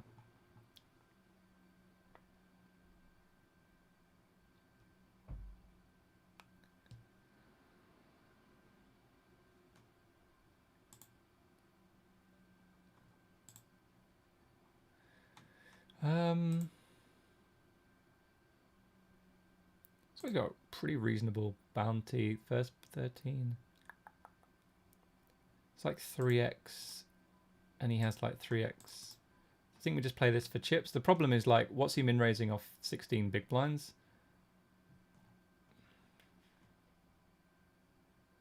I think he's going to be pretty strong here. I think, you know, for chips, I would just play 3-bet call, but it's we want to be thinking about ICM now. We're only 16 left. We're 7 of 16. Mitch Villa on Twitch. Hi guys, hope you're well. I am. Hope you're doing well as well. Let me know in the chat.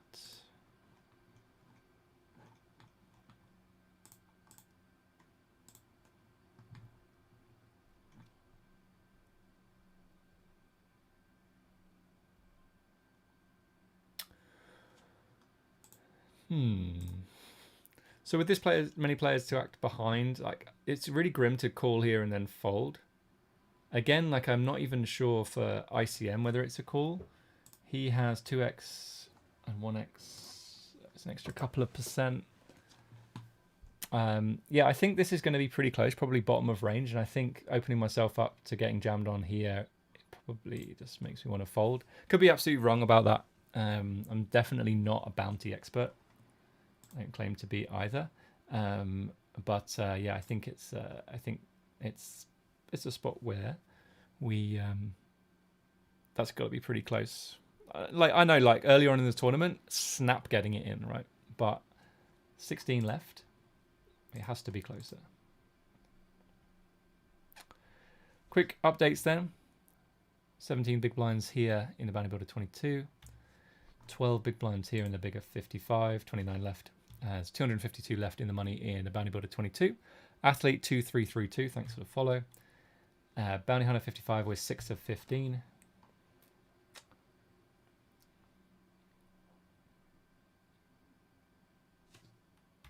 Up here, aces versus ace queen. Looks like ace queen is going to bust. Oh, talking of aces. Bounty builder 22. Here we go.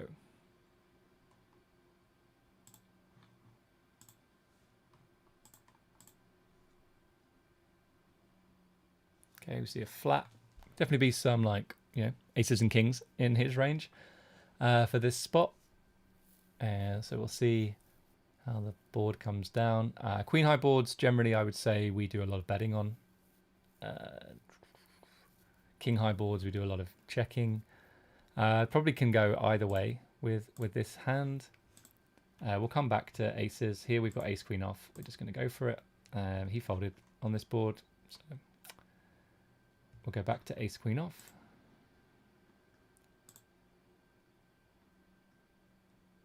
He has king queen. We have him dominated. Okay, it's nice. Nice little double up there in a bigger 55. Puts us into 14th place. Shout out to Bourgeois 232.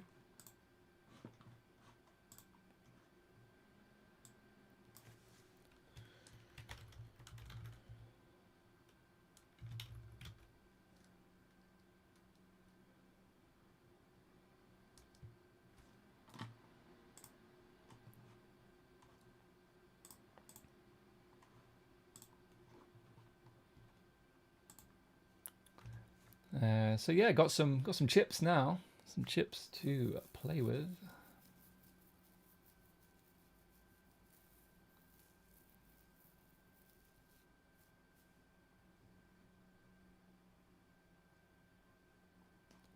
Jack 6 off here, 8 of 13. I think I'm just going to fold. He covers us, and just don't think we want to be playing it. We'll play this one though, probably.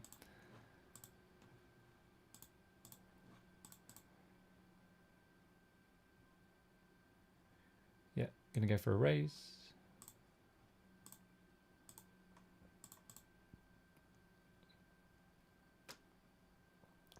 Eight of 13.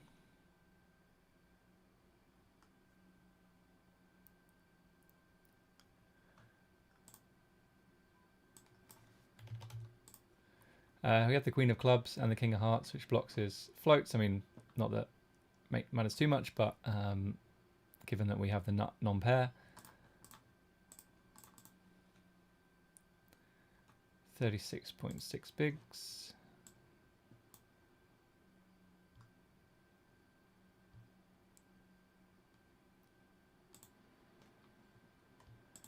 Cargelis saying on Twitch, world tight fold with the king queen suited. Can you explain that one?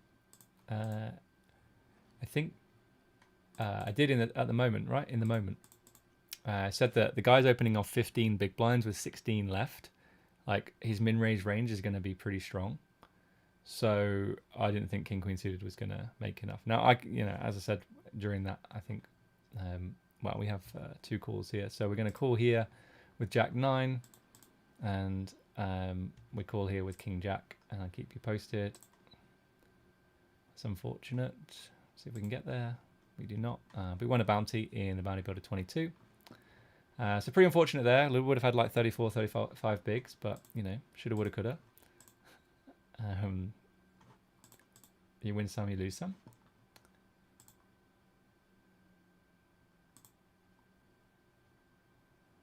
But yeah, King Queen suited could definitely have been bad from me. Like that's okay. We'll learn from it. Trolley 55, thanks for the follow. Here with Ace 10 suited, just got to get it in now. 23 of 27. I guess there's a pay jump at 26, right? Yeah.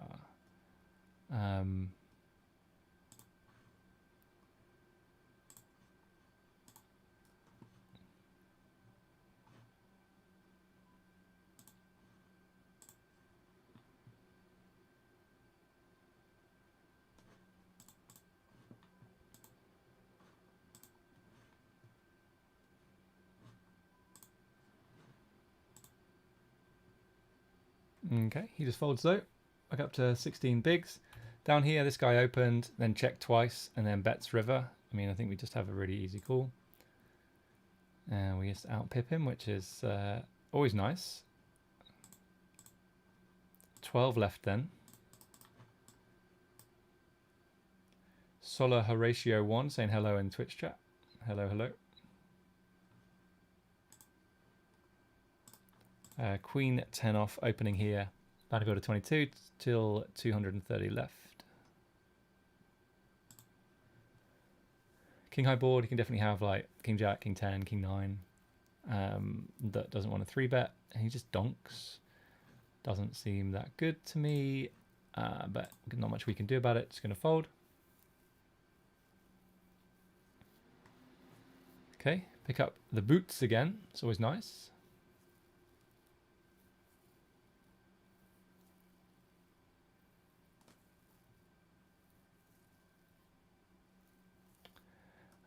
Down here we get 3-bet really small. And I do think that you're supposed to fold a lot more versus 3-bets for ICM. But when you know you're going to hit a set, and you just have to call. It's pretty lucky. Pretty lucky. Right, okay, we're just going to call.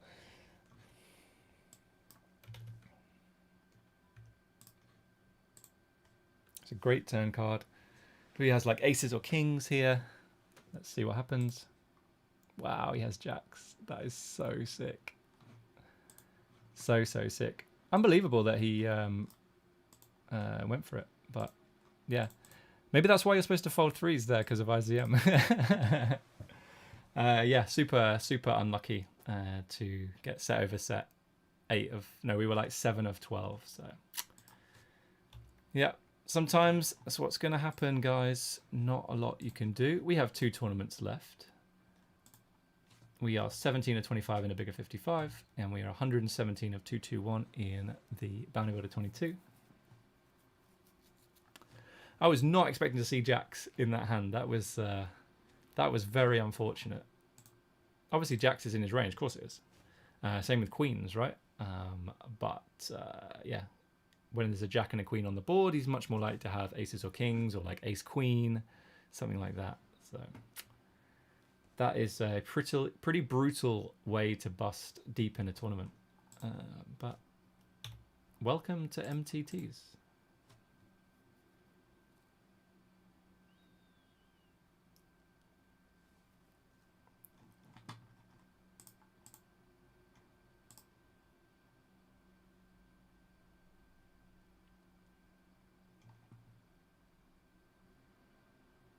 Eight deuce is going to be a fold.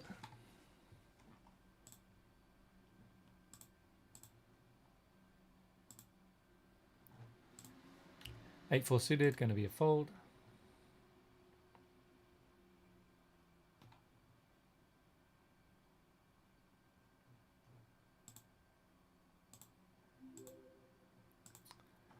Did I miss Gelatovic? Thanks for the follow. Axel and Losing It. Thanks for the follow, guys, on Twitch. We're up to 1,593 followers. We were aiming for 1,600. Let's see if we can get there. 1,594 followers. So we need 6 more, guys. If you're out there and you haven't hit the follow button yet, hit that follow button right now. Let's get to 1,600 followers by the end of the stream. We've got 2 tournaments left. Bounty Builder 22, Bigger 55.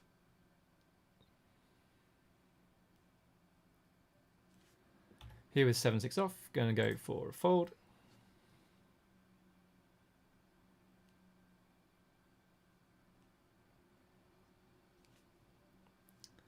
9-7 suited, going to fold.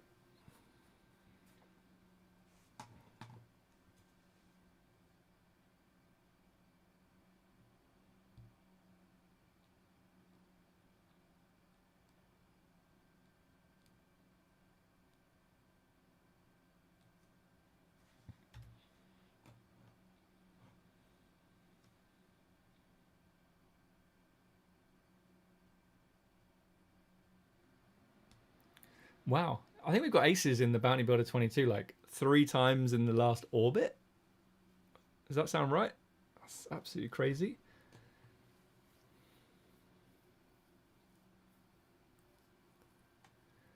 Just going to go for the 3x, I think, here. I don't think this guy's going to fold.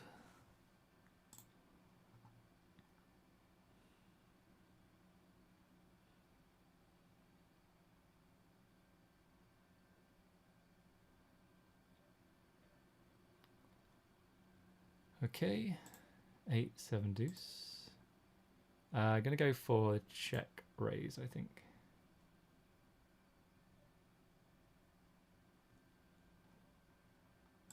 Okay, and now we're just going to go, does this look about right?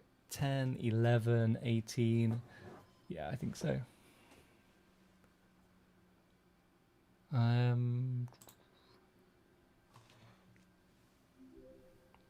Shout out to CD3923 for the follow. Cargelis, to me, King Queen suited still does great against an EP or MP opening min bet range from 15 big blind stack size, unless that guy is particularly tight. Yeah, so you're absolutely right, but you got to factor in ICM now as well. So his range is going to be tighter, I would say, and that's really important to consider ICM in that spot. This guy's never limped. Let's call behind, see if we can flop the world. It's not really the world. Solo Horatio saying good luck. Thank you. Appreciate that. King Jack of Hearts here. I mean, we don't block spades, which is nice. But don't forget that this guy's never limped and he's just decided to check this board. So I'm going to check back. And this guy could definitely have like a ton of 8x that he just checks. So got to be careful here. He leads, so we just call. This guy might raise, and then we'll just fold. If he calls, I think we should call as well. So we're just going to call here. Like we do, like there are 2 flush draws out. If we raise and then he jams, like it's unlikely he's going to take that line with a draw. So I actually quite like going for a raise here. He's going to continue with his draws now. He might have like King 10, King 9 that we get value from. We don't just allow like a diamond or a spade to roll off. If he has an 8, we're probably not going to value bet river if he calls here. Yeah, this is just an 8. Like, nice hand. Move on. It's fine. I would very much doubt that was anything less than an 8. Just, yeah, he just has an 8 all the time. Okay, 21 big blinds. We've got 11 big blinds over here. 20 of 24.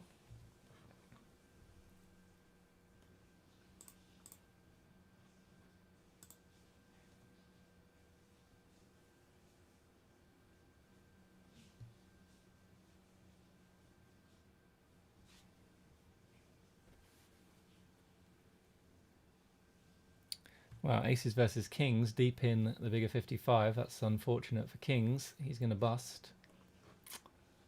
And that's going to be the break, guys. So, before I go to the break, let me just tell you quickly about this. So, shout out to Tezaru1985. So I want you to check this out on the break, guys. MTT Game Changer, interactive coaching designed for low to mid stakes players and bankrolls. You get 4 live interactive webinars with me every single month. They happen on a Monday at 7 p.m. UK time. Check your local time as to what time that is now with the clocks going back. Shout out to Skunkis991. You get access to parts of the course depending on which tier you join. All the information is on this website. You also get to join the members only Discord server. You can see what our students are saying. So yeah, every single month there are 4 webinars.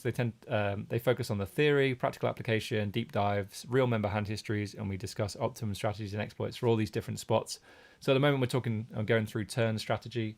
So if you are keen to have like a focused approach to your study, then definitely check out Game Changer.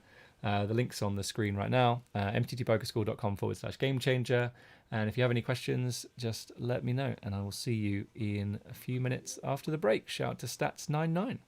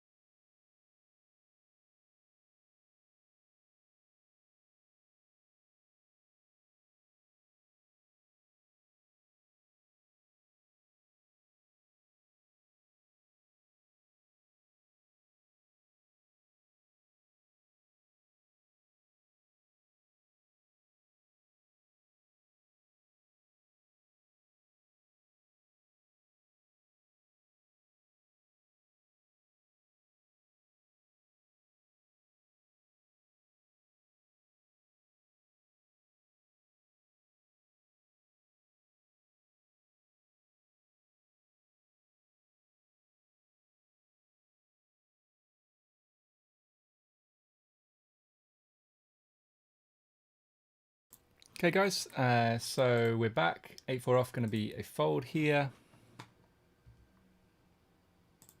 Let's turn the webcam on this one. So 2 tables to go. 132 of 195, 21 big blinds, bounty builder 22. We've won $32.50 in bounties, and we have cashed for $28.79 so far. And the bigger 55, we're 20 of 23, cash for $122 so far. See what happens. Ed on YouTube saying, did you raise the turn there, Gaz, with King Jack to essentially see where you were? Easier to fold to a re-raise than to major action on the river. No, I didn't fold to see where I was at. I think it's I know you put that in inverted quotes. 70, I'm just going to rip. I raised for value, right? And then but his action then meant that, you know, you can raise a hand for value that then folds, right? In the same way that you could like 3-bet ace queen pre-flop for value because your opponent calls with lots of hands that you dominate. But then if they 4-bet jam, you can fold. And it's not like you're turning your hand into a bluff. You're still 3-betting for value. You're just adjusting for the action as it pans out.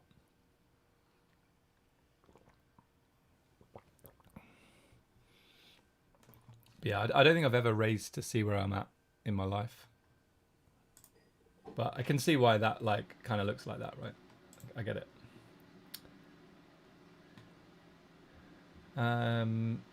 Cadgelis, what were the ICM implications of the King-Queen suited spot? We were 16 left. So that's a pretty reasonable ICM implication. Sure, it's not final table, but still ICM implications. Here we're going to fold versus one big ace hole. Let's go over to ace queen off. If we see any opens, we'll just jam. If it folds to us, we'll open and call it off probably.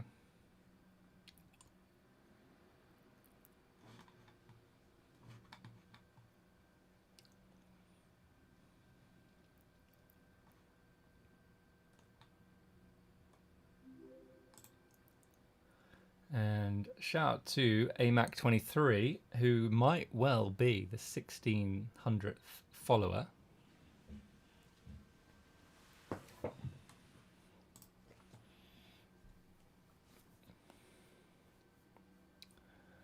Okay.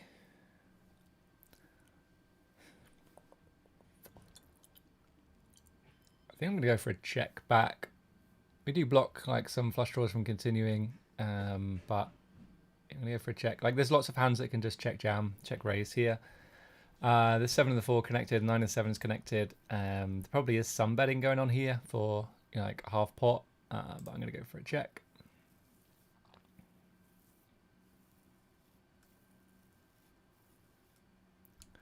He now goes for a small size. We just call and play a river. He checks, so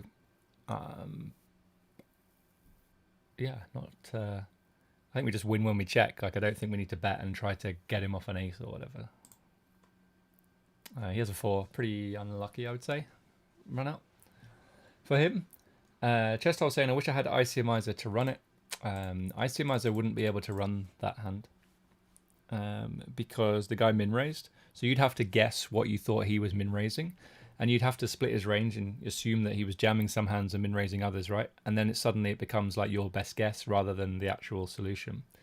So there's no software that can give you the solution in that hand. Like ICMizer and HRC will tell you they can do it, but they can't. So yeah, there's no solver that can do that. Like they, you know, if it was a simple push fold spot, someone has 8 bigs and they jam, and you have a decision between calling and folding. HRC and ICMizer can do that, right? For bounties, for ICM, for chips, whatever. But when it comes to, you know, where someone's opened, you have to put in the range, and then it's your best guess, right? How do you know that like someone's not going to be jamming some hands and min-raising others? And there's no there's no solver that's going to sort of even suggest like these are the hands that min-raise, these are the hands that jam. So yeah, that's ICMizer is not the right software for the job. Simple pre-flop hold'em from Simple Poker is can run for bounties, but only on a final table. So you could do it for chips and bounties, or you could do it for ICM and bounties. but you can't do ICM and bounties for 16 players left. There's no software that can do it properly.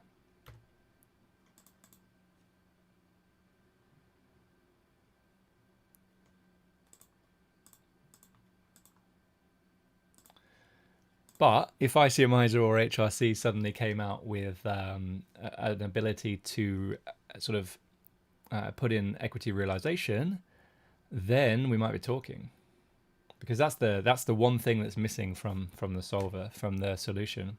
It's the ability to understand post-flop variables, right? So,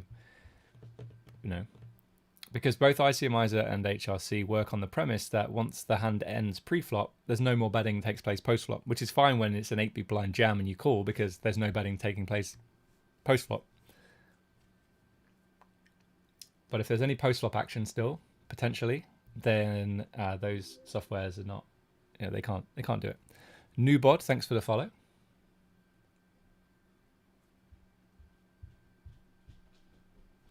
Ace Jack suited here. 11 bigs. I think I'm just going to jam. I think we could min raise as well. We're 18 of 20. I think by jamming, certainly the big blind can call with a lot of hands that we beat and doing really, really well against.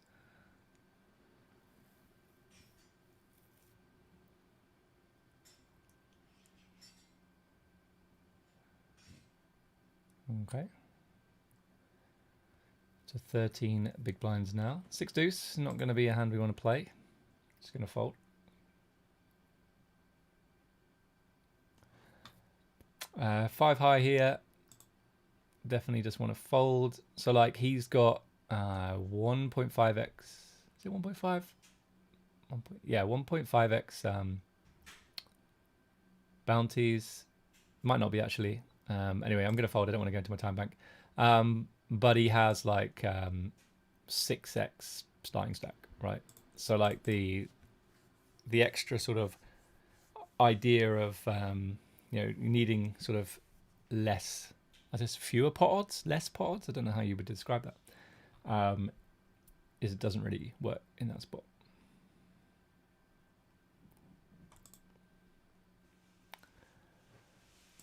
Uh, 7-5 off.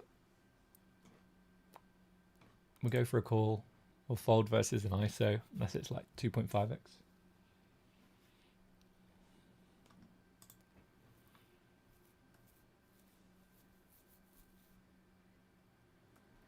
Jack 4 off, going to be a fold. So 174 left.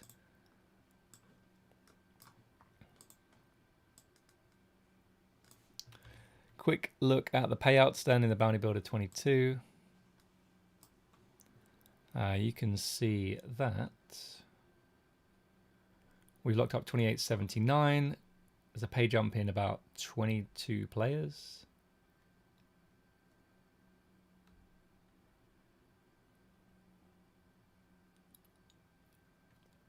And over here, I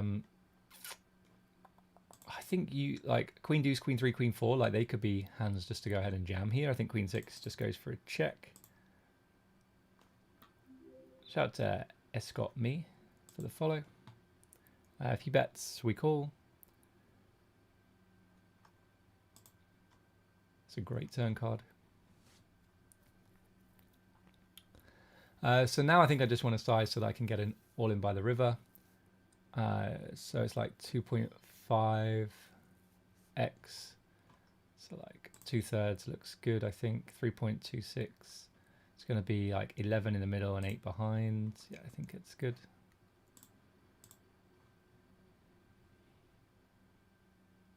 Okay. So he could definitely, like, of course he can have a 7, right? When we jam here, we're trying to get him to call with a bluff catcher. I think checking back here is just too weak. It just really sucks to run into a 7. But think of all the bluffs we can have, right? We have hearts, we have 9-8, we have 10-8, we have 10-9. I think that he, he's going to look us up with some bluff catchers here. And if we run into a 7, like, that's really unlucky. Like, he was ahead on the flop. We go way ahead on the turn. He just, gets there on the river. Okay, aces now in a bigger 55, 16 of 19.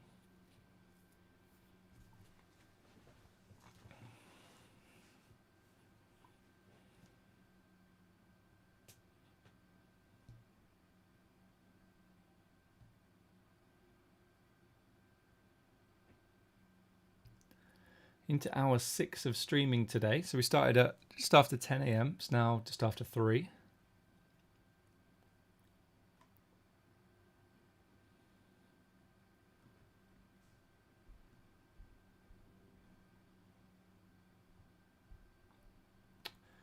Okay.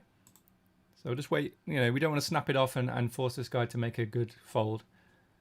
We'll give him some thinking time, opportunities to make mistakes. Okay, we're up against Queen 9 suited here. It's not a very good flop for aces. Let's see if a 6, a 5, or an ace. Nope. So we're out in 19th place. Pretty unfortunate way to bust that tournament. So just a bounty builder 22 to go.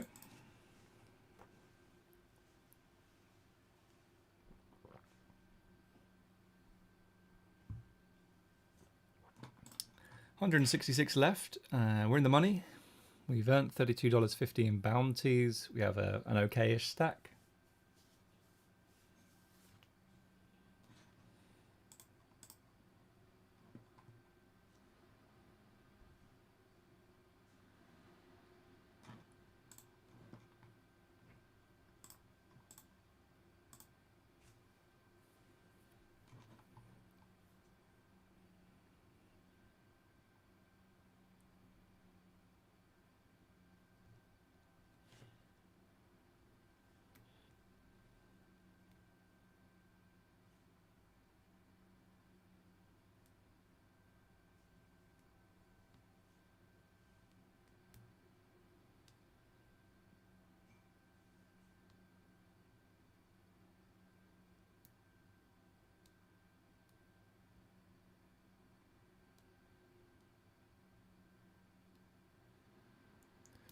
Okay, King 10 offsuit, gonna be a fold.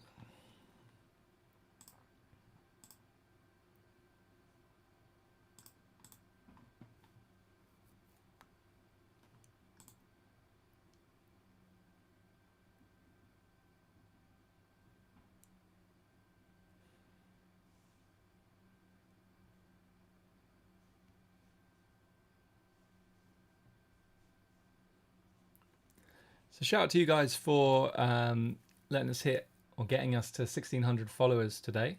Awesome work.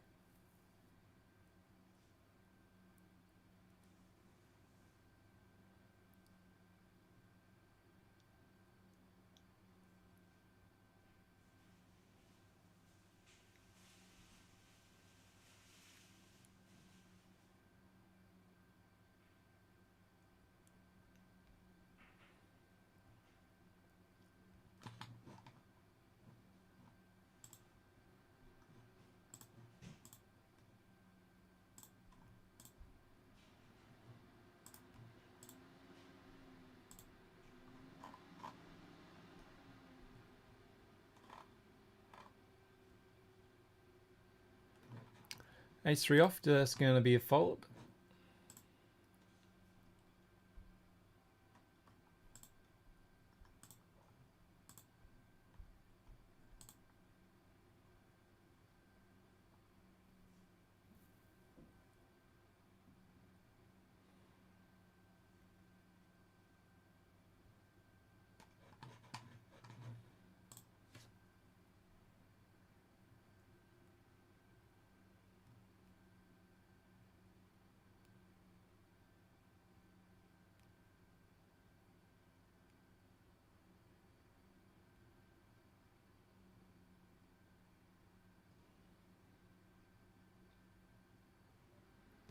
All right, 6-4 off, just going to be a fold. So just one table left. 151 left. What's up top? 2.3k plus bounties, so maybe like 4k, I guess.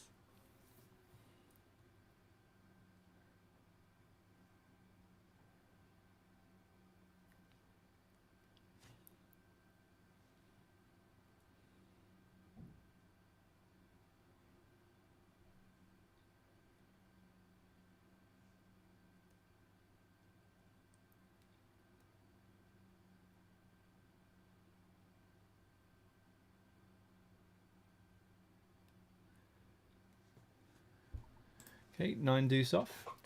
Just going to fold this one as well.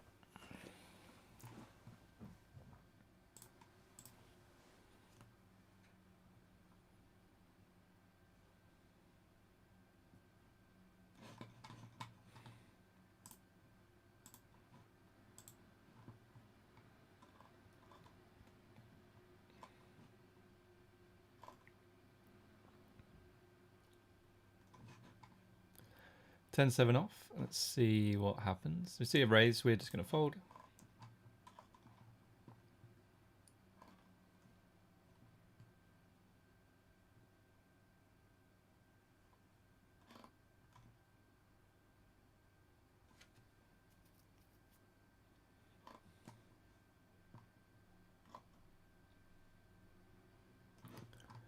Queen 8 off. Probably just fold as well. Maybe limp.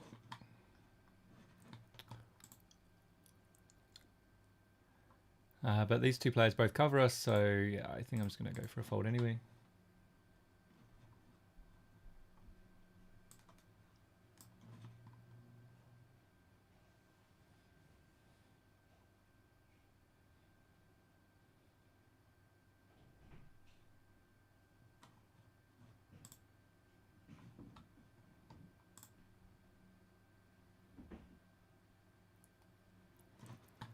So Panda Bayo on Twitch has done a command for today and yesterday. So I only stream on a Sunday at the moment, and I haven't set up. I haven't set up the commands for yesterday and today. I can tell you that we've cashed 3 tournaments today.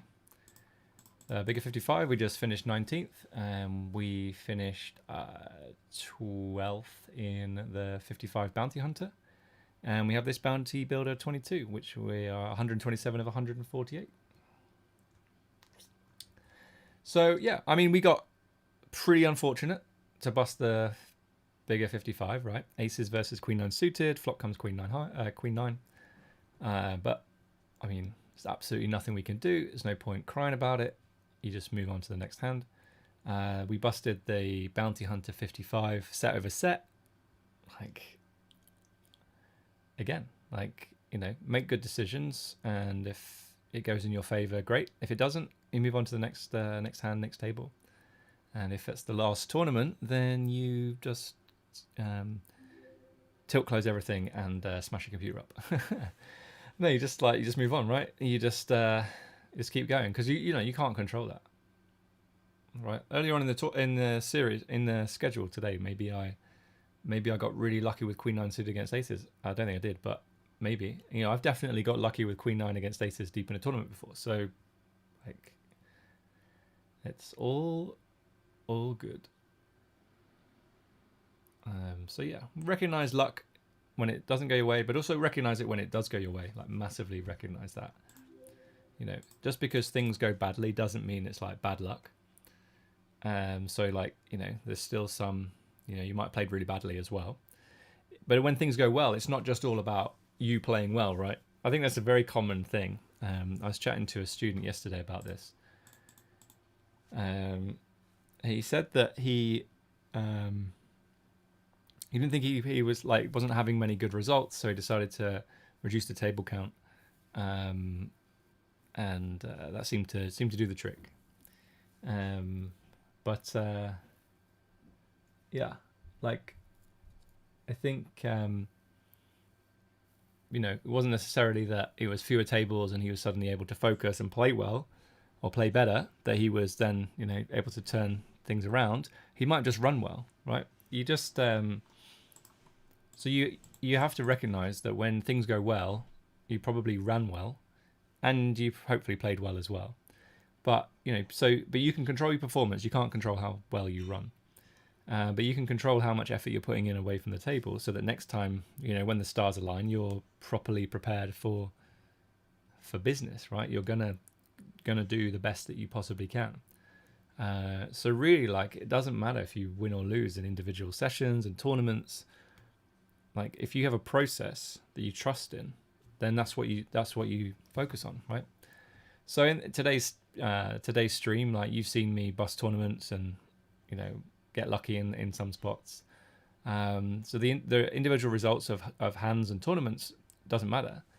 But as long as, if I got to the end of today's tournament and and didn't mark any hands, didn't learn anything, then it'd be a pointless stream. Absolutely pointless, right? I mean, you guys would have learned stuff, right? But like as a session for me, like there's absolutely no point of trying to like play a session and then come out at the end of it not learning anything. So like, and sometimes like you can play like you can do really well in the tournament, but you haven't marked any hands. You just won all your flips. Talking of flips, probably got one here. So yeah, like it's okay. Well, it's interesting overcall. Let's see what happens here.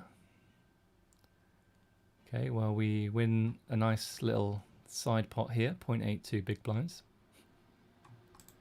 I don't know what I was saying now. Probably, yeah, similar stuff to that. Like, you make a decision. We're going to get it in here.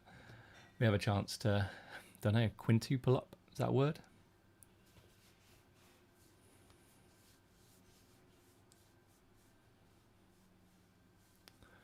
Take a 7. Okay, well, GG. Oh, another 7. Oh, hello. What on earth? I mean, that's just ridiculous.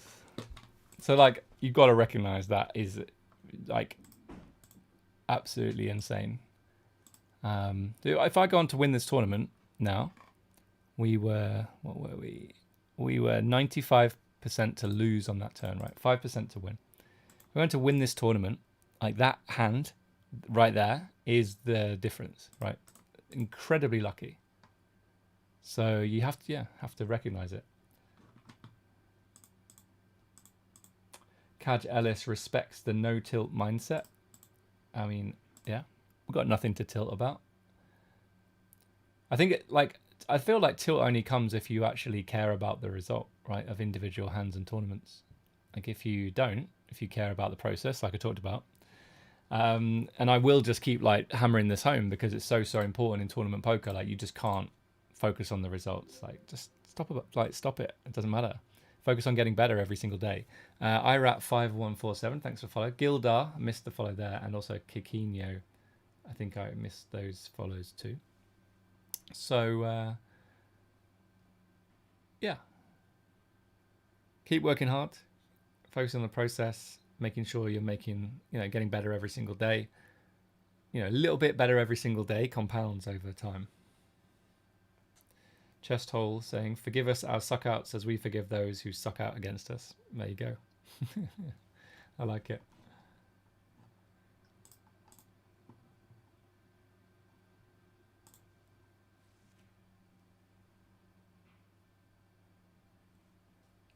Ed saying, unlucky with the rockets, Gaz. Weird when you're quiet on the stream. Doesn't seem right. Lol. Was that quiet? Probably just had one table and there was nothing coming in on the chat. It wasn't on purpose. Just like, oh, I'm so unlucky. How can I get so unlucky? Nibda on YouTube saying hello. Hello, how's it going? If you just joined the stream, welcome. We've got 4 big blinds. Hoping to spin it up for you. If not, the stream will soon be over. But we did have like 0.89 big blinds a minute ago. So who's laughing now? Instinct 1, thanks for the follow.